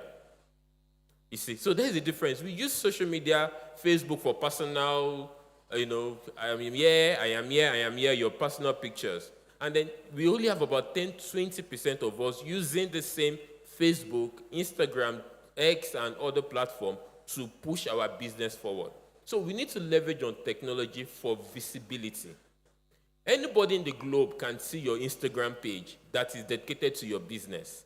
Anybody in the globe can go to your Facebook. Anybody in the globe can go to your website. And there are so many websites that are even easy to do now that all you have to do is learn on the go. WordPress is easy, but more familiar is the Wix, WIX. And then there's so many other bumper.com and all that you can use. The last one I would say is access to information. I will leverage on Edfrica. What we do in Edfrica is we try to bridge the gap between the resources and then the entrepreneurs. Because if we ask now, how many of us know about the latest funding that came out yesterday? She mentioned it about Google Alerts. But most of us know some of this, or some of us don't know it, and we're not leveraging on it. As of yesterday, about 4-5 funding opportunities came for women, for people in climate change, for people in some other areas of business. But because we're not leveraging technology for information, for knowledge, we let it go. So it's important that we look at all these opportunities, leverage on technology for speed, leverage on technology for marketing and visibility, leverage on technology for information for business growth. Because you want that funding, you want that mentor. The mentor is on LinkedIn. If your profile is not perfect, it doesn't have to be perfect, but it's not attractive, you keep crying, I need a mentor. But no mentor would want to relate with you if you're not even looking mentorable. You understand? So all these things are available for us. You have WhatsApp for business. How many of us have posted our business on our WhatsApp for business status today? Those are the questions we ask, just one person. Those are the questions we ask about the difference between technology and utilizing technology. And the call to action today is, don't just know about technology. Don't just flow with the trend of AI, machine learning, social media. Try and utilize the little you know. And the more you utilize it, the better you'll be in it, and then you start being able to utilize bigger technology solutions that are available to you. Thank you. So our next question is to Mr. Olajide, and it has to do with maintaining quality. Oftentimes you see businesses, you can see a baker, for instance, who starts with 5 customers, and he or she is doing so well, baking very nice cakes. And then the person keeps getting referrals from people. Next thing, he or she gets 10 customers, 50 customers, and then you begin to notice a decline in the quality of the products over time. So the business is scaling up, but at the same time, not maintaining quality. So how can businesses balance scaling operations with maintaining quality and customer satisfaction? I think I did adjust the fact that motive matters a great deal. There are many factors that contribute to that. Many people want to maintain, high margins in terms of when it comes to profitability. And I think oftentimes than not, we usually do conflate profitability with greed. In many cases, we just have pure, plain greed. And people feel, oh, I already have the customers, and I do not need to do anything extraordinary in maintaining and sustaining what brought them or what attracted them in the very first place. And then we also have complacency, which usually sets in, and it's very common with us. And what causes that is the arrival mentality. The average Nigerian has an arrival mentality.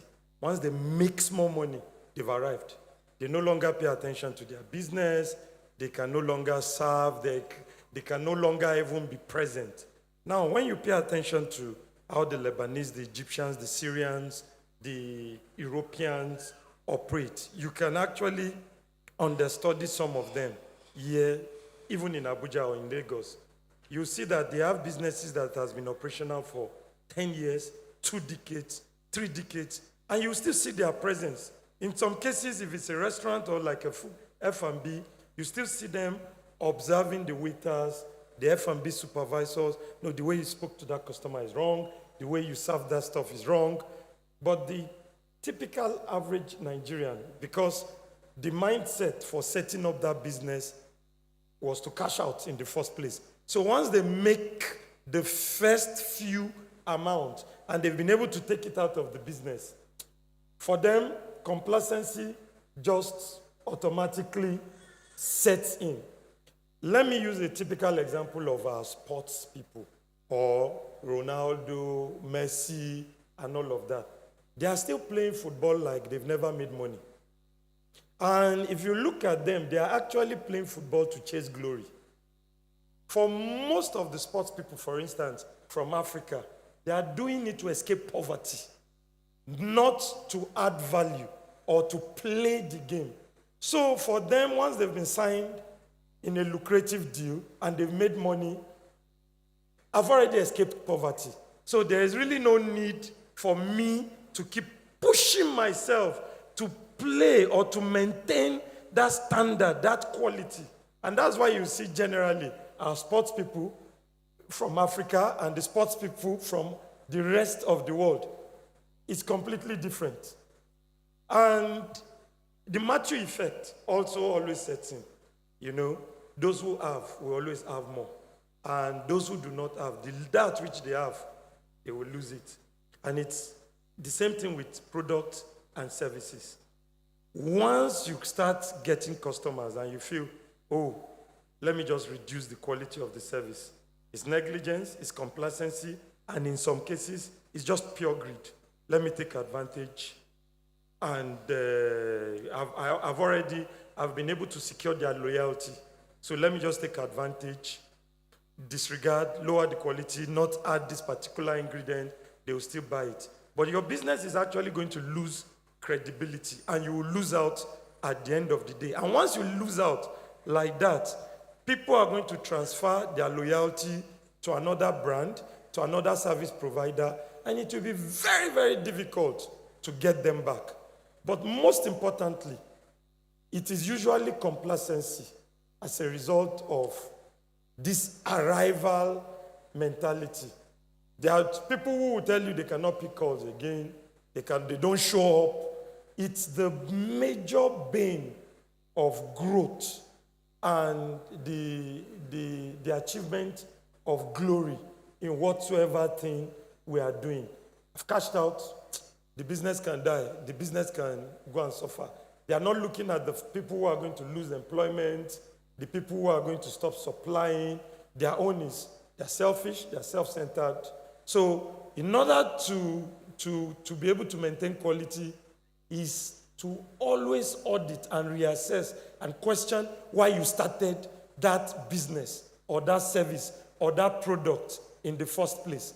And you must be very ethical, not to compromise on standard as it regards, for those of us who are in the food business, not to use ingredients or materials that are actually harmful to your consumers. But most importantly, don't be complacent. Don't let the fear of poverty be the motivation or the driving force of everything. The love of adventure, the motivation to create value, the pursuit of glory should be what should motivate you and drive you. And once you do that, you'll be able to build something that will outlive you and that will withstand. For me, I can be out, I can travel, I can be away from my business for 30 days, for 60 days, it is running. It is structured, the corporate governance is solid, I don't have to be there. Thank you very much. Thank you very much, sir. Okay, so we just have 2 more questions before we go into the pitch session. Second to the last question for the barrister on the panel. How can companies effectively manage regulatory issues and barriers, especially within the Nigerian market and in their pursuit for growth into other markets? How should they go about regulatory issues? Because this can be a major, major barrier to the success and profit making of an organization. Thank you very much. Regulatory issues, like I said, is something that is always going to be there. It's not going to likely get better. It's just about the business owner trying to be as resilient as possible. One of the ways to manage you going into any market, first of all, is to understudy and understand that particular market. I like what Mr. Olajide said the other time, talking about people wanting to venture to other jurisdictions outside of Nigeria. And the question usually you would ask is, have you even finished servicing, the Nigerian space? Because we in Nigeria are not even done understanding Nigeria.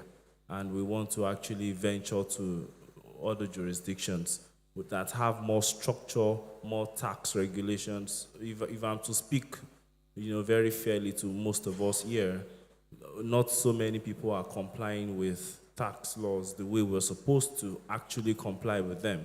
So one way or the other, we have regulations, we have institutions managing those regulations, but the business owner, your first duty is to warehouse every knowledge you can regarding that particular market. Understand what frameworks are in place, understand who you need to speak to maneuver and to navigate those frameworks. If you actually have intentions of going to other markets and you're making solid plans towards that, I think the first thing is for you to understand that market you're going into, understand the culture behind the market, understand their laws, understand how to localize your business in those other jurisdictions. Those are things that would help you to actually start off in those other jurisdictions, localizing your ideas, understanding what regulations they have in place, funding options, banking options, tax options, different things that you need to actually understand. Understand exactly the pitfalls that most business owners usually fall into in those jurisdictions. I think those are things that you need to work with. Like I said, there's still a lot for us to actually understand, even with regards to the Nigerian space. What I try to tell some of our clients that come around with regulatory issues is, I, as a lawyer, don't even most of the time pretend as if I know these things at the tip of my hands. The reasons being that you can come to me today on a regulatory issue, and my position on that thing last week has already changed because the regulatory framework itself is constantly changing. They are bringing in, if you have the opportunity of reading the compendium of CBN financial guidelines and regulations, it will shock you to know that that piece of document is in 2 volumes and is almost about 2,000 pages, if I'm not mistaken. And those are the documents that regulate everything from how you receive alerts on your phone to how you get money settled in your account, how many days your financial institutions have for them to reconcile your bank statement, and so many other things. So the question is, how much of that information are you even digging? How much of that information are you willing to subject yourself into? Your lawyer can just help you, but most of the time the business owner also needs to do their own due diligence, their own personal study of the kind of regulations that would help them, run and scale the business successfully. Thank you very much. Can fit into and be willing to bounce back from failure and just be adaptable. It's the way it was yesterday. It's like you mentioned about regulation, which means that sometimes your business model will have to keep changing until you find the one that actually works and brings you consistent revenue, and that does not in any way make you a failure. Thank you. I think I would answer the question in two ways. I'll talk first to the people who are just starting out with an idea. My advice to you is don't share the ideas too early. I've seen so many ideas die at infancy. Like someone said that ideas are the most vulnerable at infancy. Just like a baby is very vulnerable at infancy. You should treat your ideas like a child. Don't share it too early. I know sometimes you can have that very eureka moment where you feel that, oh, the Lord Almighty has dropped something heavy on my head and I need to start spreading my tentacles. We all have that moment at some point in time. But it's good for you to incubate your thoughts and allow that idea to actually grow. It would even shock you to know. I have seen, I was reading up the story of Sarah Blakely and how she started Spanx. And she said one of the things that made that business to become a multi-billion-dollar business was because she did not share that idea too early. Why? Because the day that her family members who knew that she was, incubating a particular thought, the day they heard that she was trying to do, Spanx pantyhose, women would know this product very well. They were shocked, like, what are you even talking about? So if your family members can, and these people might not even do these things deliberately, so you need to warehouse your ideas very well, allow it, grow, incubate it properly before you start spreading the word, and spread the word to the right people. Now, to the people who are already running the business, I like to generally, compare business to a good game of sports. I like to read up on ice hockey a lot. And when I saw the theme of the program being Future of Profits, the first thing that came to my mind was one thing that a great ice hockey player said, Wayne Gretzky. He said something with regards to how they play the game of ice hockey. Now, ice hockey is a game that you need to know how to skate before you can even play the game itself. So you need to professionalize in the art of skating before you can even start the game itself, which has to do with preparing yourself before you get into business, if you understand what I'm trying to say. Now, he said you should consciously understand that your goal is not to follow the puck to where the puck has been. The puck is that thing they play around on the ice, on the skating pitch.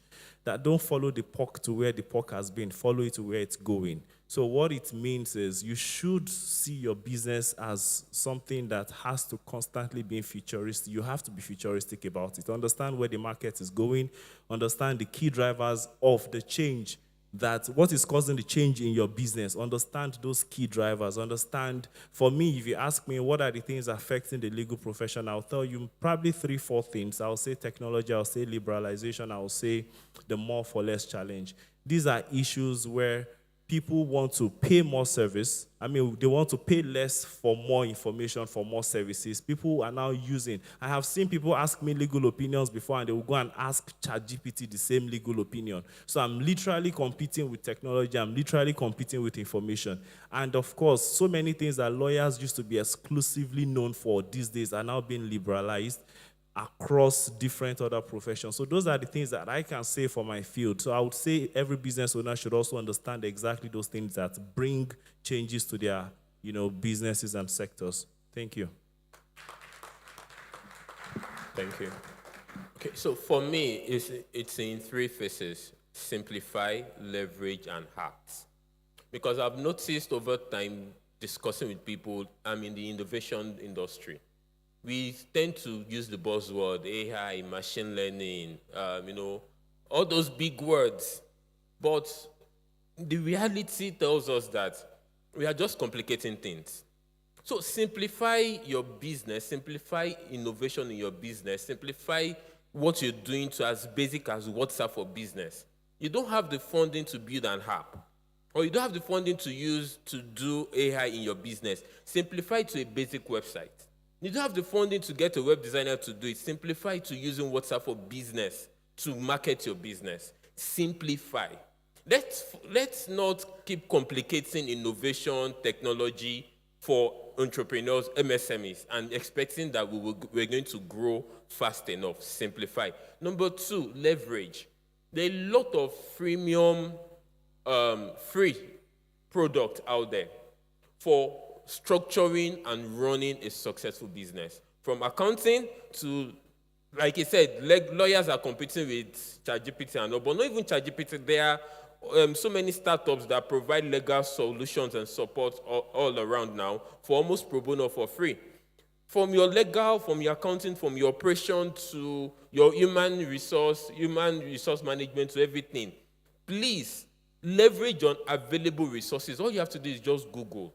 Which resource is available for human resource? There is HubSpot for customer relationship management. There is Excel that is free for you.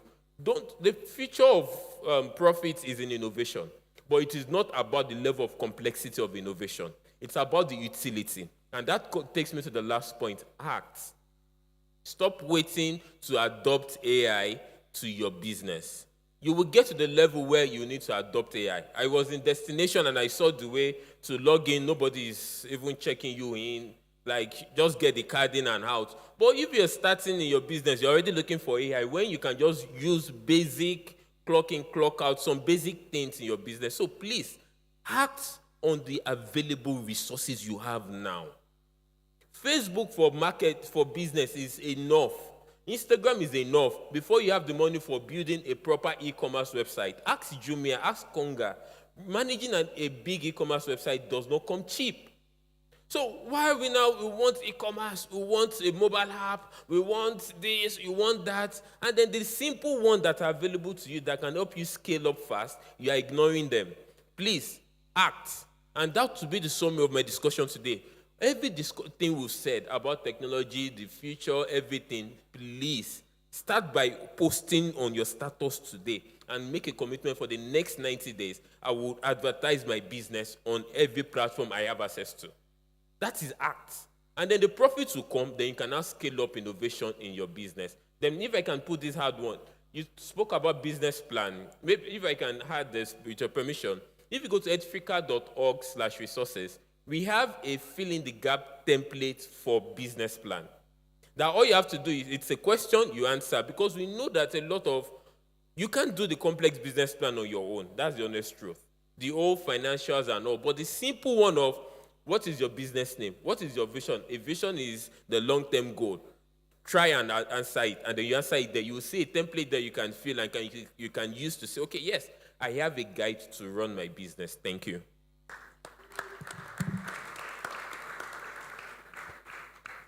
So I feel they've actually addressed everything, but I'll just say one or two things. Number one, be teachable and be trustworthy. If you are teachable and you are trustworthy, trust me, there is actually nothing you cannot accomplish. The survival of the species is not the most intelligent, but the most adaptable, which means you are teachable. And never get bored with the basics. I've seen a whole lot of people actually throw away opportunities because they got bored with the basics.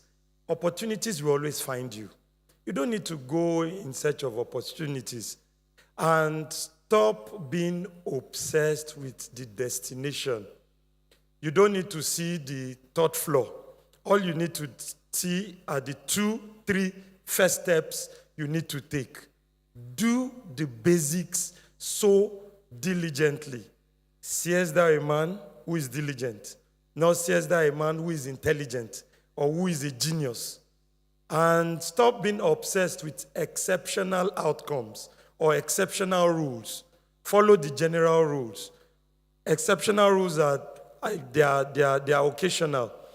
One thing I've never seen a single individual in my life that has not had or been given an opportunity. I've never seen it. That you did not recognize the opportunity, that you abused it, that you wasted it, that you didn't have the capability to develop it. It's your responsibility. And we are in the age of social media. where there is a craze, a maddening craze for visibility. Many of us want visibilities that we do not have capabilities for. And the weight of the glory of the visibility is going to sink you. You are obsessed with packaging and optics. I will say go for substance. Substance will always stand the test of time any given day. You have a lot of people with visibility, and when it's time for performance, they fall flat because they've only mastered the art of packaging, of optics, of projecting a larger-than-life image. Anybody can be a CEO. It takes maybe 150,000 naira to incorporate at CAC. I've seen many CEOs looking for a job on LinkedIn. So you are CEO, but you are asking for urgent 2K. So pay your dues. Don't get bored with the basics. Develop relationships. You could even partner with a friend, serve the friend, help the friend accomplish that which they want to accomplish. Be trustworthy. You see, some of us, the resource, the help we are looking for is within the circle of our associates and friends and even family. Some of us have damaged our credibility and reputation. Your friend borrowed you urgent 10K, urgent 20K, and you forgot. You suddenly developed amnesia. No, with any money you are looking for, trust me, if you have healthy relationship building culture ability, whatsoever thing you are looking for is within your circle. But some people have given you 50K and you forgot. And the next time you are looking for 500K or 1 million, one of those people has that money, but they will never give you, even if you are at the point of death. So anybody, your family members, your sisters, your cousin, you get money from, return the money. Build a credibility. I've been a beneficiary of things that are so surreal, from investment banking to capital markets to the bank, just purely based on credibility and being trustworthy. And be teachable. Don't be proud. We know you are Gen Z. You are smart. Smart fingers, smart mouth, but try and be slow a little bit with your brain so that you do not say things that will damage your reputation before you start, before you even face life or start life. God bless you. Thank you. Thank you very much. I think we can make the clap a bit better than that. Okay, so we're just going to take 5 questions. I'm sure we all have questions for them.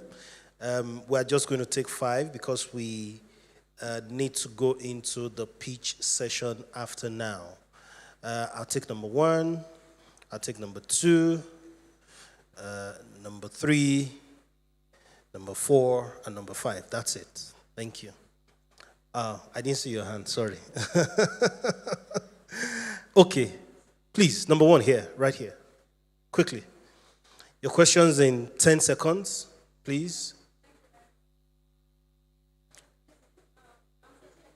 Please help out with the mic.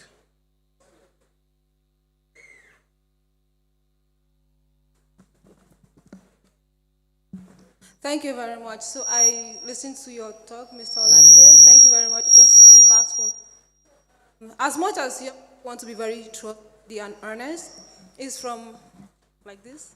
Okay, thank you. So my own personal experience, that you work with some people and then your honesty is going to cost you a lot. They do not want you to be straightforward because the business they do rely on them being crooks, and you are a young person that is just coming out of school and you want opportunity, you're looking for someone to grow under, and then you meet yourself in this situation. How do you handle it?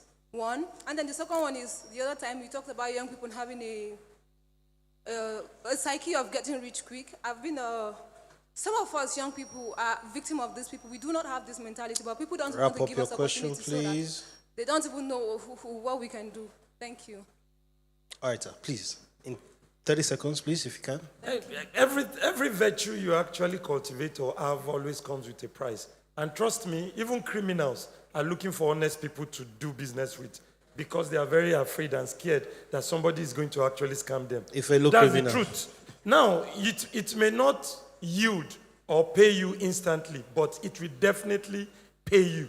And once they are discussing or mentioning or referring, oh, we are looking for somebody who is very honest, straightforward, blunt, who would say it as it is or do it as it is, your name will always feature. It takes time to build credibility and reputation.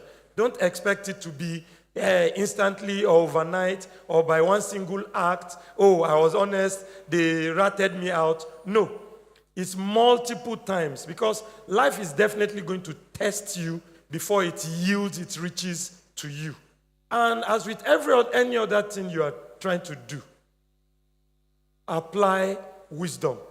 Wisdom is profitable to direct. You can be very honest, you can be very credible, and you can actually go about it the wrong way. So if you do not do it the appropriate way, you might put yourself in trouble. So wisdom is profitable to direct. You know, knowledge is one thing. Wisdom is another thing. Understanding is another thing. Understanding is knowing when to do something, knowing with whom to do something, knowing where, what time. That is understanding. And that's why they say in all your getting with get understanding. So it's very, very important. So your honesty, your credibility, your integrity is going to cost you.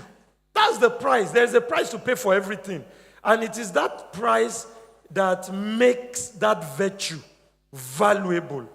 But I've never seen somebody who upheld a particular good virtue consistently that did not benefit from it. And I'll end with this. As a simple example, some people will say, oh, my boss does not treat me right, or my way. And I tell them, your reward is actually not from your boss. Your service is an opportunity for God to reward you. Your boss may not be good. Who told you that it is where you served, you must get reward? So thank you very much. I hope I've been able to answer the question. Thank you. Next question, please. Next question, number 2. Let's make it snappy. We are running out of time.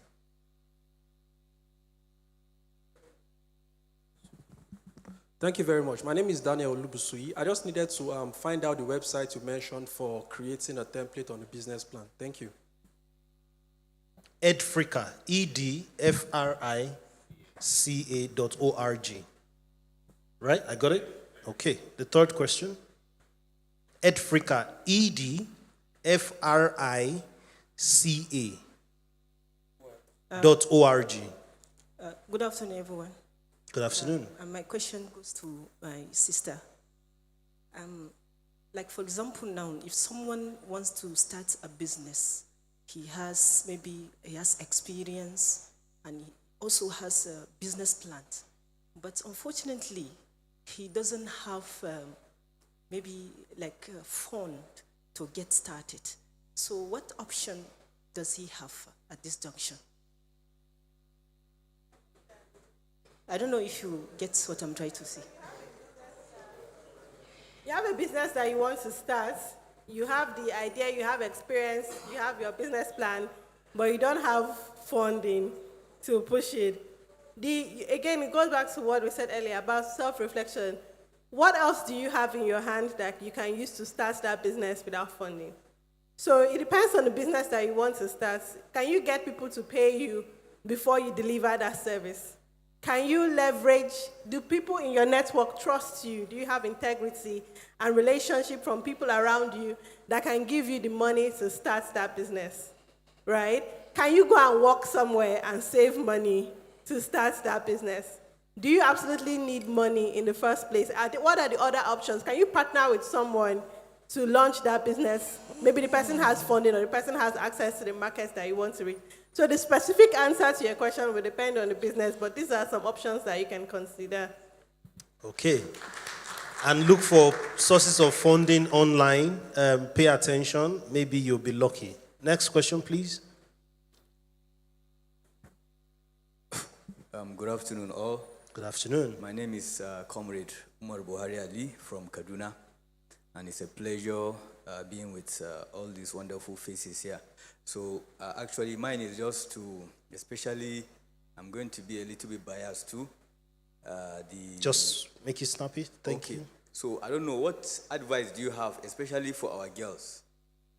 We have things coming up these days. I just learned of the one program like that. Is it Sky Girls? So I think we need to talk to our girls, because I learned that Sky Girls is trying to get our girls to get crazy, actually. So I think we need to talk to them. And I also want to have the contact details of our speakers. Thank you.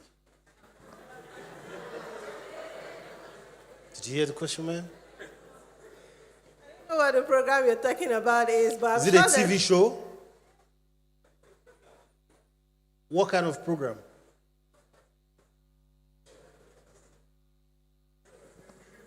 I know that there are plenty, if it's about talking to girls, there are plenty of people talking to girls, okay? So I don't think that, we'll continue talking and providing opportunities and platforms for women to be economically empowered. And we hope that people will continue to share those opportunities and even create more opportunities. In terms of contact details, if you Google the names of any of the speakers, I'm sure you can find our social media platforms, our websites, so you have that already. Okay. Next question, please. Yes. Good afternoon. I'm Bachidima. My question goes to Mr. Jide. Actually, yes. What are those essentials that made you confident with your resume, even without meeting the client who is about giving the job to you, and not having the MBA required? So what are those points that you actually hit on that made you stand out? Thank you. Honest self-assessment. Confidence and boldness derives from honest self-assessment. The ability to be brutal, to be able to accept brutal assessment of your strengths, of your weaknesses, and of your experience. There is a way, there is a level you will train to, and you know you will be able to perform. That level of training, that level of discipline, that level of experience. I read the requirement of the job line by line, and I knew that I actually had the requisite experience, and I could defend it in an interview situation. And I decided to put a very compelling cover letter, which was not even part of the requirement, just an application letter. But I went ahead, included a cover letter, highlighting my strengths, my experiences, my achievements, and the things I was going to bring to bear on the job, and how I actually tower higher than any prospective candidate whatsoever. So that confidence was there. There's a difference between confidence and arrogance. Arrogance is on emptiness. You've not done anything, you've not achieved anything, there are no antecedents, and you just be like, I can do it. Almost everybody will tell you, oh, if can you do this stuff? I can do it. So it's from a place of repertory of experience, achievements, things I've had actually done before. And I knew that I did not require an MBA to validate all of those stuffs. As a simple example was that particular job, as a matter of fact, I was taking it to actually earn more money, save more money, and add it to my investment so that I could have enough money to launch Kia, because I knew that it was a 50-50% chance. If I had gone out to meet angel investors and venture capitalist firm, they might not actually give us money. So I wanted to be able to put my own money where my mouth was. And it is when I put my own money where my mouth is, I will be able to attract the respect, the confidence, and faith of prospective investors. So like I said, you must be brutally honest with yourself. You must not be deluded. And you might have a friend who you can always bounce idea with, who can offer honest assessment. Honest. And the person you are also meeting must be competent to be able to undertake that assessment. Like I always tell entrepreneurs, like I always tell people who are pursuing significant things, not everybody is qualified to criticize you. Not everybody is qualified to give you feedback. Your critic and the people who give you feedback must be qualified for it to be valuable, relevant, and useful.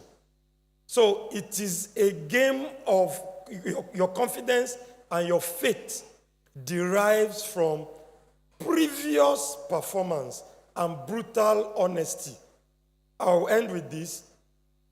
Our life's transformation is directly proportional to the amount of truth and correction we can take without running away. Thank you. All right, let's put our hands together for him.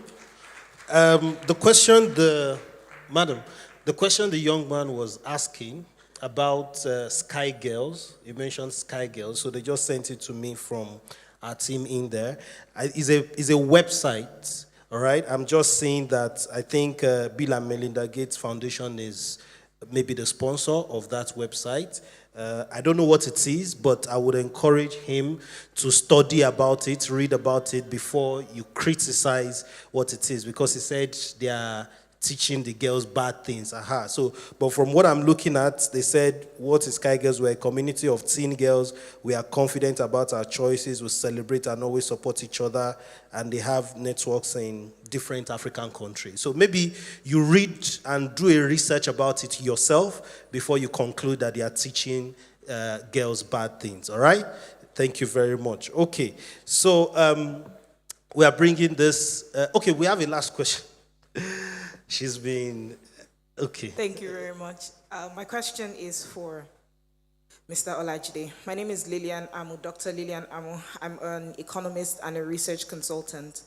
I work with a lot of data, and one of the things that I know is that the exchange rate currently, pardon me everyone, is not entirely a bad thing for Nigeria. In fact, it has put Nigeria in the most competitive state in the international markets than it has ever been in.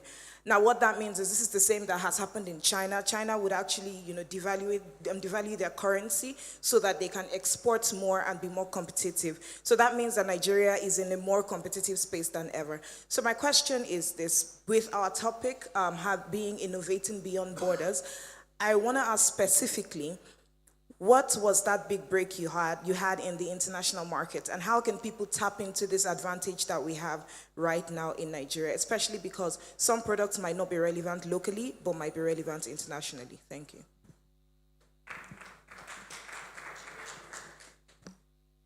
So I would say the big break is actually being able to host guests from all the continents and more than 60-something countries on a daily, on a weekly basis, whereby we earn Forex and we also earn in local currency. But we also export precious metals and as well as other commodities like our groundnut oil.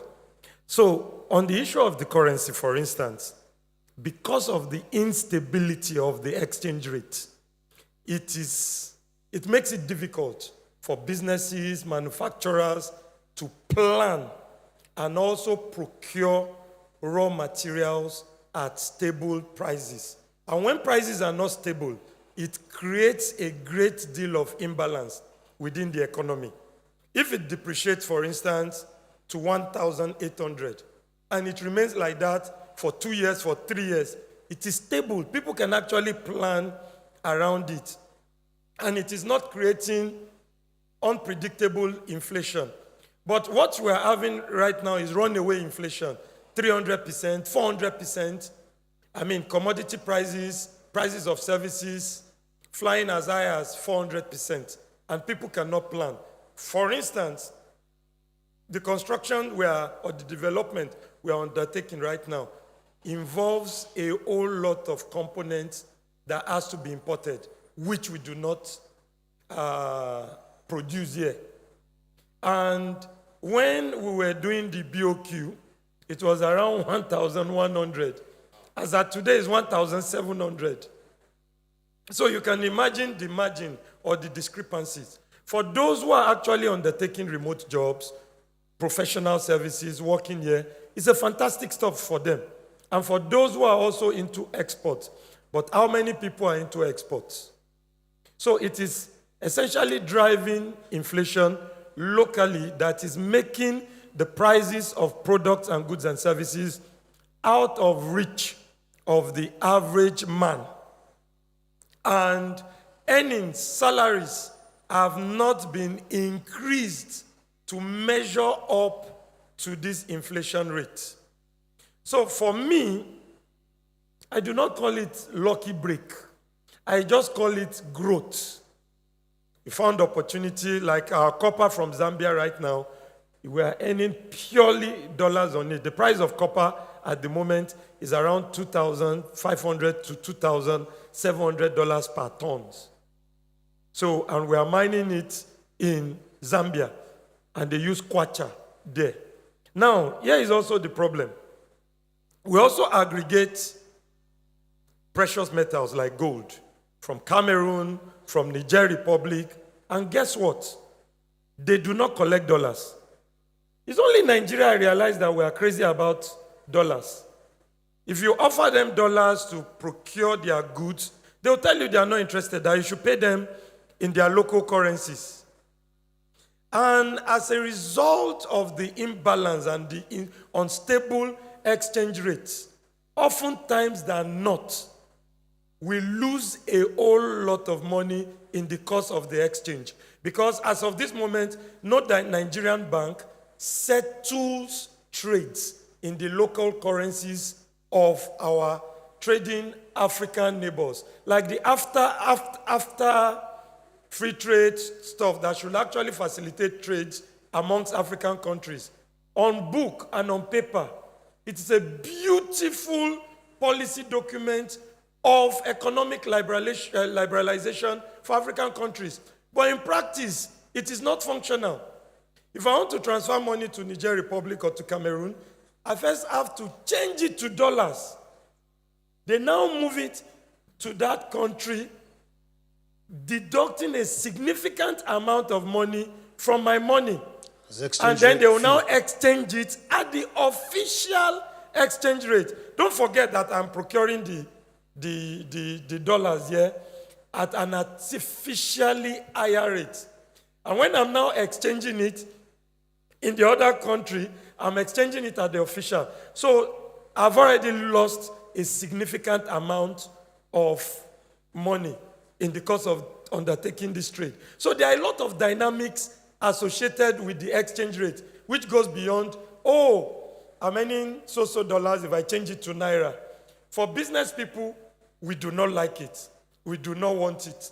We want a stable currency. If it has depreciated to 1,800, let it remain at 1,800, such that we can actually guarantee and go into trade with reasonable level of assurance and certainty. And we'll be able to pass that benefit in the pricing of our products and services as well. So my break with regards to opportunity is just as a result of growth. So you have people who are requesting our gold from the UAE, from China, from Turkey, and we are even unable to meet demand. As Nigeria is, there's no single gold refinery in Nigeria. So we have to refine our gold products in Cameroon or in the UAE. So which also which also leaves a whole lot of gaps in the market for opportunities for someone to actually build a gold refinery, which is one of the things we've set our own eyes on building in the next 2 to 3 years. Thank you very much. I hope I'm able to answer your question. Thank you very much. Someone sent me a question, even though I said this will be the last. In a very nutshell, all right? Mrs. Yemisi, what is the framework for a successful business, in your own opinion? This could be diverse from different people, but in your own opinion, What are the frameworks for a successful business?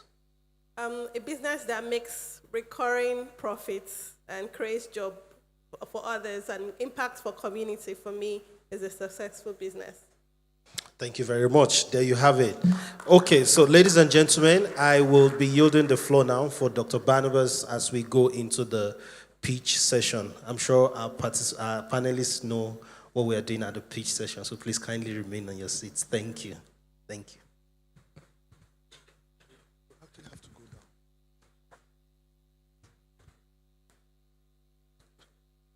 All right, good afternoon once again.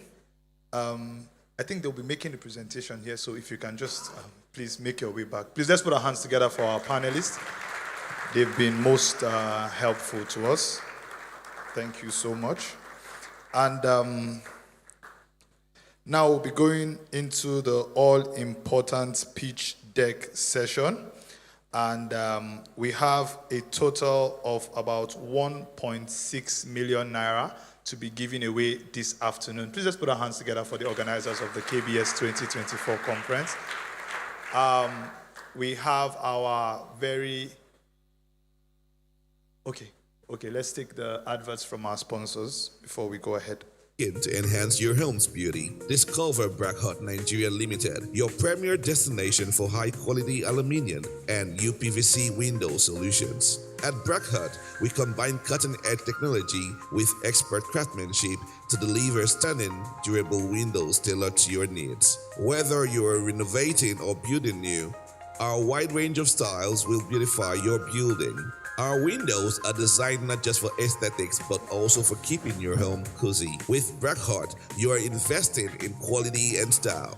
Join countless satisfied customers who trust Brackhot for their window solutions. Visit us at Plot 209 Oladipo Dia Street off Gudu, Apo, Abuja, or call us today on 080-33-777-173 to schedule a consultation. Experience the Brackhot difference. Brackhot, where innovation meets elegance in window designs.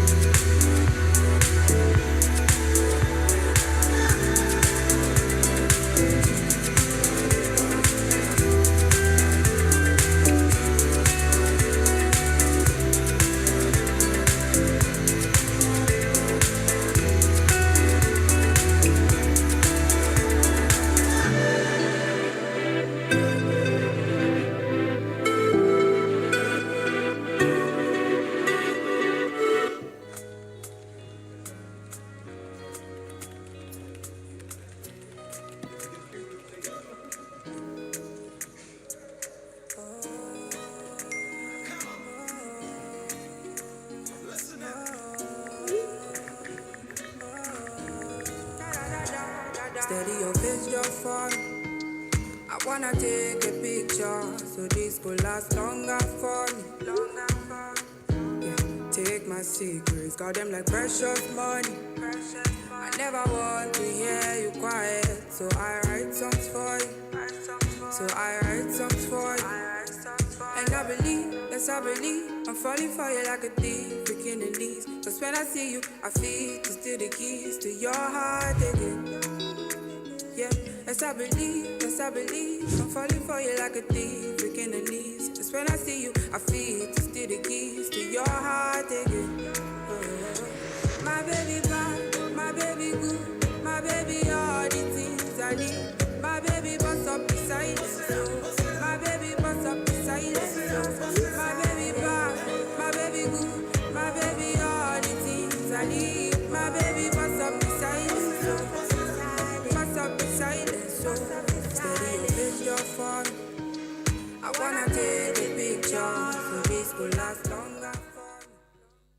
So let's put our hands together for our sponsors. Let's put our hands together for our sponsors. So like I said, we're going into the all-important pitch deck session. And we have our panel of incorruptible judges here seated in the persons of our panelists. Please let's put our hands together for them again. So they're very independent panel of judges. They don't know the participants in this pitch deck challenge.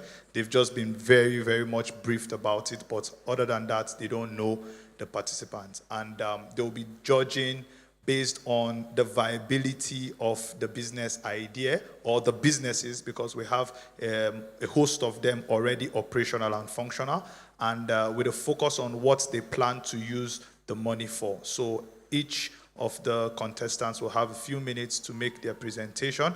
As I have been since the beginning of today, will be your accurate timekeeper for the pitch deck challenge. And after that, we would have their feedback. So we have 3 categories for 250,000 naira, 350,000 naira, and then a whooping 1 million naira. Please let's put our hands together again for the KBS 2024 conference.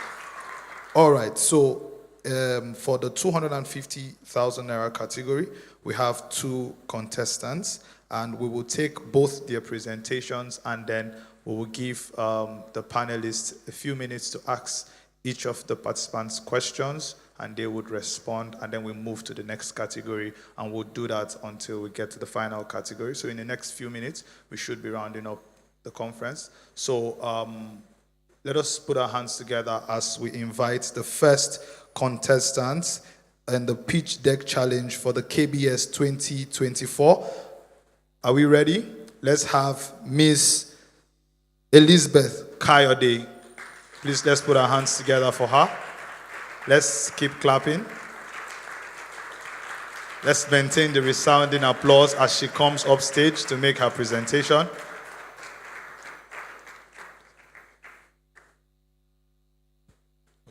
You have your products? Okay. Please set it up quickly.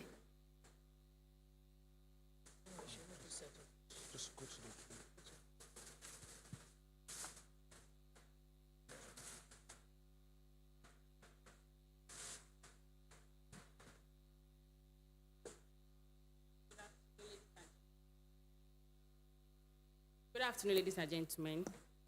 My name is Kayode Elizabeth.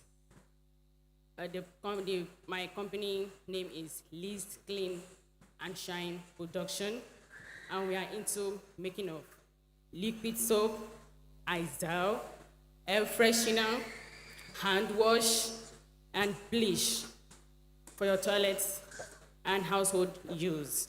And we have decided to sell the chemical itself. The chemical itself, we have decided to sell the chemical itself because we've noticed around my area, and nobody selling the chemicals. And then where to get the chemicals is a bit too far.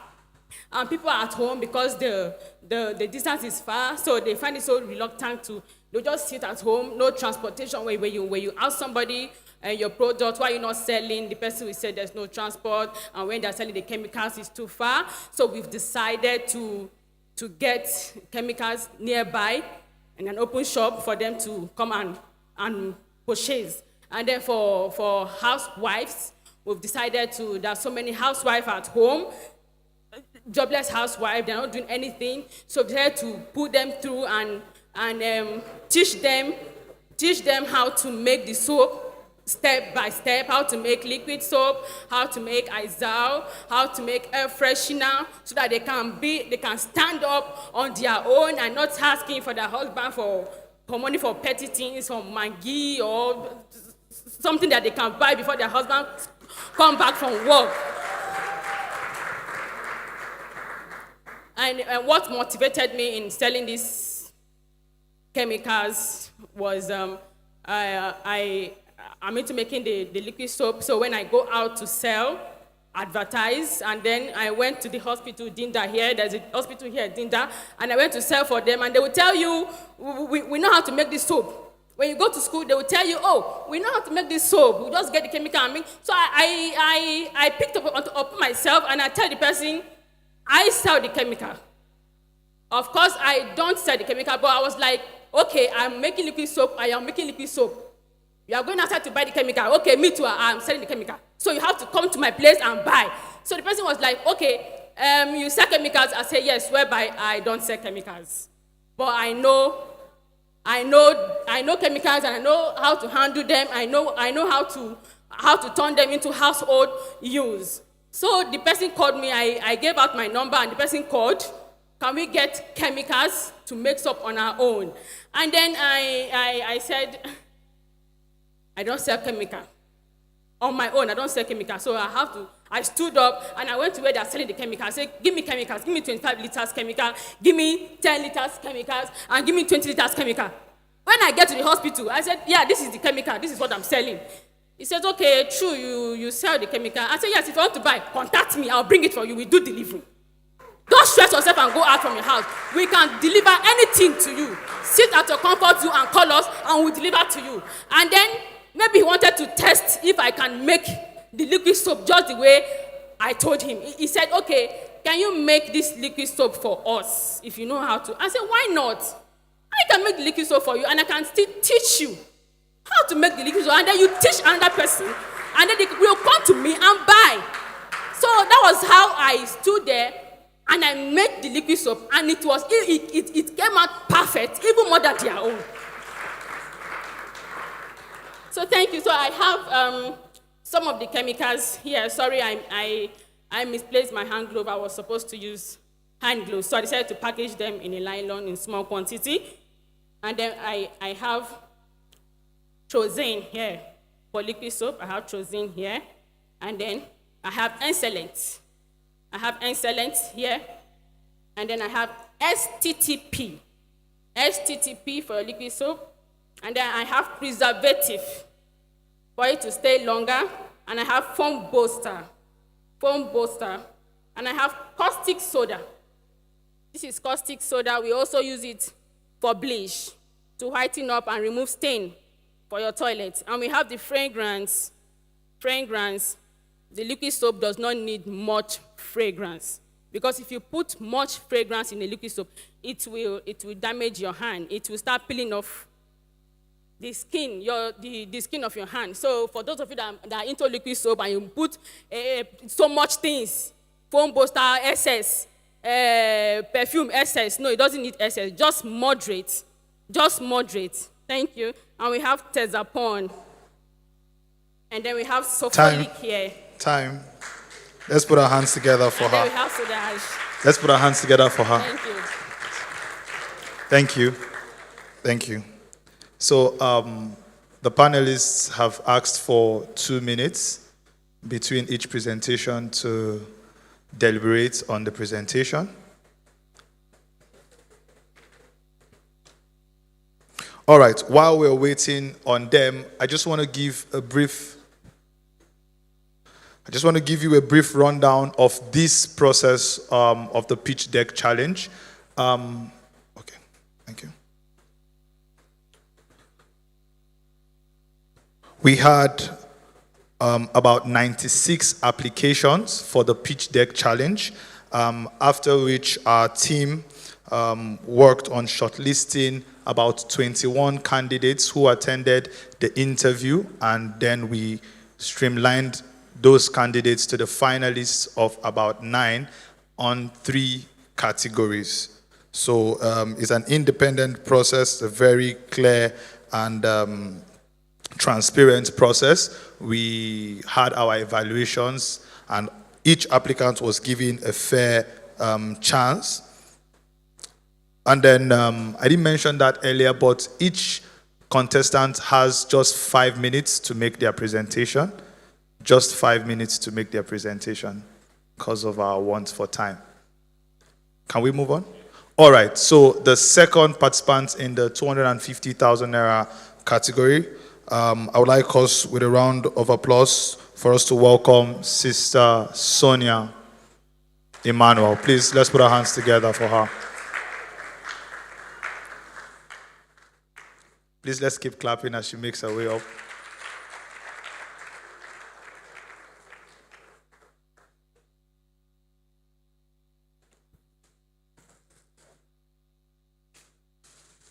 Good day, ladies and gentlemen.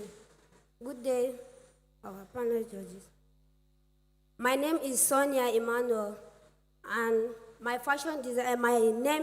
my business name is Sonia Stitches. Sonia Stitches is to establish and to create a fashion designer, like ready to wear, costume-made clothes for individual and bridal parties. I also do men and children clothes.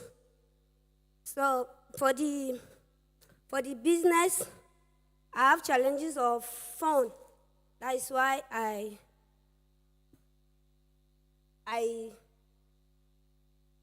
yes. This for the costume-made clothes for the bridals, like for occasion, and this for children. This for children, and this the fabric for ready to wear. So because of the economic situation, so I'm doing it at home for now. So if I should have the phone, I'll use it to get a shop. Then for the 250, I'll get a shop, and then for this remaining money, I'll use it to buy material to put in the shop, because so that other customers that will not go far for buying, they can be easily to buy it there. Then I will make it for them. I think that's all. Okay, thank you. Thank you. Please come back. Sonia, please come back. Can we have Miss Elizabeth? Just stand. So let's give the panelists 2 minutes. And please, if you have any questions, you can ask them. All right. Do you have your mic there?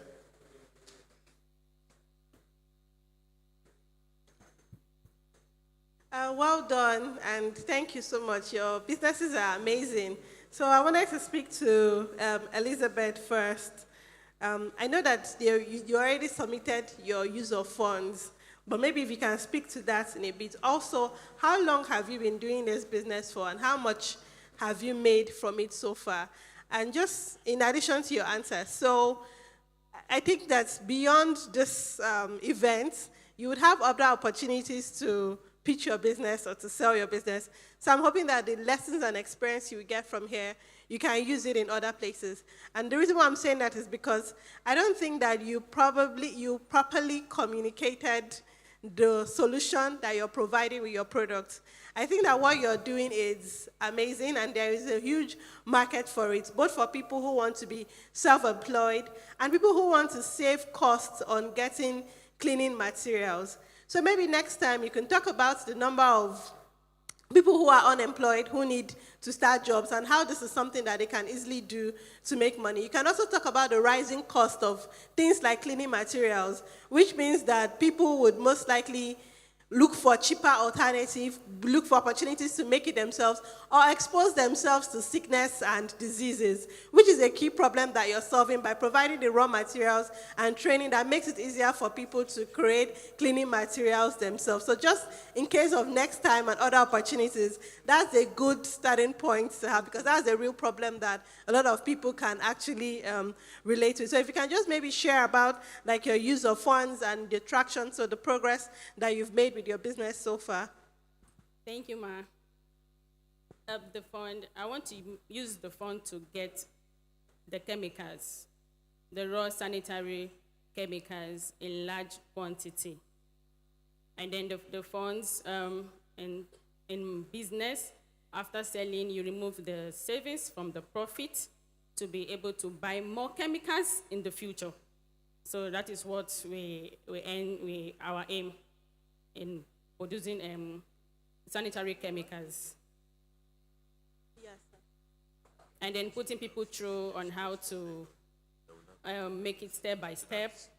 And then advertising it, we'll have to create a social media handle, and then maybe employ 2 or 3 market personnel to create more relationship with customers, advertising, going to hospitals, offices, schools, churches for adverts so that they will know what our business and company stand for. Thank you. Okay, thank you. So just to clarify, which amount of fund are you requesting for? How much? It's 250,000. Okay, both of you 250. Great. Yes, Thank sir. you. Thank you, sir. So I think you're good. Okay. No, just a minute, please. How long, is for the two of you, how long have you been doing the business? This for 7 years now. 7 years. Yes. And you? 3 years. All right, thank you. All right, let's put our hands together for them. Thank you very much. So, very quickly, we'll be moving to the next category, which is the category for the 350,000 naira. And we also have 2 participants in that category. I would like to call up the first person to make their presentation in the person of Mrs. Aisha Haruna. Please, let's put our hands together for her. Please, can we cue up her slides, please?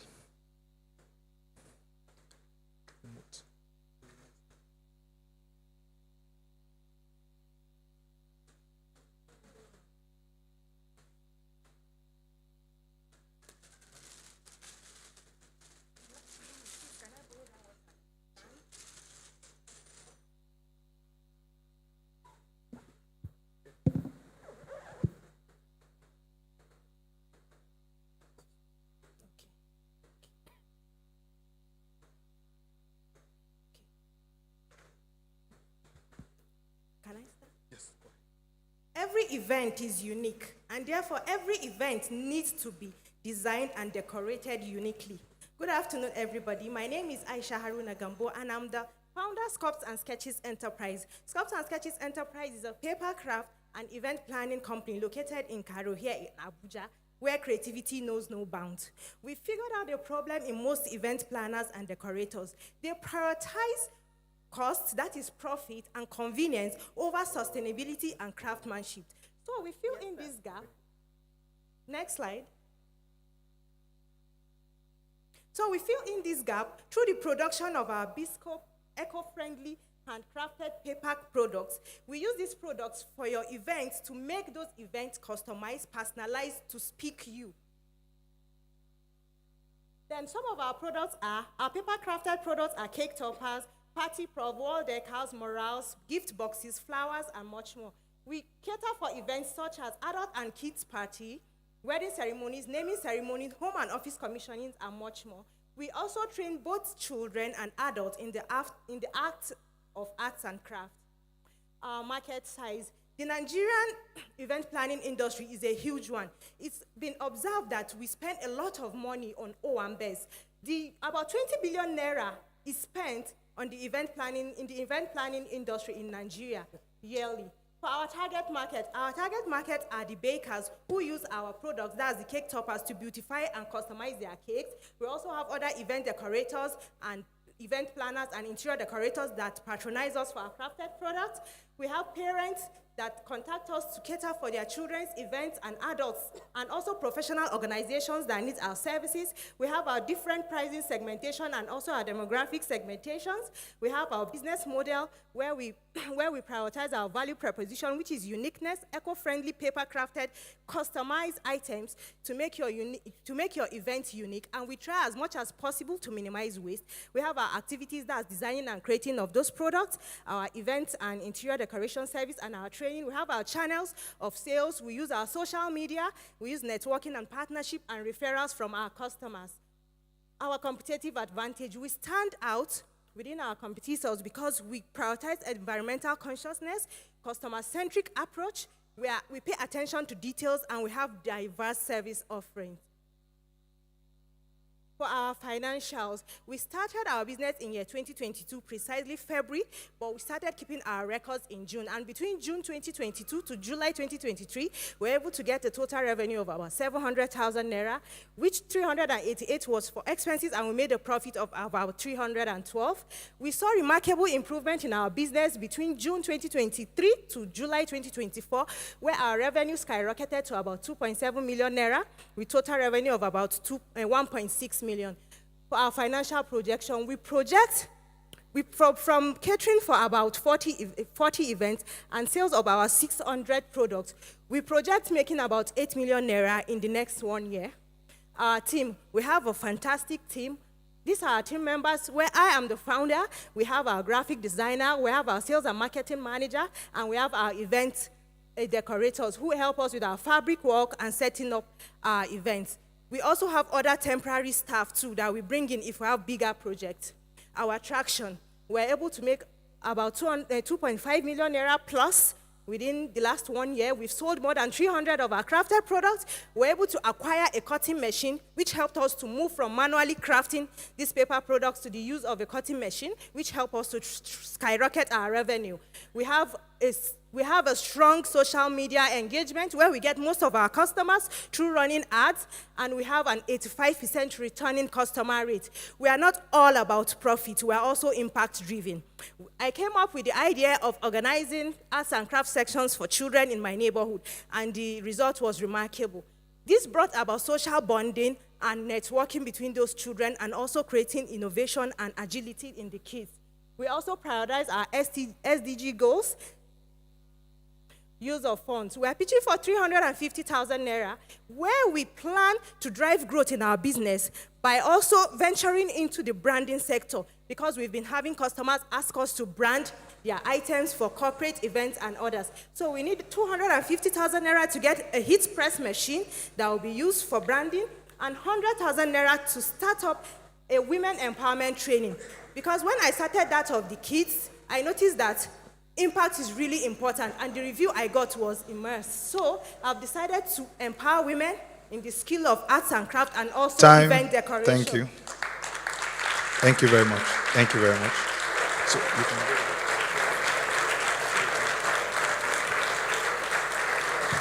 All right. So, yes, she'll come back. Let's just have the second person in this category. All right. So, let's put our hands together as I welcome Mrs. Rose Nwachi to make her presentation. Just let's keep clapping. It's not easy.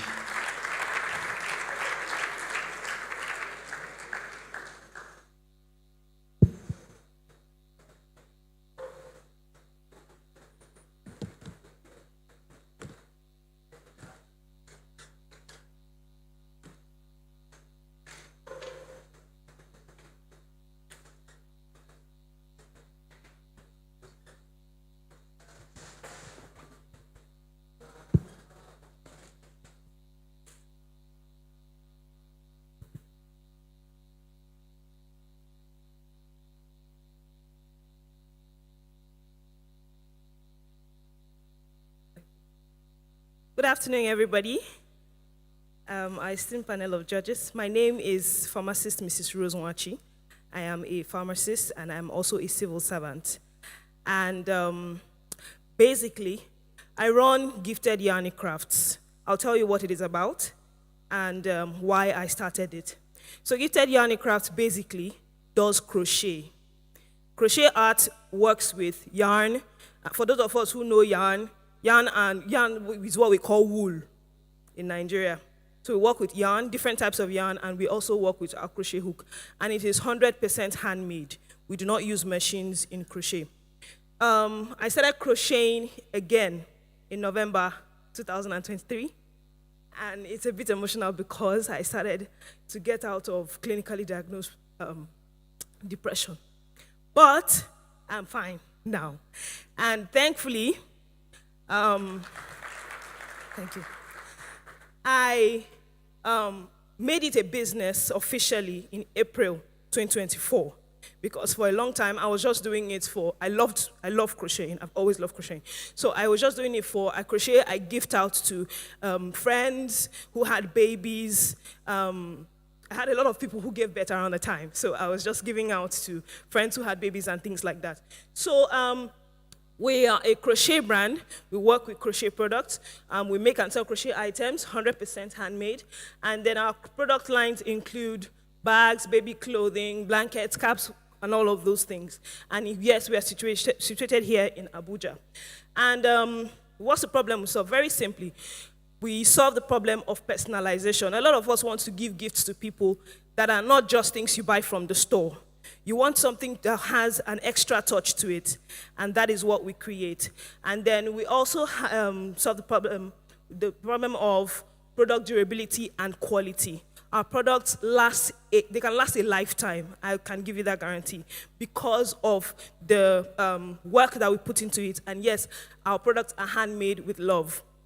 Now, very quickly, our target market for now is women between the ages of 20 to 70. As you can see from what I have on the table, I have handmade bags. And I have handmade bags here, handmade purses, and I sat down to do all of these. So, then we also have new mothers, babies. Those are our target market. This is a handmade blanket. I made this for myself, for my baby, so yes. And then boutiques and fashion houses as well. And, okay, so basically this is our target market. Now for financials, the average cost of production for one crochet item, depending on the crochet item, is between 5,000 Naira to 20,000 Naira. Depending on the crochet items. Bags are usually higher, and then baby clothing and the rest of them are a bit lower. So the average selling price of our finished crochet item is between 12,000 Naira to 50,000 Naira. Again, it depends on the crochet product. This will determine the price of what we're selling. So this brings our profit margin on our product to around 140%. And what we are looking at, why we're here in the first place, what we're looking at is currently we sell about 3 bags in a month, currently. But we're looking at making up to 10 bags in a month to sell.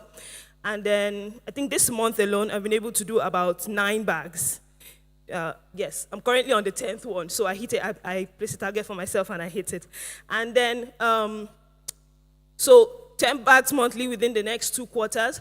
And then the strategy to meet this is to push the product online, which is the Instagram, Facebook, and the rest of them. The e-store will come much later, but for now, just Instagram, Facebook, and WhatsApp. And then looking for strategic partners with boutiques and the rest of them. Now, the funding needs, basically, we need to buy a lot of materials in bulk because buying them in little pieces costs more. That's the issue. And then we have to ship them in from Lagos right now because not a lot of persons buy in Abuja to make bags specifically. So that is basically what we need to do. And then also for advertising.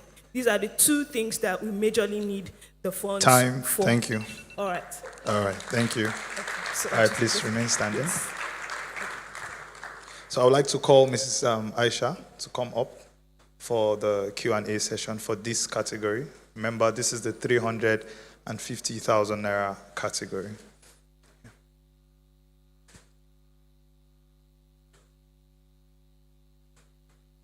So maybe I start. For Madam Rose, maybe it skipped me, but about your team.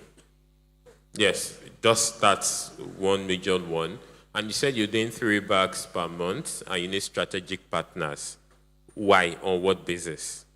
Let me just ask the other one too. Then I saw on your slide, madam, you have 21,000 followers. Instagram. So is this a result of your marketing activity or what? Because the number of following you have compared to the traction and the profit you're making is so let's know. Yeah, your online presence seems to be so high, and your online presence seems to be so significant. But you're making, throughout last month, you made 5,000, last year you made 5,000, 5 million or something. Maybe I didn't get the numbers clearly. Just let me know your online presence, how strong is it, and where's the source? Thank you. Okay, for my team, I'm alone right now, and I work from home. Like I said, I'm a civil servant, so I do that, and then every extra time I have is put into making these. And then, sorry, your second question was strategic partner. Yes, because of the purchase of these materials, I'm trying to get some partnerships in ways that I don't have to, how do I put it now? I can buy materials to make without having to say, oh, this is the bulk sum or something like that. So it's sort of partnership that would help me get materials easier. That's basically it.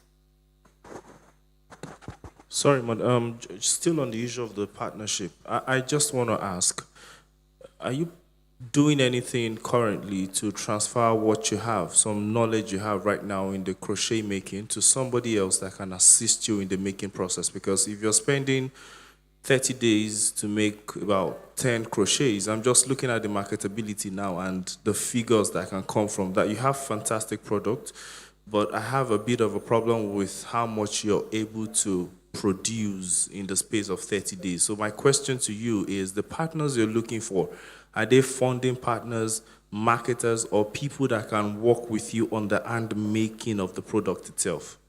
Okay, so I used to train. I started training somewhere with a foundation, but I had to stop because of health issues. But I'm working towards getting young ladies or young men in the very, very near future who I would train to be able to either do this on their own or join me in growing this. So that is the rough picture. How do you currently sell? Okay. Is it you like make and then try to get customers, or you do based on order? I do both. Okay. Yes, so I make, I take it out. Sometimes I take it out, basically, I carry it, and I'm like, I talk to those around me. That's one way. And then I also have a lot of persons around me who already know what I'm doing, and then they place orders, and then I make for them. Yeah, and just to confirm on your numbers, you said you make up to 140% profit margin on a product. Yes, by my calculation, yes. By your calculation? What does by your calculation mean? So if I calculate my own, I may get lesser. No. Okay, well, basically, yes. Okay, thank you. I think sculpt and sketches, you've already answered all the questions. I mean, they've asked you, and your presentation was exhaustive, so I've been able to pick the stuff. You are making very fantastic products, and I even see, great mainstream prestige market for your stuff. But the problem is the scalability. You are the business. So the supply ceases even if you have malaria for 1 month. So it's going to be interrupted. So I think they've already asked you the right questions. You need to quickly start reproducing yourself by training those who can also stitch or create this stuff. So that's only my suggestion here. Thank you. Thank you. All right, thank you very much. Let's put our hands together for them. Okay, sir. Can I? Okay, sorry, you've not answered. Yes. Go ahead. You asked me about my social media presence. About 90% of my customers, I've not known them before. When I started, what I did was I used my son's birthday. I made a birthday for him, a well-customized birthday, and I used that video to run ads on Instagram. That was where the breakthrough started. And I have a link on my Instagram page. When you click on it, it brings you directly to my WhatsApp. So anytime I run that ads, and I made the package in such a way that I gave promo packages for people. So when they come to my WhatsApp, I send them the package, and I had reasonable number of customers from my social media, from Instagram to my WhatsApp, and they also referred people to me who go to my page and check my work. They follow me, and that was how the business started. Thank you. All right, thank you very much. Let's put our hands together for them. Thank you very much. Okay. This is for KBS. Okay, it's for KBS. Okay. No, I'll go outside. All right, please let's put our hands together for them once again. So we'll be moving to the last but not the least category. That's the category for the 1 million naira prize. Now, I just want to highlight that in addition to that prize, to the prizes rather, the winners will also be enrolled in the Entrepreneurship Development Initiative arm of the KBS. It's a mentorship and a consultancy arrangement for 1 year where we would follow the business and see how these funds are appropriated in their businesses to monitor the progress and make sure that they don't use the money to cash out, like our keynote speaker is saying. So let's put our hands together as I welcome the first presenter in the 1 million naira category. Let's welcome Mrs. Adenike Oke as she comes up to make her presentation.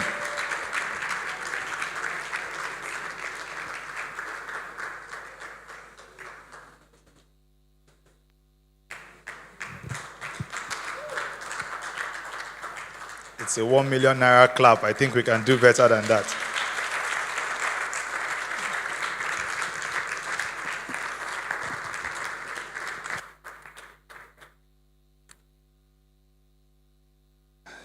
She's sharing cake.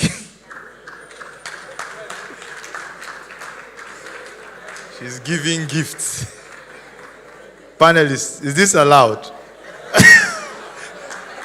Let's put our hands together for her.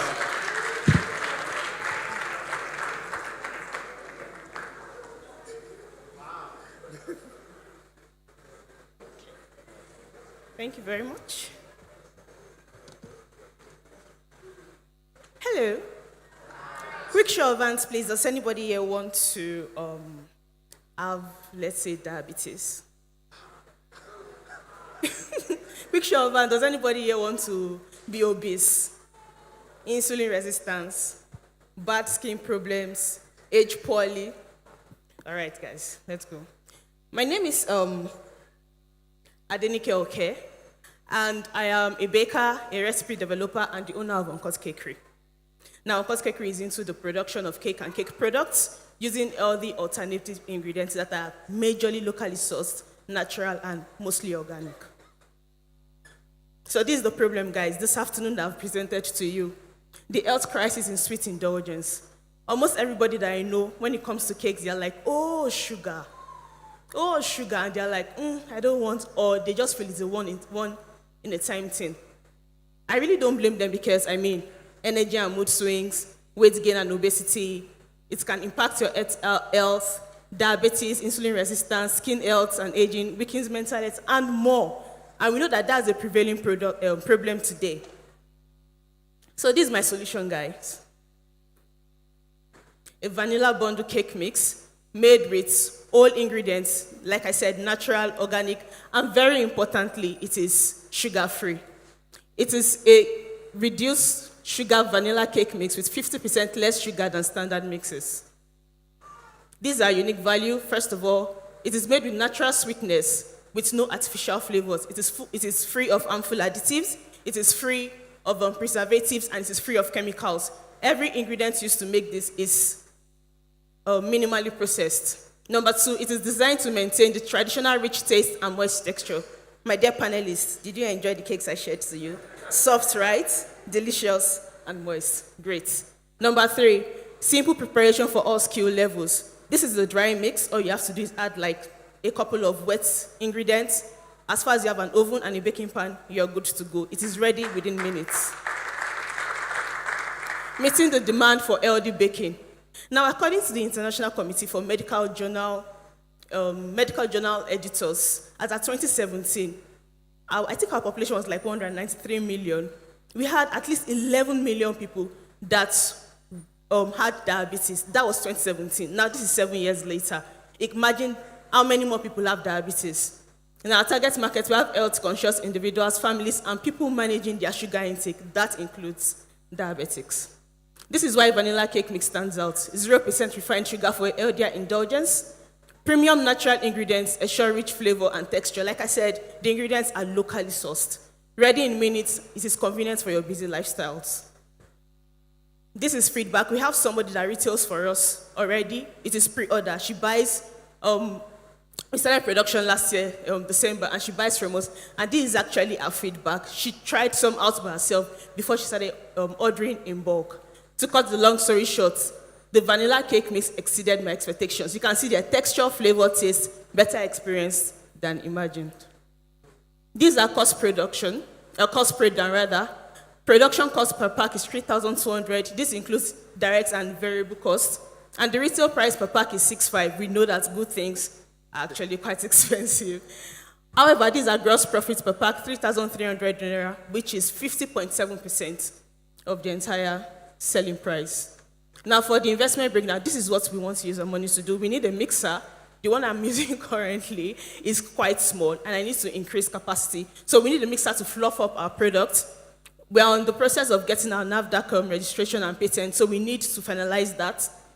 We need ingredients for at least 100 packs, which is 270. That would help us boost scale up production, packaging. We need a digital scale for accurate measurements, sealing machine to ensure that the moisture doesn't get in, and marketing. So this is a total of 1 million naira. Thank you very much. Help us bring vanilla bliss to every Nigerian. Thank you very much.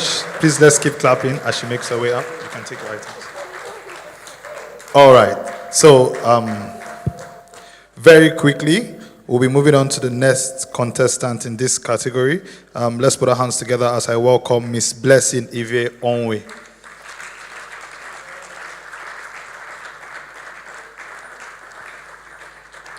Just let's keep clapping as she makes her way.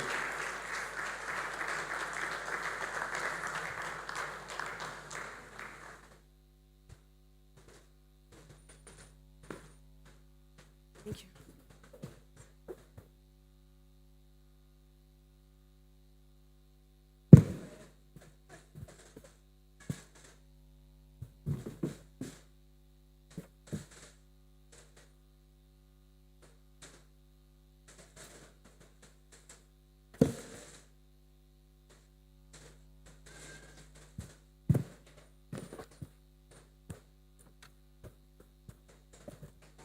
Good afternoon, everyone. My name is Blessing Ive Onwe. I'm the founder and creative director of Blessing Ive Signature, a social enterprise that specializes in fashion upcycling, also known as revamping service. We give old, worn-out fashion items a second chance to life. This we do by revamping items like shoes, handbags, backpacks, trolley boxes, clothes, and even furniture into new products using quality leather materials and fabric. One thing that makes our brand stand up for other fashion upcycling brands is the fact that our finishing is top-notch, our solutions are sustainable, our product designs are unique, and we don't compromise on quality. The core vision of Blessing Ive Signature is to help people find sustainable solutions to their fashion items when they start aging. We also aim at encouraging people to revamp instead of trash out items. This will help to reduce the number of waste we have in our environment.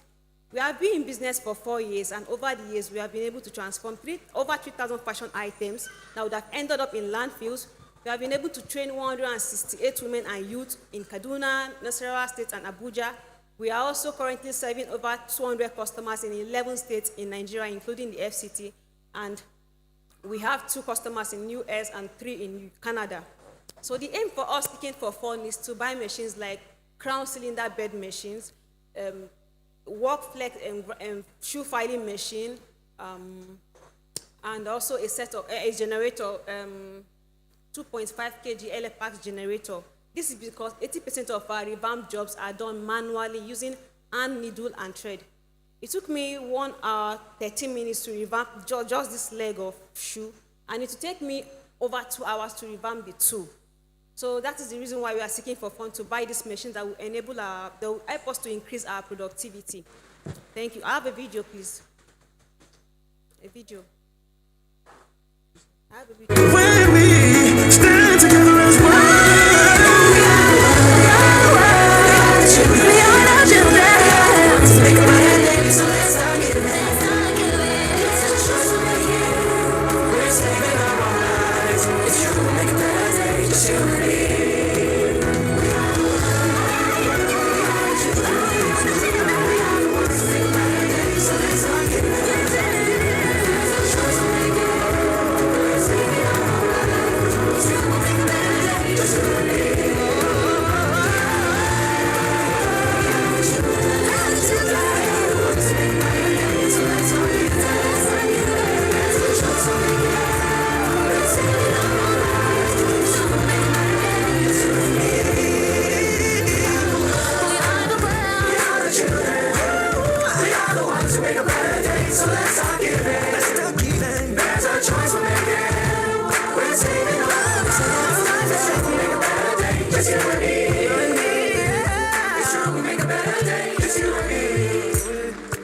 So if I were giving 1 million naira, I would channel some of the money into purchasing of high quality machines that will enable my productivity, and also I'll channel some of the money into learning more skills on fashion upcycling. Thank you.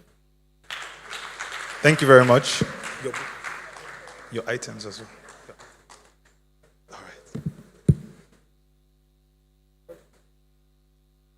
Please let's keep clapping for her. So very quickly, I would like to welcome Mr. Anu Oluwapo Akimboye to make his presentation.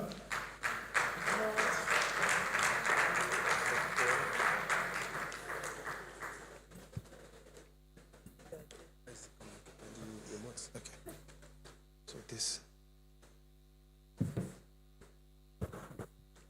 Next.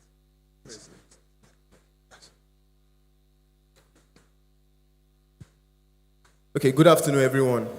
My name is Akimboye Oluwapo, and I'm the founder of Mercy Sweet Foods. Mercy Sweet Foods is a registered food processing business located in Ilorin, Kwara State, where we farm honey bees to produce raw and hygienically packaged honey. We are also into tomato processing, and for the sake of this pitch, our focus would be on a non-chemically preserved tomato paste with up to 12 months longevity. Our vision, as we can see, is to become the leading producer of a non-chemically preserved tomato paste in Nigeria in the next 5 years. Despite being the largest producer of tomatoes in sub-Saharan Africa, with over 200,000 Nigerian farmers growing well over 1.5 million metric tons of tomatoes today, Nigeria is still importing tomato paste worth over 360 million US dollars, and our smallholder tomato farmers lose over 50% of their annual yield to post-harvest losses before getting to the market. And the remaining 50% that gets to the market is still subject to loss based on the perishability nature of the tomatoes and downward pressure on price. And this is definitely promoting food insecurity in the country. Therefore, the domestic supply cannot meet local demand for fresh tomatoes, which exceed 2.5 billion US dollars. So for Nigeria to supplement this local demand, you can see that Nigerian imports tomato paste worth over 300,000 metric tons annually. And you would all agree with me that virtually all of this tomato paste imported into the country contain chemical preservatives and additives that can be unhealthy for consumers. At Mercy Sweet Foods, we have set up a small-scale tomato processing factory in Ilorin, Kwara State. We are also currently working with smallholder tomato farmers while we also build a tomato farm. We process this harvest into non-chemically preserved tomato paste. And this processing will prevent and reduce the effect of post-harvest losses incurred by smallholder tomato farmers by extending the 1 to 2 weeks shelf life of tomato plants into over 12 months shelf life after processing. Here is our processing facility, and this is Mercy Sweet tomato paste, which is already NAFDAC approved. So what is our USP? unlike our competitor, that's the tomato paste brand that have dominated the Nigerian market. Our product has been naturally pasteurized and contains no preservatives at all and additives. Our product does not contain, unlike our competitors, sugar, salt, soy fiber, citric acid, cornstarch, and other food colors. And it is just tomatoes, having the natural vitamins and minerals of tomatoes that have healing effect. It also has the natural taste due to the blanching of the tomato that we do before we mill the tomatoes. The market analysis, we all would agree with me that tomato paste is a food product with daily demand globally. And the local demand for fresh tomatoes today is worth $2.5 annually. And Nigeria currently supplement with imports from Italy, China, and other tomato paste producing companies. This shows a huge gap for growth and opportunity in the industry. This is why we have positioned ourselves well. We have acquired a NAFDAC license. We have also started supplying supermarkets in Ilorin. We have about 5 supermarkets that we supply in Ilorin. We also have a distributor here in Abuja. We have a distributor in Lagos. We have a distributor in Kogi State and in Kebbi State. Also, we sell on social media and directly to the supermarket in Ilorin, Lagos, Ibadan, and right here in Abuja. So our traction. The business is currently in the market entry stage. We have acquired the glass jar directly from the producers in Lagos. That's Frigo Glass. It's a virgin jar, not a recycled one. It's a brand new virgin jar from Frigo Glass in Agbara. We have fabricated a local boiler, a miller, processing tables, and other processing equipment. In the last 12 months, we have processed about 1.5 metric tons, and we have sold well over 50 cartons across Kwara, Ibadan, Lagos, Abuja. I also mentioned Kogi. Before our NAFDAC approval, we produced small samples for customers to use and give feedback. And interestingly, over 98% of our survey came back positive with demand. Thank you. I know I was enjoying it too, but fair. Sorry about that. Thank you. Thank you. Remote, please. I know I was enjoying it too. All right, so moving on very quickly, I would like to welcome, and I would like us to join with a round of applause, Mr. Oluchukwu Hyginus. Let's keep clapping as he makes his way very quickly.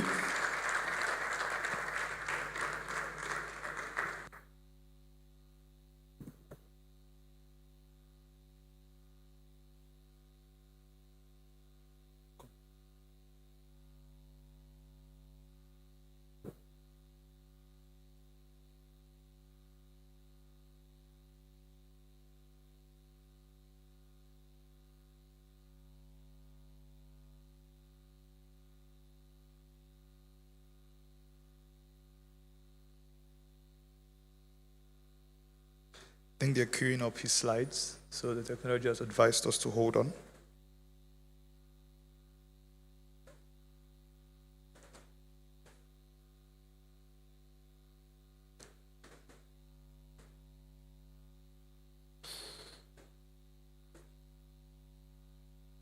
Okay. All right. Think you can start.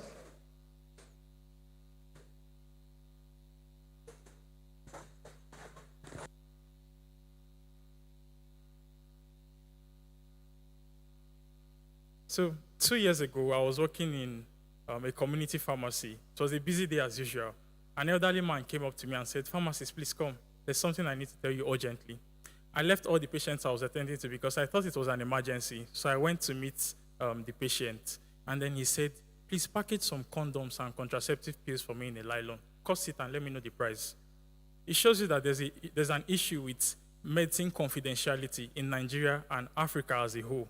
Many of us here, we've approached the pharmacy hesitantly, saying you want to buy condom or you want to buy contraceptive pills. And this is because of the judgmental nature of most Nigerians.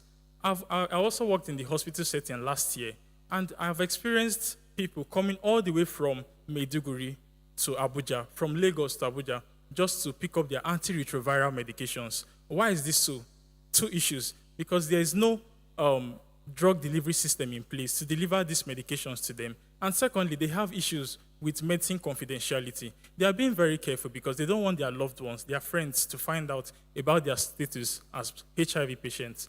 My name is Oluchukwu Uhagu, and I'm the founder, co-founder, and CEO of Default Pharma. Next slide. So what we do at Default Pharma is that we offer a discrete drug delivery service. We also offer year-round supply of medications and also convenience. It was so stressful for these patients coming all the way from Lagos to Abuja just to pick up their medications.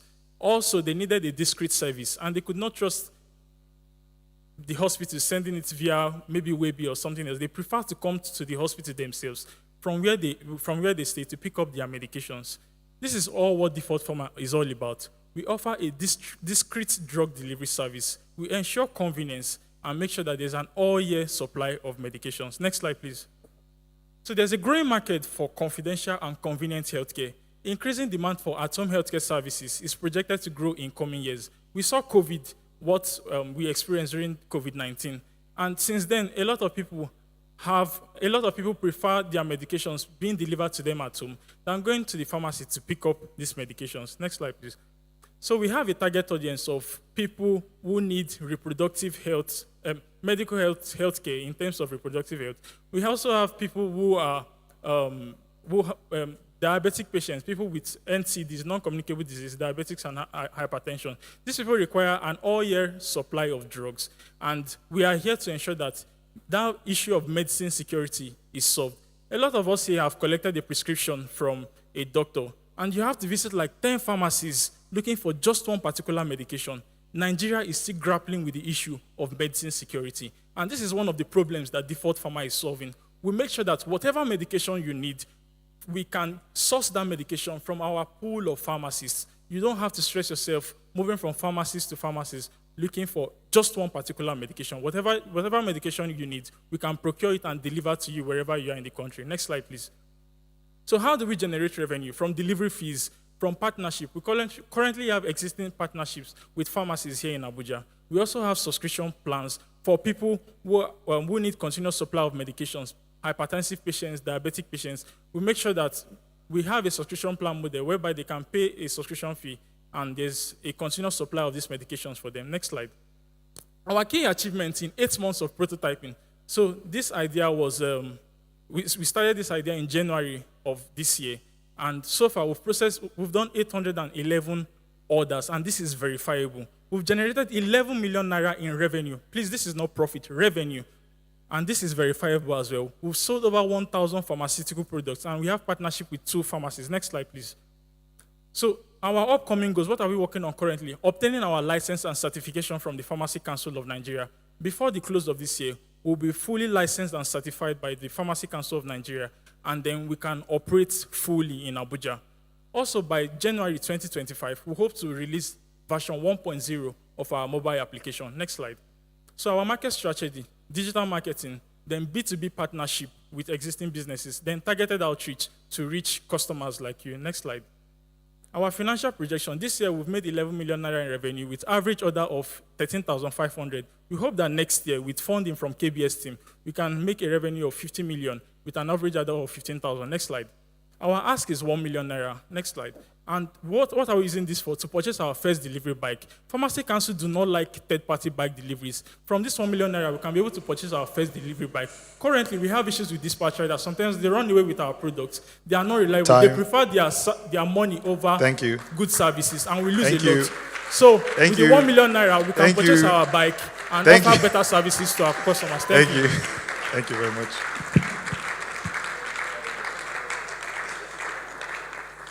Thank you very much. All right, so last but not the least, I would like us, with a round of applause, to welcome Mr. Oluwafemi Opadiran for his presentation.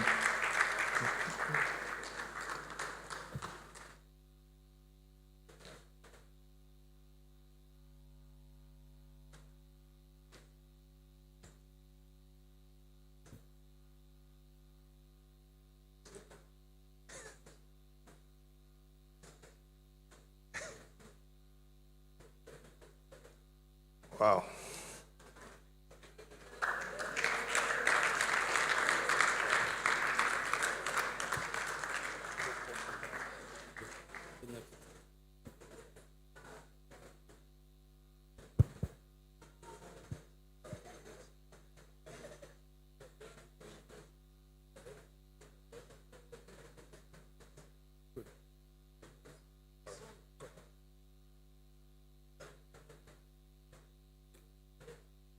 You shouldn't judge a book by its cover, but that doesn't mean a good book should have a bad cover. Man look at the outward appearance, but God look at the inward appearance. My name is Okpadrin Oluwafemi.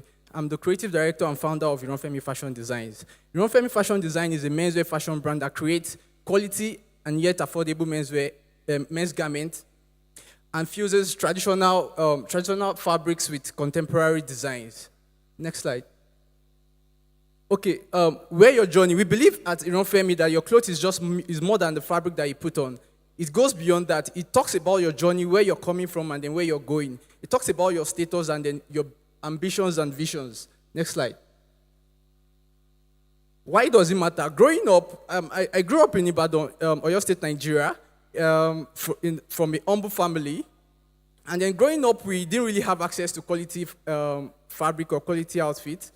So most times when my parents require us to make clothes for Christmas, I used to refuse because I don't get quality fabrics from quality craftsmanship from local tailors. So I remember it's a particular experience where I reached out to a tailor to help me do something, and eventually did something else after I decided to pay way more than my parents agreed to pay him. And then that was where I decided to learn fashion design in 2012. So I've been in this business for more than, I've had the skill of tailoring for the past 13 years, 2012 to now, 13 years in counting. And I started the business in 2012. I started the business in 2019 during my NYSC year. Next slide. I started the business during my NYSC year, and then I've started to push the business right from that very moment onwards. And I was able to start because I realized that there's a gap in the underrepresentation of the African fabrics or African designs in the market. So I decided to work on the brand in 2019. And then from there, I started with my NYSC savings in 2019. So I saved up my 11-month salary, federal government allowance, and then I was able to travel down to Lagos and then come to Abuja newly from Ibadan to start up the business. I stayed with my sister for a period of close to 2 years while trying to bootstrap and then start up the business in Abuja. Then afterwards, we were able to proceed and move from a one-bedroom apartment to a two-bedroom apartment in Lugbe. And then now we are currently in a three-bedroom apartment in Utako. Next slide, please. So who we serve, we have a big market size in the fashion industry. We have about $2.5 trillion market in the global fashion industry. But the market that we are focused on is the menswear industry, which worth about $537 billion globally. We hope to target and then to tap into like 5% of those market share by 2040. Next slide. So our customers are upwardly mobile professionals who have eye for fashion, who loves quality, and then who are ambitious business owners and creatives. So our revenue model currently is based on bespoke and customized outfit. So we do one-to-one services right at the moment. So we take people's measurement and then we make clothes for them at the moment. And then we are open to scale up and then make the business a ready-to-wear brand. Because of the nature of what we do for now, we do foreign outfits mostly, which service the people that want to get married or that want to fuse contemporary design with Western design or traditional design with Western design. So that was our major focus, and then we have to do it in a tailored way manner. And it's not a simple process, but we want to scale the business to make it way more profitable. And then we have decided to focus on, focus on kaftans and then easy wears. So we intend to focus on that. So right here now, this is one of the trainings that we had in 2019 while we were training people on the skills of pattern making, which is like an aspect of fashion designs that I've mastered over the years. Next slide. So yes, so right now we have a team of about 5 people, a team of 5 people, me inclusive. We have 3 technical staffs, and we've been able to create an environment to welcome customers. And then also, we've been able to procure some machines that helps us ease the production of our work. And then we hope to receive the 1 million naira grant, which 220,000 naira will be used to purchase a button-use machine to ease us in the production of what we do.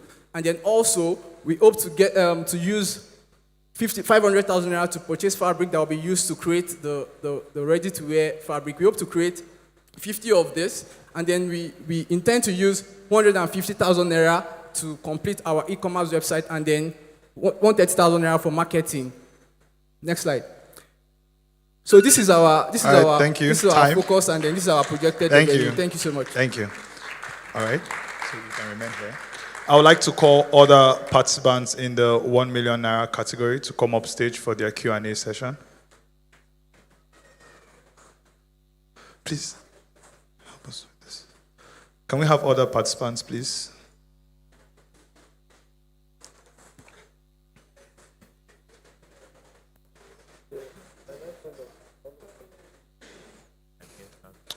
All right, panelists, please, you can. Let's move that way.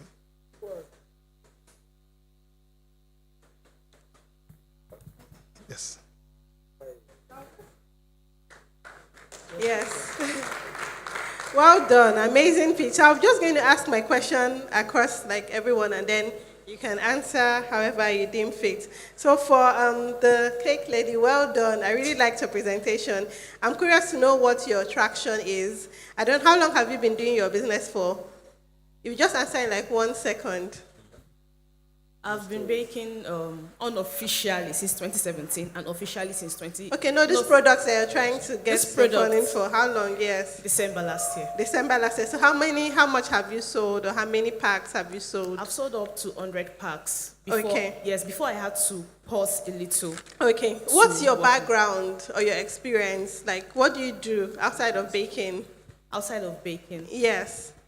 Are you a baker full time? Yes, I'm full a baker time. full-time, Okay, yes. okay. For over 7 years now. Okay, that's fine. And like, have you gotten any funding in the past? No, for I your have business? not. Okay, No, you've I not have gotten not. any funding in the past. All right, that's fine.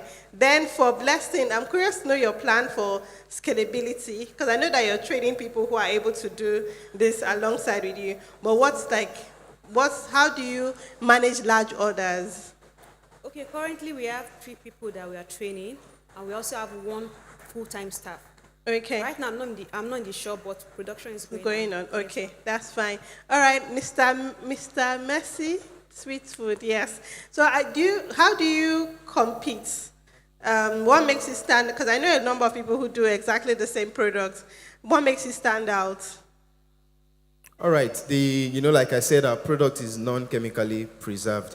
And if you observe the tomato closely, the processing, the miller that I projected, we designed it in such a way that it separates the tomato seed. I understand. I know people who are doing exact same products in the Yes. market. I'm sure I want to assume that you know them as well. What makes you stand out? Everybody that I know is doing the exact same product, so preservative-free, healthier tomatoes. What makes you stand out? Yeah, that's what I'm saying. That part of our competitive advantage is the fact that we are able to de-seed our tomatoes. And I've observed, I only know of 2 other brands that, I think one is in Kano, the other is in Kaduna. They are close to their source of raw material. But we pride ourselves to be the only producer of this with a de-seeded product. How do you plan to use the funding? I don't think you had a chance to share that. Yes, earlier. the funding will be, we have divided it into 2 parts. One will be on feed, and the other part will be in the factory. The one for feed will be used. We have started our farming operations. In fact, on Monday, we just got a pumping machine for irrigation on farm. So the 500,000 will be used to incur some of the farming materials like the tomato seeds, tomato crate, the fertilizer and fungicides, and also labor that will be working on the farm. Then the remaining 500,000 will be used to purchase this sachet. We have started test running the sachet, and we made this in February, and it's still intact. So we'll be getting the sachet. We already established a contact with a Chinese company that will be supplying us the sachet. Okay, amazing, thank you. So the default farmer, the same question I asked him, how do you compete? Because I know bigger companies that are doing exactly what you're doing, which is like home delivery of medicine, so telemedicine essentially. What makes you stand out in your market? So if you ask an average Abuja resident, which drug delivery company do you know? Many of them, no drug delivery company actually comes to their mind. If you say, where do I buy clothes online? Anybody will tell you Jumia. But like, a lot of pharmacies are busy selling physically. They are not much invested in online pharmacy. Online pharmacy regulation only started in 2022. So our regulatory body just started licensing online pharmacy. So it's still a new thing. There is no online pharmacy that is well known among individuals. Okay, what's your profit? You mentioned what your revenue was, but you didn't tell us your profit. So our profit is 3 million, but most of it, around 3 million, most of it we're investing it into building our mobile app to scale our business. So that's around 40% of your revenue Yes. so far. You said his revenue was 11.6. So if his profit is 3 million, that's... Our revenue is 11 million. Yeah, okay. Okay, thank you. That's all from me. Mercy Sweet, I would like to know your lifetime revenue. Can you say it? Do you know it? Do you have it? Eh? How long have you been in operation? Just last year. What's your background? Sorry. What's your background? Okay, I studied forestry and wildlife from University of Ilorin. So I'm Okay. a forester by discipline. Okay.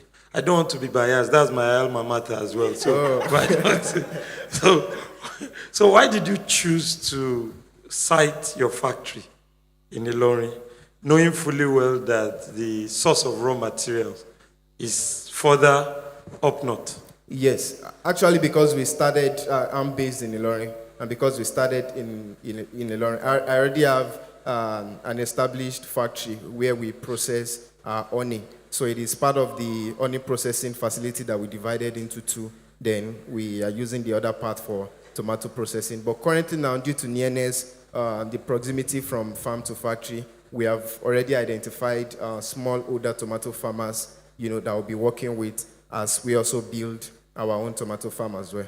Okay. My final question for you. Will you be open to actually expanding Definitely, your sir. factory base beyond Ilorin? Definitely, sir. Okay. So what inspired this? Okay, in my service year, I was trained by the Nigerian Stored Product Research Institute. Then we observed, I don't want to mention brand names now, Yes. but virtually most of the top tomato paste brands Yes. in the market today. And we saw that virtually all of them contain preservatives and additives. So, I thought if we could come up with something that will, would promote the health according to the Sustainable Development Goals of the United Nations. Because a lot of people will be running from table sugar, and they won't know that even in your tomato paste that you are using, there is sugar and other things that can harm Thank your. you. Yeah, Thank so you. that was what spurred. I don't want you to passion. take all the time. Thank Yes. you. Thank you so much. Do I have any? Meanwhile, you're dressing your stitches. When I grow up, I want to be like you. And let me comment, and my remark is not to make you feel good. Your presentation, all of you, was amazing. It was spectacular. It was brilliant. And it demonstrated one thing: your product and your market. Thank you so much. Thank you. Yes, I think in the selection, those who made the selection for the 1,350,000 to 50, they did well. Yes, we have to give accolades to the evaluators too. Okay, so Blessing, is this the first time, have you gotten any form of funding so far, or what has been your funding source? We can't hear you. Thank you. So last year, December, we participated in the Ugumba Challenge, and we came forth with the cash prize of 500,000 naira. So back then, I was working from home, so I used that money to get a shop and then one industrial machine. That's what we are still using. Okay. But the industrial machine cannot be used to revamp shoe. That's why we are seeking for fund for cylinder bed machine that can be used to revamp shoes and bags and trolley boxes. Okay, with your experience, I was surprised you didn't have any slide. Yes, sir. It's fine. It's not against you. Okay. Next, let me see. Adenike Cakes. Yes. What investment have you made so far? One, and two, you didn't mention team. Those two things. How much have you invested personally, or maybe what kind of funds has brought you for the past more than 5 years now that you say you've been in the how have you been? How did you get investment? And then do you have a team or you do it all alone? Okay, so first of all, like I said, I've been baking for over 7 years, and when I started with funding from family and friends, and I was able to learn most of what I know online. But aside from that, I began developing myself to become a recipe developer. So that is actually my background. Then secondly, you talked about funding investments. Aside from the fund that I gathered from family and friends, I'm one person that actually believes in investing before even making other expenses. So I've been able to use the same revenue that I get from my business to invest back into the business, and that's how I've been able to grow. There were some days back then when I started 2014, I remember I was making as little as 30,000 in a month. Before I know it, it's advanced to 80K. Before I know it, I was making 200, 300 and above. Okay, great. I'd like us to talk especially for your market. All right. Sir. Okay. For pharmacy, I really don't know the detail of pharmaceutical regulatory. You said it's still in place. What process is being implemented for misuse of drugs? Because if you're going to be working on discrete drugs delivery, anybody can ask for codeine and all those drugs that are not met, and anybody can easily write a prescription with online editing app and then just send it to you. So is there anything around that? Prescriptions are verifiable. Even when you take any prescription to a community pharmacy, we have criteria to know a real prescription. The doctor's details should be there, the hospital's details should be there. So if you suspect anything fishy, you place a call. So the same way they do it in the community pharmacies is still the same way we do ours. We make calls, you check the address of the hospital, and you know if it's a valid prescription or not.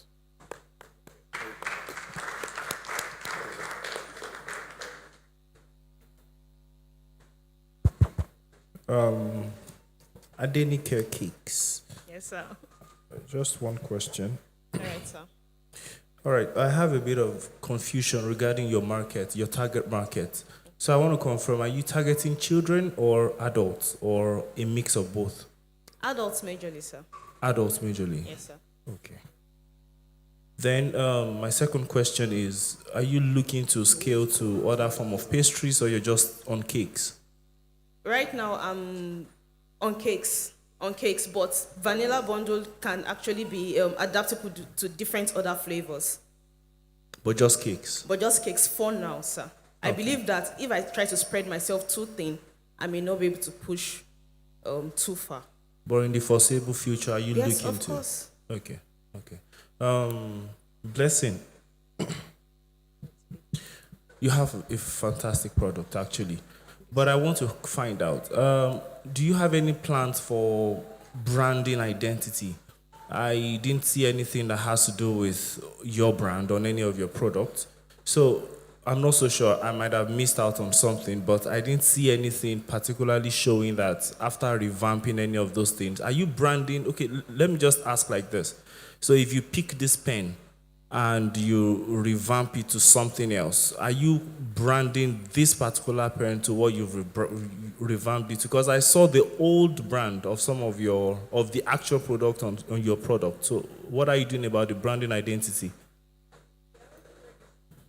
We already registered, and we also have our packaging nylon. So we also have clothes tag. So anytime we rebrand any item, we place it on the item. So what's the name of the identity? Blessing EVA signature, sir. Blessing EVA signature. That's BES. Okay, so does it go along with the original brand, the brand of the product? So let us say the name of the bag is Sheon. Yes. Right? You rebranded Sheon to Blessing. Is the bag It's going to? automatically Blessing. Okay, becomes Blessing. EVA signature, yes, sir. Oh, okay. That's the after look. Okay. Yes, sir. But are you planning to use that on the long term or just for now? On the long time, sir. Oh, okay. Then the default farmer. So I understand you said the regulations for digital pharmacy is new. I just want to find out, are you planning to scale? Because I think your business model is just for delivery of prescriptions, right? For now? Yes, for now. Okay, so are you looking to scale towards full-blown digital pharmacy? Yes, actually. Where people can actually log on to probably your website to select drugs, they make Yes, prescription. I mentioned it that we'll be releasing our our mobile app version. Yeah, I wasn't so sure if the mobile app was for order and deliver or for actually buying, like from your website, or just for you to make the order for them. No, from they are some... buying from us. Okay. Yes, they are buying from us. All right. I think that's all. So, yeah, so go ahead. I talked about medicine security. Okay. So obviously we can't have all the drugs in the world. Yes. So the ones that are available, they can buy from us. The ones that are not available, we have a network of pharmacies that we can source those medications from. Yeah, but that's an internal thing. Yes. Not that you're letting the customer know. No, the customer is not knowing. Their own is that they are getting their drugs. They are getting the drugs. Yes. Okay, that's fine. Thank you. All right, please let's put our hands together for the finalists for the 1 million naira category. It's not easy to be shortlisted from about 90. Yes, you can go, please. From about 96 participants.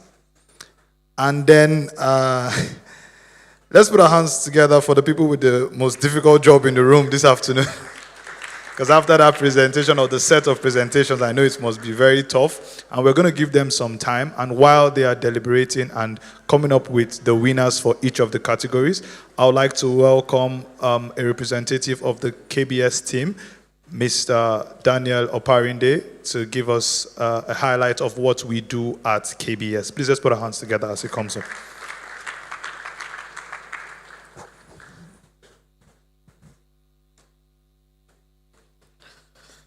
Thank you very much. Okay, so while we are waiting for our judges to decide who the winners are, I wish I had participated. I don't know if they would have given me money to build one of our estates. Okay, so, well, this that we are doing here today is what KBS is all about. This conference happens once in a year. But all through the rest of the year, KBS train entrepreneurs, KBS build people, KBS mentor people so that they can be better in their businesses and careers. We engage in adult education. We've trained some of the chiefs from the palace of a community where we are existing in adult education. We've trained quite a number of people who have graduated from one class to another class in adult education. And this is how we give back to the society. We train them free of charge. We've also organized skill acquisition programs where we have trained people in different skill acquisition programs, bead making, catering, computer repairs and phone repairs, and some other skill acquisitions that we have organized.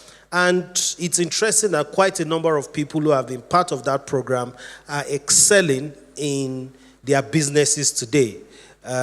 We are also working towards now, from next year, attaching some of our trainees to businesses where they can go and undergo physical and practical mentorship. So, for example, if you have been trained through KBS and you are into, say, fashion, for example, we attach you to a fashion designer to continue your training from there, because we can only provide basics, but you can learn more detail when you work with somebody who is running the business. And also, maybe you are into electrical, for example, we attach you with an electrical engineer that can, continue to learn from and be better in the chosen field that you are working in. So these are some of the things KBS does. And this that we're doing, which is the giving of grant, is just one of the highlights of KBS to let you know that we are not just training you, we are also empowering you even financially. As you get the training, you have opportunity to have the finance to continue the development of yourself, of your career, and the growth of your business. So these are what we do at the Kingdom Business Solution Academy. And of course, it's a place where we also, our primary goal is to train as many people to do business the right way, the godly way, the righteous way. Just like you've heard our keynote speaker today, character is missing, consistency is missing, and of course, diligence is also missing in the business landscape of today, and especially among the teeming youth that are sitting here in this room today.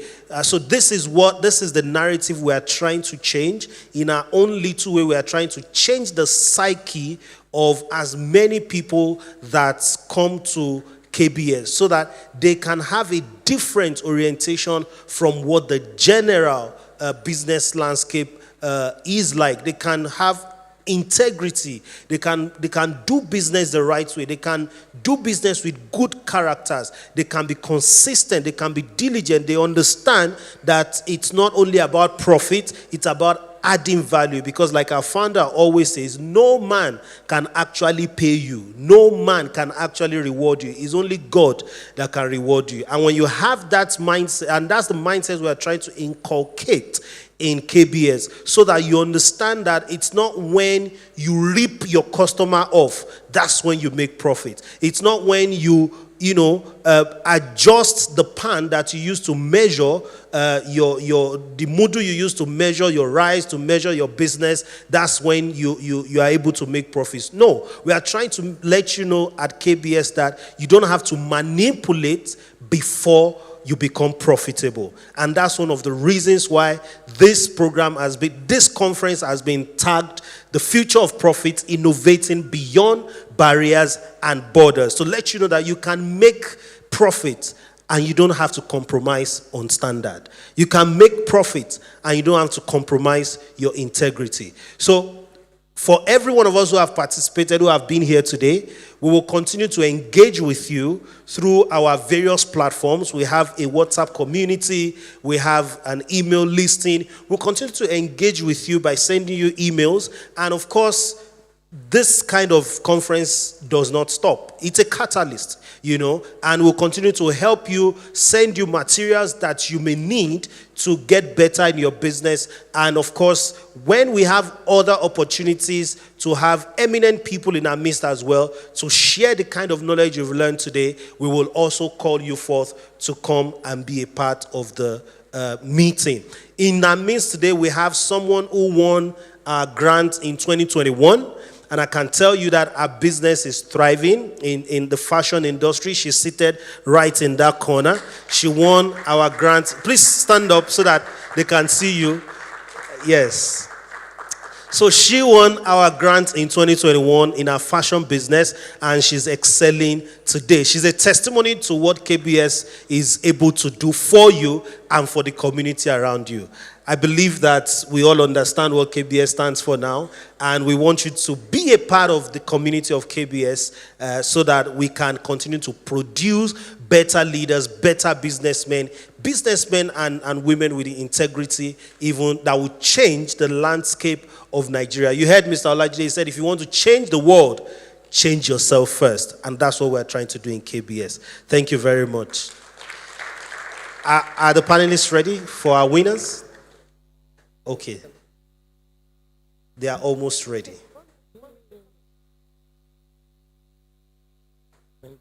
It's a free process, fair process. There is no bias. You can see that none of the officials have gone to confer with the panelists. They don't know all the participants. We had over 90-something people who submitted proposals, and I'm sure many of you seated here today submitted proposal as well.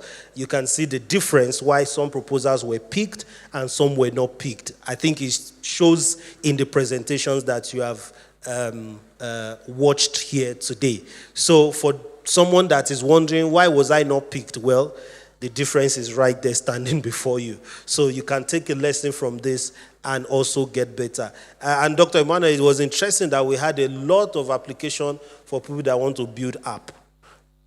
We had a lot of applications. But when we saw those applications, we're like, we understand that 1 million cannot fund your app.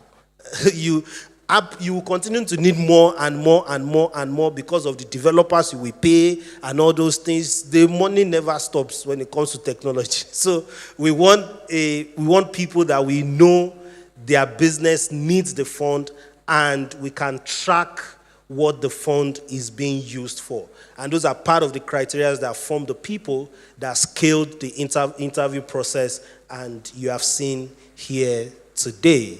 All right? So, are we ready? Sorry? You are still discussing? INEC is collating. Okay. Unbiased INEC, please.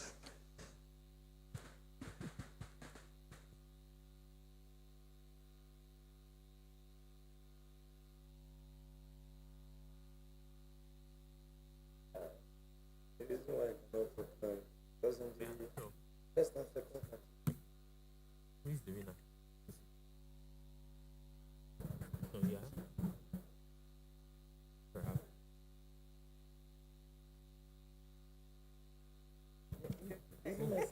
Which one? Who is merciful?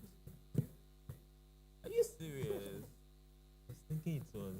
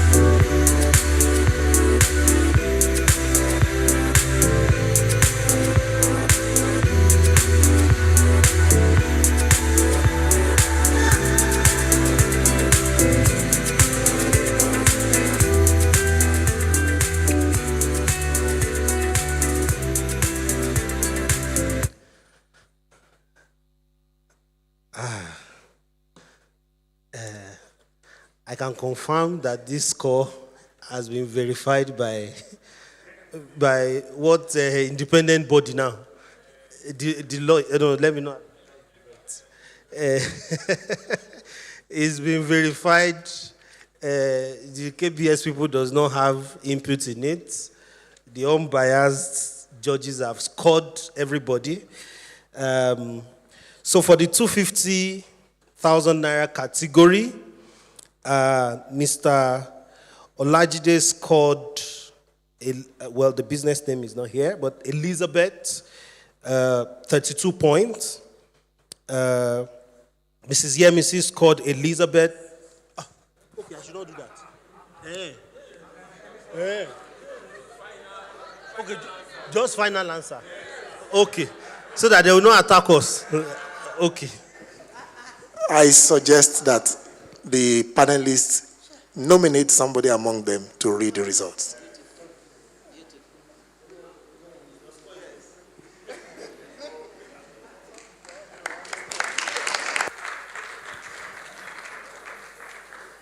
This positive bias did not work this time. Okay, so the winner for the 250K grant is Sonia Stitches. Yeah.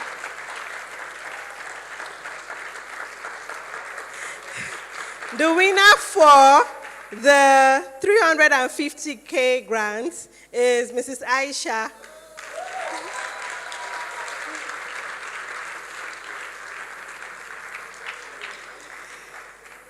The first runner-up for the 1 million naira grant is Default Farmer. The second runner-up for the 1 million naira grant is Blessing Evie Stitches. And the winner, can we guess who the winner is?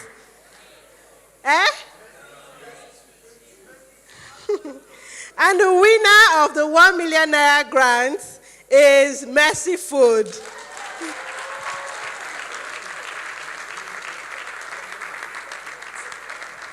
Mr. Olajide has a comment.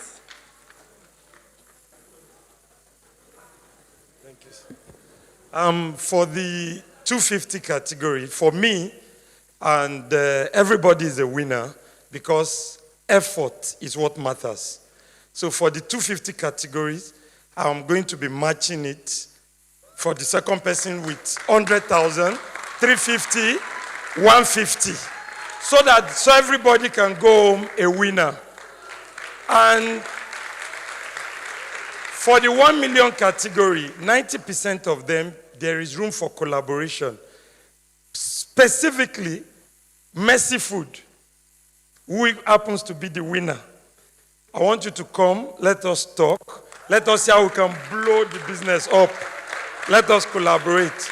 And for the farmer, every other person, I cannot say in specific terms how we can work together, but let me have your details, and we'll keep the conversation going. Once there is any room for opportunity, we'll develop it together. Thank you very much. Thank you. Wow. Please let's put our hands together for our panelists. Thank you so much. Just in case you didn't get that, for the 250,000 naira category, the first runner-up will be getting 100,000 naira, courtesy of our keynote speaker. And for the 350,000 naira category, the second participant will be getting a whooping 150,000 naira. And then there is a room for collaboration for all the 1 million naira contestants. Please let's put our hands together for our keynote speaker. Thank you so very much, sir. We really, really appreciate your contribution. Next year, KBS, you see me on this stage. Clap for me now, Haba. All right. So quickly, the prizes will be given tomorrow in the grand finale of the KBS 2024 conference, happening live in this same auditorium by 9:30 a.m. And just to reiterate, we have our entrepreneurship development initiative, our skill development initiative, and our career development initiative in the KBS, which will be communicated daily. As you've given us your details, we will send the message across, and you can learn and upskill yourself in these various areas. And to round us up this evening, I would like us to welcome with a standing ovation the founder of the Kingdom Business Solutions Academy in person of Engineer Sam Otenaike. Please let's put our hands together. Standing ovation, please.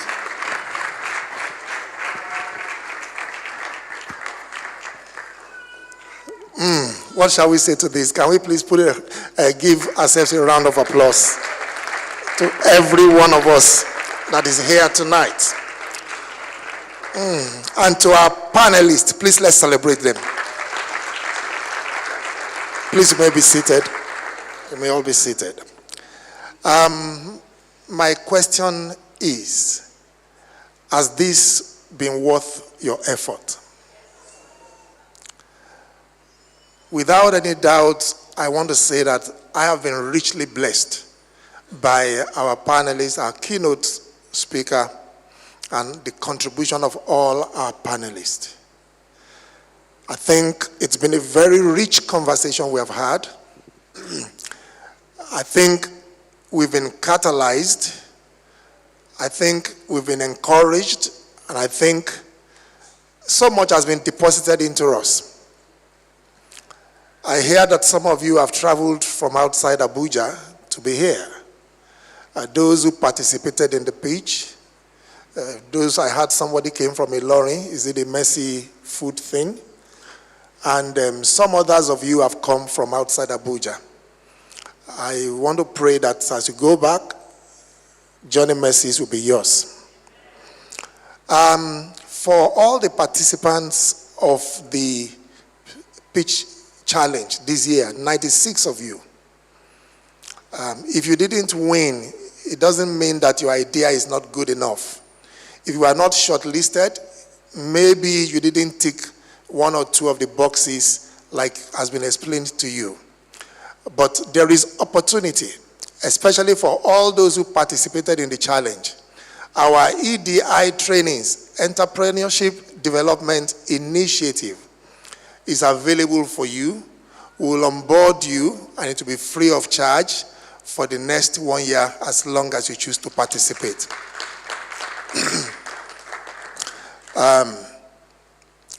I want to say thank you to our panelists. Before today, one of our panelists already contributed to the prize that is being given, Dr. Emmanuel Odumosi. Please celebrate him for us.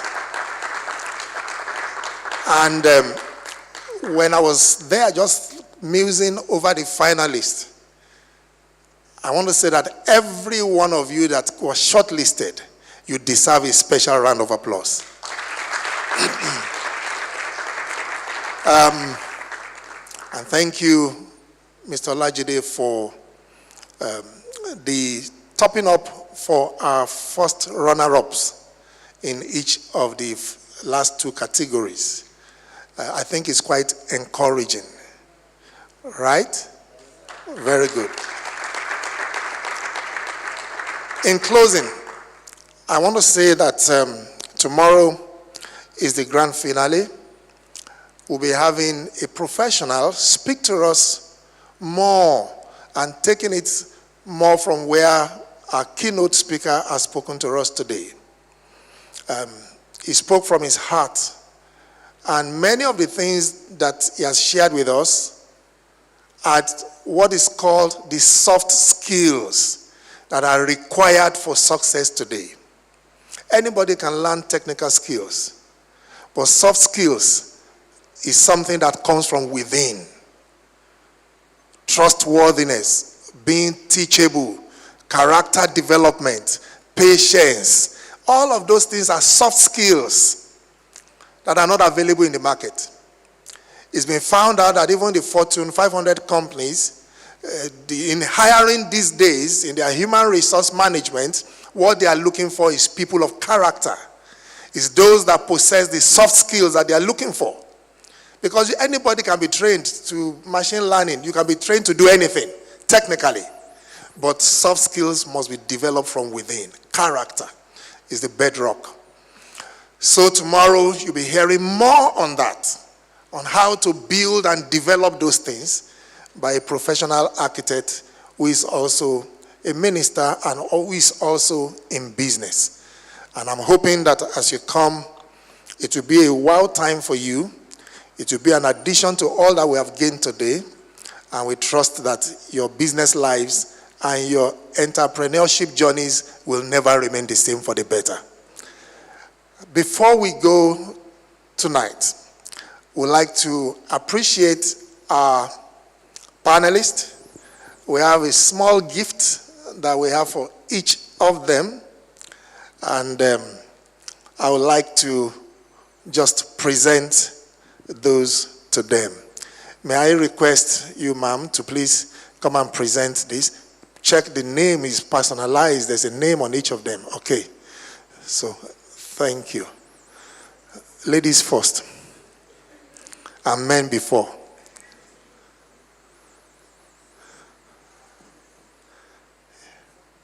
Yes, may I invite Mrs. Yemi Ishide? Yemi C. Yes.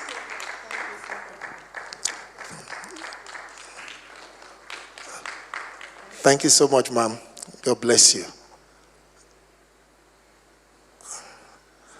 Okay. Our keynote speaker, Mr. Olajide Abiola, FSM.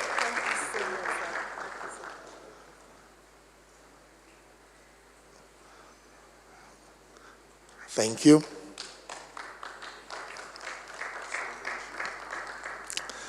And to our legal luminary, Barrister Oluwaseun Arinde.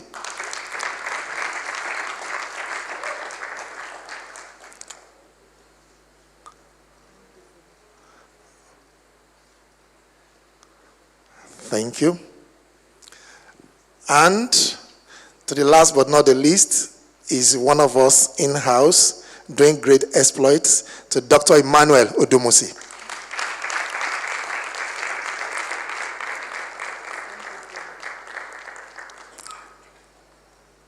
Thank you. May I have the honor of the panelists? We just take a group picture together, and then the team KBS, please just come forward. Team KBS, please join us. And then afterwards, all of us are going to join us, and we are going to take a group picture. But first, yep. Can I have Barrister? Yes.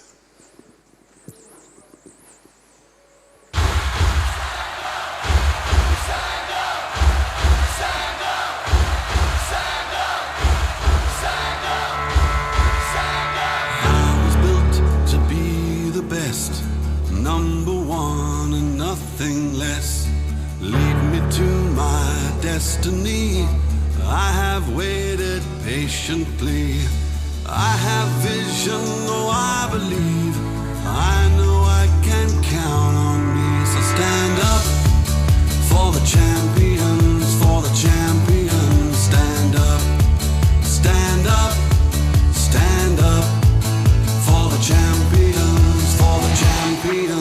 Stand up for the champions, for the champions. Stand up, stand up, stand up for the champions, for the champions. Stand up, stand up, stand up, stand up. After the group, the finalists will still, you can just remain, the finalists should remain, all those that participated in the pitch deck, and after that, the final winners in the 3 categories will also wait behind. Thank you.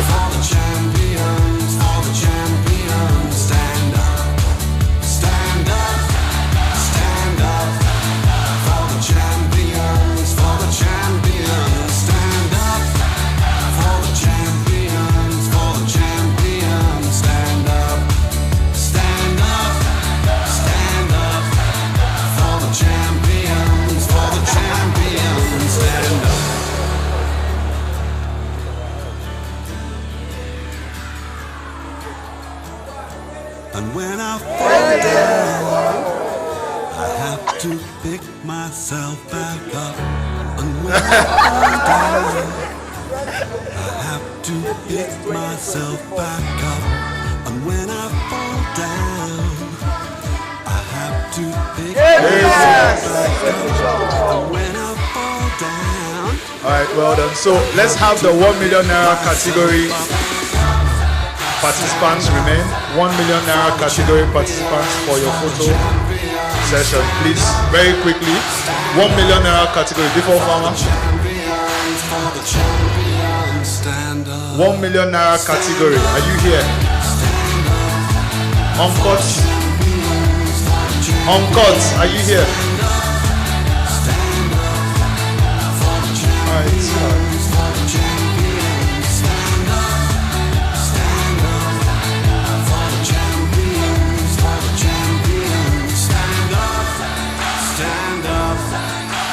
Champions, for the champions. All right, can we have the runners up? The runners up, Sister Sonia, Sister Elizabeth, can we have you? Mrs. Rose, please, very quickly. I was built to be the best. Number very quickly, please. Nothing less. Lead me to my destiny. I have waited patiently. I have vision, oh I believe. Come, quickly. I know I can count on me. So stand up for the champions, for the champions. Stand up, stand up, stand up. All right, thank you all. Thank you, panelists. Thank you. For the champions, thank you. Stand up for the champions, for the champions. Stand up, stand up, stand up. Champions, for the champions, stand up. Stand up, stand up, stand up. Here we go, it's getting close. Now it's just who wants it most. It's just life, that's how it is. 'Cause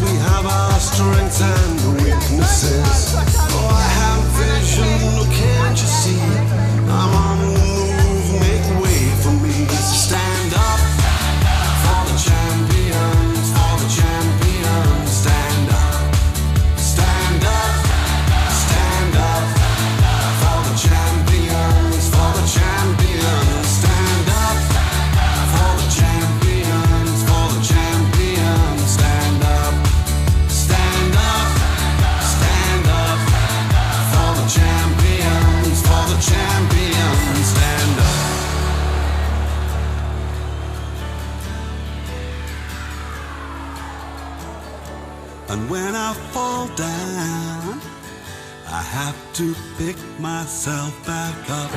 And when I fall down, I have to pick myself back up. And when I fall down, I have to pick myself back up.